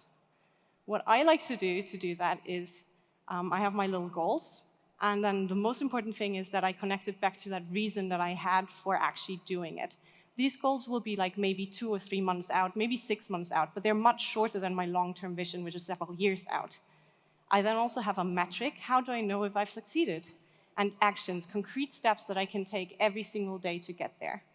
And in the end, also support. And this one is important because I might need that project. I might need that book. I might need some support from other people to get there. It's important to call that out and think about that as well and communicate that to, for example, my sponsors or my manager. And you might now be thinking like, oh yeah, learning new skills. Nice. This means I can expense another book there or another course there, right? Well, again, unfortunately, science tells us that that's not true. 70% of the learning happens on the job, 20% in social settings, and only 10% at formal educational events like this one. That doesn't mean that this event is not useful. It's super, super important. But if you really want to make progress on your goals, you'll need to find a way of incorporating that into your day-to-day. How do you do that? Well, again, at Spotify, we have a little bit of an advantage because if I go to my manager and I tell her, actually, I want to go into backend development, she probably already has a project lined up for me where I can practice that. If you don't have that, the easiest thing that you can do is try to marry your goal with an unmet need of your company. Because if you can show that you will have that impact, nobody's going to say no to you developing that. I also brought a couple of examples from Spotify. An ex-colleague of mine, he wanted to get better at communicating, so he just offered to run sprint demos and write the stakeholder updates. My manager was like, yeah, please, please take it away, I don't want this. Another example is a friend of mine. He knew that there's this platform team over there, and he really wanted to understand what they're doing and how they develop that. But he also knew that his team will need that platform in the future. So he offered, hey, how about I jump over there for 3 months and embed with this team? Great. And yet another friend of mine, he knows that we are lacking backend engineers on my team. So he and his manager were like, how about you pair up with this other backender on a different team for 4 hours every week? You can get creative here, right? Another thing I have to say about these actions is, although it's super comfortable to stay in our little bubble of comfort, the real magic does happen outside. And this is really, really scary. My manager at some point asked me, hey, Iris, do you want to lead this like big company-wide initiative? By the way, it's backend only. And I'm like, oh, I'm a web engineer. Doesn't matter. I never grew as much in 3 months as when I was on this project. And now I'm hooked. Now I'm looking for that next project. And I ask myself, is that initiative, does that feel uncomfortable enough, But also another pro tip, this was so scary. I didn't want to do it. I was literally like, I don't know if I want to do this, Linda. So what she did was she paired me up with a staff engineer to share the accountability, just to have my back. And that gave me the ease of mind that I needed. All right, we now know where we are. We now know where we want to go. We have our steps to get there. Now it's just doing it, right? Oops. This has happened to me so many times. But because I'm trying to be accountable to my own growth, what I've learned from it is I need to find rituals for myself to check in on my goals more often. So I now check in with my manager once a month, specifically on the goals part. And the other part is this. Every Monday, I have just 15 minutes, it doesn't take more than that, to look at what kind of work is coming in for me next week, and what are my goals, and how can I make progress towards those goals in the next week. And then at the end of the week, I look at, okay, how did it go? Is there anything I could have done better? Is there anything that I would have needed support with? Or is there any support I could have offered anybody else? What were my small wins and big wins this week. Another thing that I learned way too late is this. Does anybody's calendar look something like this? Yeah, maybe the engineering managers in the room. It took me way too long to realize that this is a problem. Luckily, our new manager is based in New York, and this happened. Because all of our team meetings were pushed to the afternoon, I made the conscious choice to also put all my other recurring meetings in the afternoon. All of a sudden, same exact amount of meetings in both of these, but I have 4 to 5 hours of focus time every single day. Cool. This is it, basically. Like, we now understand where we have to go and how to grow and how to get there. There's one more really, really important thing that I need to say. This talk has been all about helping yourself grow and understand how you can progress in your career. But there are almost definitely also things that you can do to help others progress. Is there a way you can, for example, share what you've learned at this conference with the people around you? If you're in a position to sponsor others, do that, right? Growth is not something that we do once. It's ongoing, it's constant, and it always takes much more time than we admit to ourselves. But the beauty of it is, like every investment, a small change today can have a big impact tomorrow. And yeah, if we're all ready to get in the driver's seat and actually take responsibility for our own growth, I don't think there's anything that we can't achieve. Thank you. DataGrid's high-performance JavaScript data grid works with Angular, Vue, and React. It easily handles hundreds of thousands of rows. It's available as a free MIT-licensed Community Edition, which you are free to use in commercial applications, and the Enterprise Edition can handle millions of rows when you use our built-in server-side row model, and it even comes with integrated charts. Learn more at aggrid.com. I really think that it's all about those other skills that you're not taught in university, that you can't pick up in a book. It's all about understanding how can you have bigger impact, how can you help others, like what are those pillars and how do they match up with what is important to you as a person, and trying to find those connections. Crypto. A turbulent world full of risks and opportunities. For sure. Discover it through a trusted platform. Join the 1 million Dutch users of Bitvavo, the crypto exchange of the Netherlands. Crypto starts with Bitvavo. What is intelligent industry with Capgemini? We could tell you it's how our team of experts help you use 5G, AI, and IoT to connect intelligent devices, factories, and software ecosystems to harness the power of data and foster innovation. But in human terms, it's business and tech. So making our products intelligent really does make life easier, better, really working in sync. Capgemini, get the future you want. The content you create works harder across more channels, while you work smarter with powerful tools for workflows, editing, and even building your own apps. That's right. Find me later. Say hello to a better way to build and deliver digital experiences. Contentful. Career advancement and kickstart your career to staff engineer, Dr.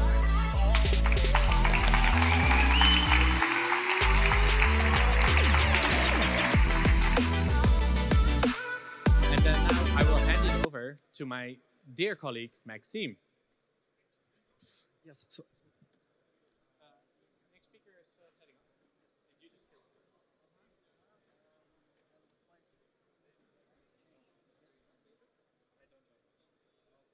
I haven't updated the slides since morning.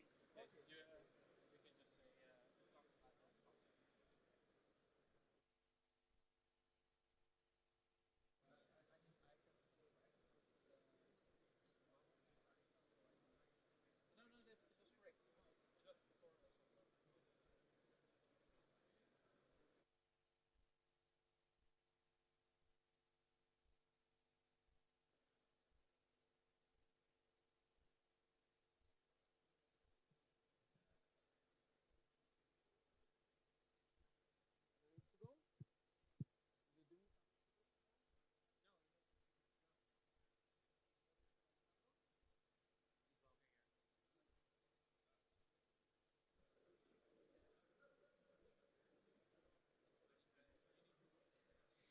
Okay, folks, please take your seats. Let's use maximum 30 seconds before we start the next session. Meanwhile, I want to say huge thanks to our gold sponsor, Decentrology, that is making Web3 accessible to millions of web developers by making it easy for them to discover, build, and monetize dApps, distributed applications. They are innovative company behind the Hyperverse, the open and on-chain code marketplace. And with great pleasure, I want to introduce our next speaker, Alessandro Pinotti. Alessandro. Nice to meet you. Nice to meet you.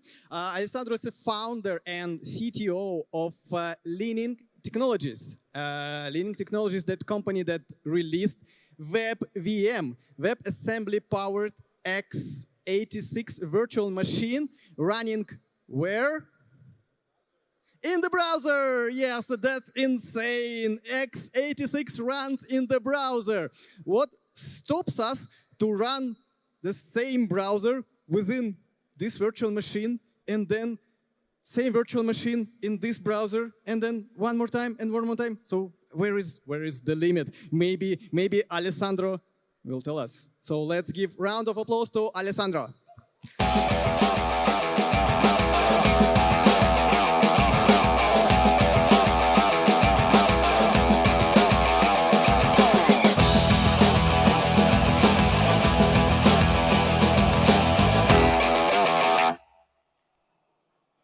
Cool. So hello, everybody. And I'd like to start by thanking the organization for inviting me here and giving me the opportunity of presenting some of the tech that we built to you. Especially since today is a special day for me because it's my birthday. And, and thanks a lot for coming here to celebrate with me. I really appreciate it. So I am Alessandro Pignotti, founder and CTO of Leaning Technologies. And I was born and raised in Rome. I moved to Pisa for my studies, and then I moved here in 2014, and I've been a proud Amsterdammer since. If you wish, you can follow me on Twitter, but I would recommend not to hold your breath while you wait for me to post something. So what do? We are a small company that specializes in the niche of compile to JavaScript and compile to WebAssembly solutions. In this small niche, I think that we do some pretty cool things. And over the years, we have released 3 different products. The first one of them was Chirp, which is a C++ to JavaScript and WebAssembly compiler. The second one was ChirpJ, that is not just a compiler for Java, really. It's more like a full Java virtual machine that can run in the browser. And we can use it to run even fully graphical Java applications in the browser right now. And then we decided to move one step further, and we made ChirpX. And ChirpX is not just a product, really, right now. We consider it to be more of a technology. It's a very generic solution to do a bunch of different things, and we will talk about them. And as a first experiment to see how we can make this eventually a product that we can sell, we built WebVM, which is just one of the possible things we can build with this. And we will discuss about that, because, you know, each one of these products will probably require its own couple of hours talk. We have 20 minutes, so we need to cut and go to the meat. So ChirpX is a technology to securely run binary code in the browser, okay? And there are 3 main ideas that we followed when making this. We wanted to build something which is generic, robust, and scalable. I think you might have your own intuition about what these terms mean, but I will get in depth later about what I mean exactly by using these words. And in practical terms, what ChirpX is a C++ application that we wrote from scratch. We wrote it ourselves, and we compiled it to JavaScript and WebAssembly using Chirp, using our other product, so that it can run in the browser. And so I know that it's nice to talk about things, but it's also nice to see how things actually do in practice. And everybody recommended me not to do a live demo, but you know, who am I to ever follow good advice? Let's try this. So what I like to do, I like to prove to you that we can run a full virtualized system in the browser. And what I have here right now is Bash, the shell, running from a Debian distribution, running in the browser. To prove it to you, I can, for example, list the file system, and there is a bunch of things you can expect from an actual system running. But I like to prove that I can actually run a binary that has never been seen before. And through that, I guess I'll just write one. And I don't know you guys, but when I want to write a binary from scratch, first thing I do, I open my text editor. Let's do that. So it's incredibly difficult to spell correctly on stage. So we have Vim is running, and I can now type a very small test case. And what's going on right now is that this whole thing is running from the exact binaries that you run on your own computer. And I plan to do a very simple hello world.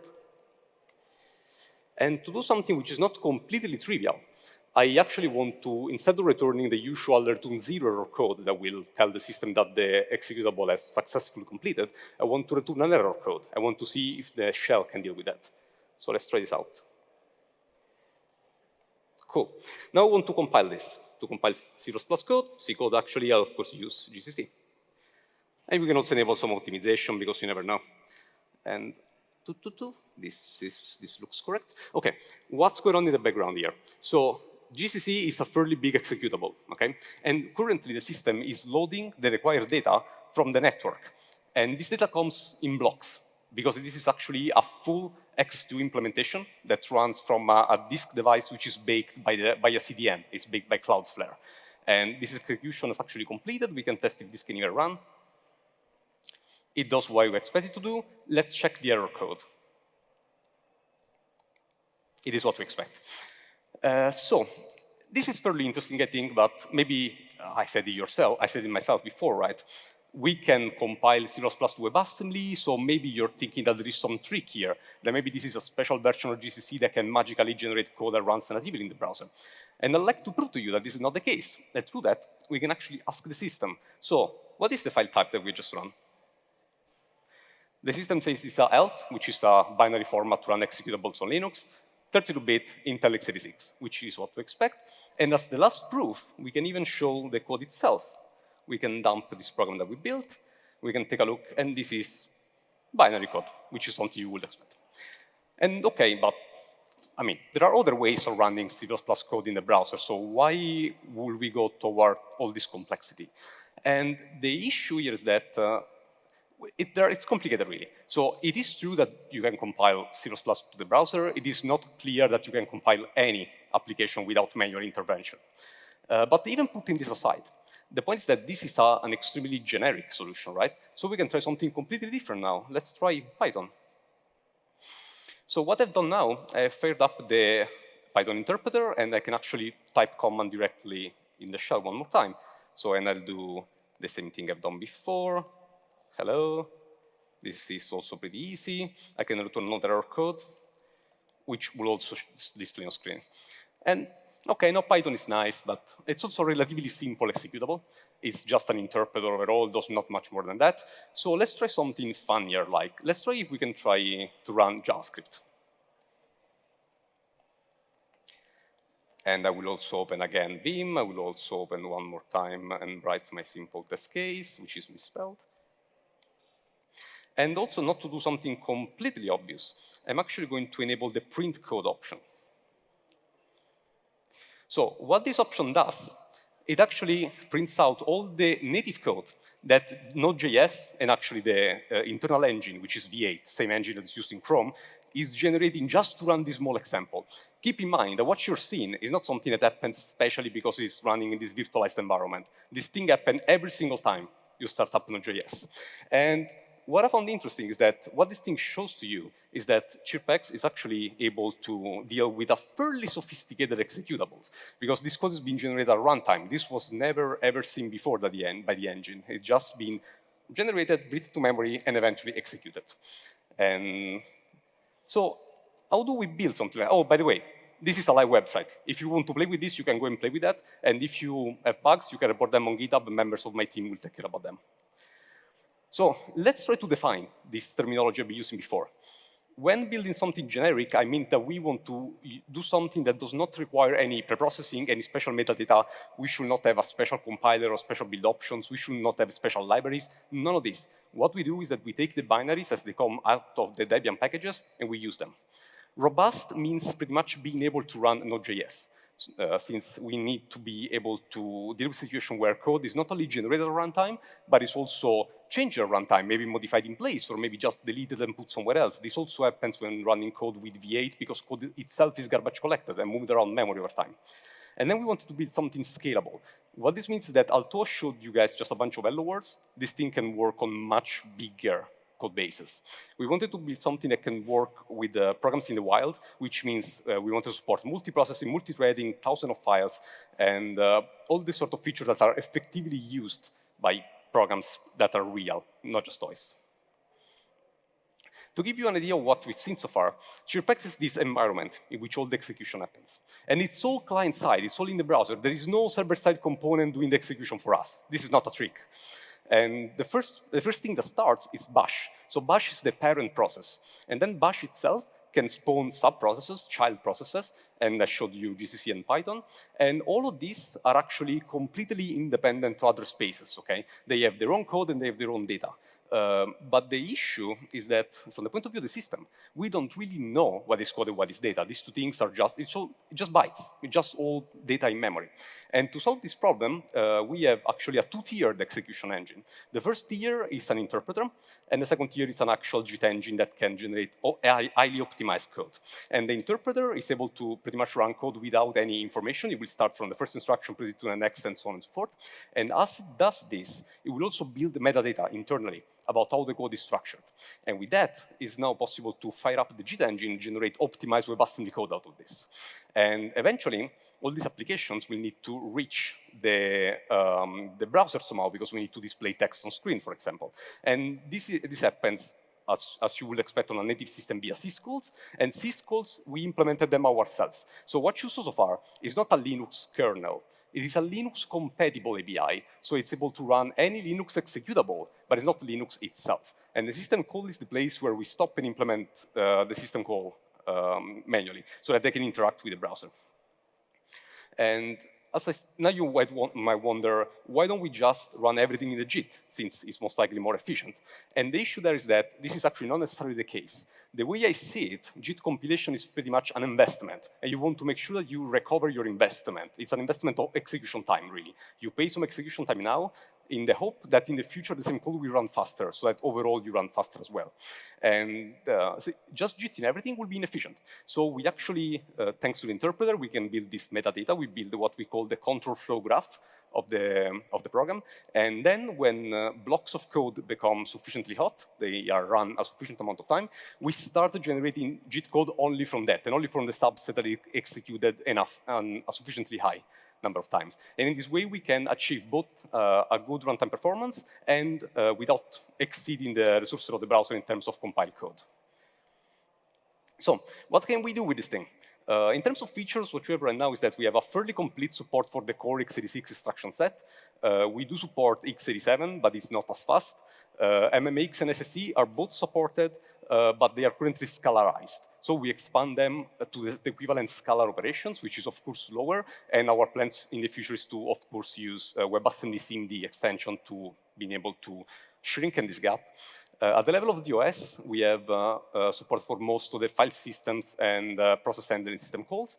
The data comes from a disk backend, which is an X2 implementation. And we have chosen to use X2 because it's going to be possible for us to extend it in the future to support further extensions and reach the X3 and X4 level without having to rewrite everything from scratch. In terms of persistence, this is pretty interesting. If you change a file in this VM, it will stay there. The persistent is local. It's done using indexedDB, which is great because it's privacy preserving, okay? So we are not going to look at your data. Your stuff is yours and it's going to be stored on your machine. And with this limited amount of features, we can already do a bunch of interesting things. In the context of education, for example, it will make it possible for schools to set up a zero maintenance environment that the students can fire up without having ever to worry about will this thing run on my computer, or maybe today the setup exe is not working correctly. For developers like us, it might make it possible not only to have just web-based IDEs, it will make it possible to have full web-based development environments where you can actually build and run the full pipeline on the client. This will be useful in documentation, to have live documentation for any programming language, not just for programming languages that can run already in the browser. And this may also be useful to open the web to a new category of applications, in particular, heavy-duty engineering applications like computer-aided design programs. Usually, these sort of applications do not actually have the full source code available, not even to the developer, because they use binary components which are sold by other companies. And thanks to this system, it doesn't matter you don't have the code. You can run the binaries as they are. Fundamentally, you don't care. And this is what we have now. And what about the future? Well, of course, one thing in my mind is gaming.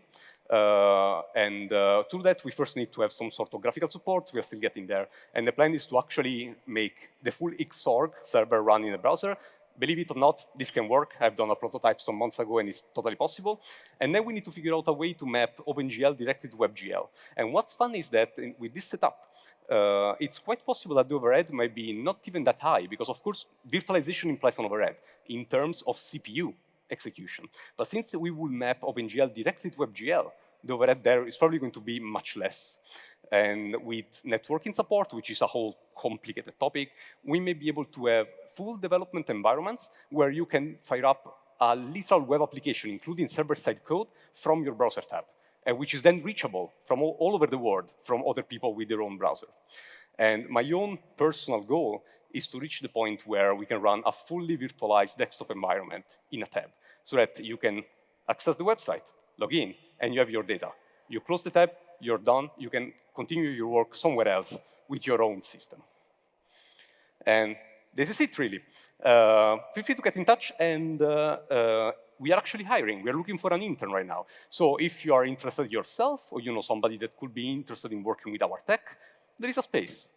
Thank you.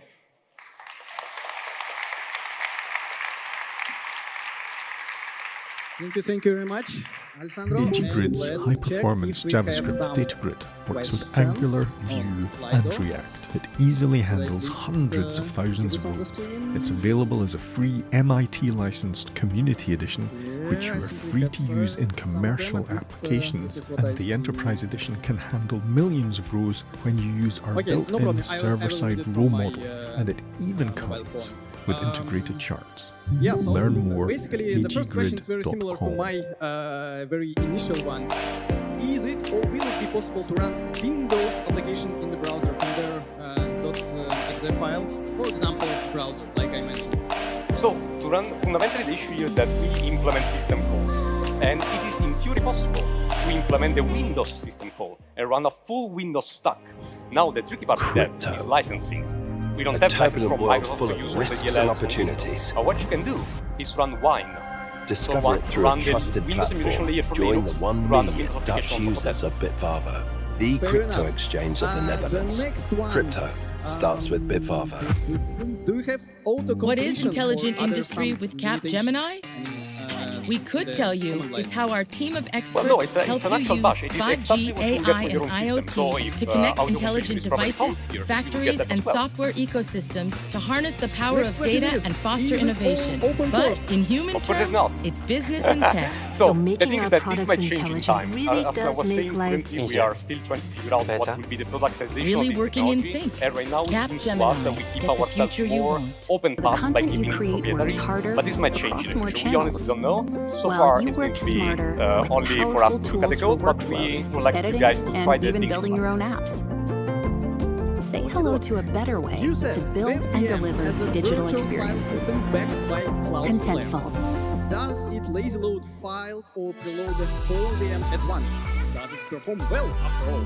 So the backend is stored by a CDN, by Cloudflare, but it's not truly based on files. It's based on blocks. It's a block device, so it's a very traditional block-based file system. And each block is downloaded on demand, only when required.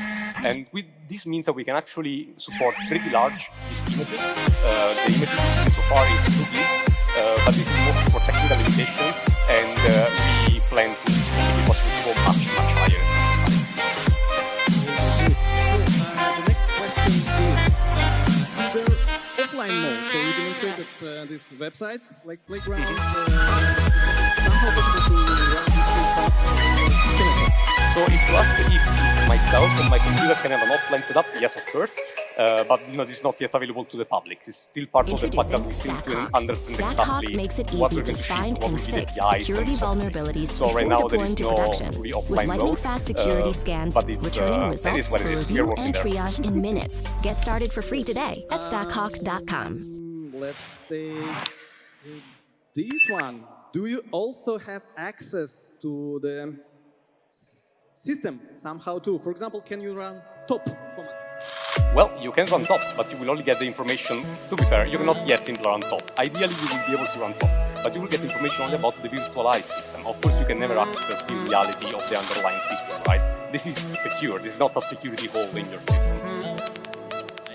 And from theory to practice, the question is, who is and for what use WebVM right now? In terms of customers, we don't have yet one, but we have partners that we are trying to work on with to try and build the first product really for this. And the main interest we have is from the education sector and the web-based IDE sector. These are the people that seem to be the most interesting right now, but my personal goal is to have some gaming people on board. Sounds good. And let's say this one, and I believe this will be the last question. And next we have lunch break. What kind of browsers and devices are required? Any. Chrome, Firefox, Safari will work. So that's easy. Cool. That's the best answer. Thank you very much, folks, for your questions. I'll keep some coins on the stage, so if you answered question, please feel free to come and grab. And now we have 1 hour break for the lunch. Some calories needed. Thank you. Thanks. That has been a wonderful day. Thank you again so much to our sponsors and our speakers for making this such a special day. And of course, thank you for JSNation for organizing this entire event. Again, I want to remind you that we have a feedback form available at jsnation.com/feedback. We really need your suggestions for making this event even better next time, provide an even better event experience.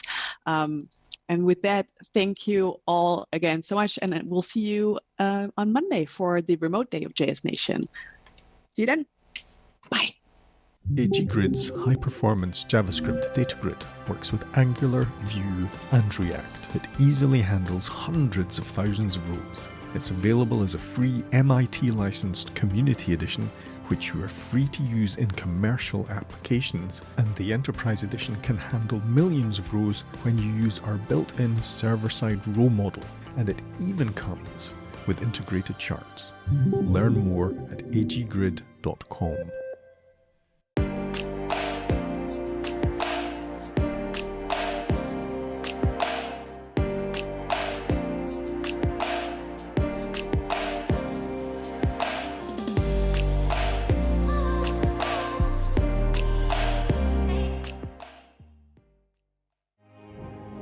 Crypto. A turbulent world full of risks and opportunities. Discover it through a trusted platform. Join the 1 million Dutch users of Bitvavo, the crypto exchange of the Netherlands. Crypto starts with Bitvavo. What is intelligent industry with Capgemini? We could tell you it's how our team of experts help you use 5G, AI, and IoT to connect intelligent devices, factories, and software ecosystems to harness the power of data and foster innovation. But in human terms, it's business and tech. So making our products intelligent really does make life easier, better, really working in sync. Capgemini. Get the future you want. The content you create works harder across more channels, while you work smarter with powerful tools for workflows, editing, and even building your own apps. Say hello to a better way to build and deliver digital experiences. Contentful.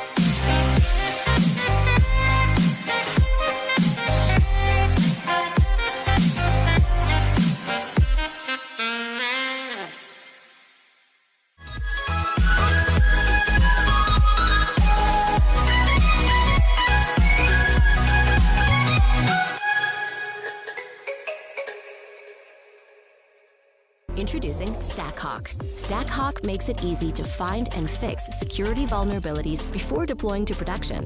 With lightning-fast security scans, returning results for review and triage in minutes. Get started for free today at stackhawk.com.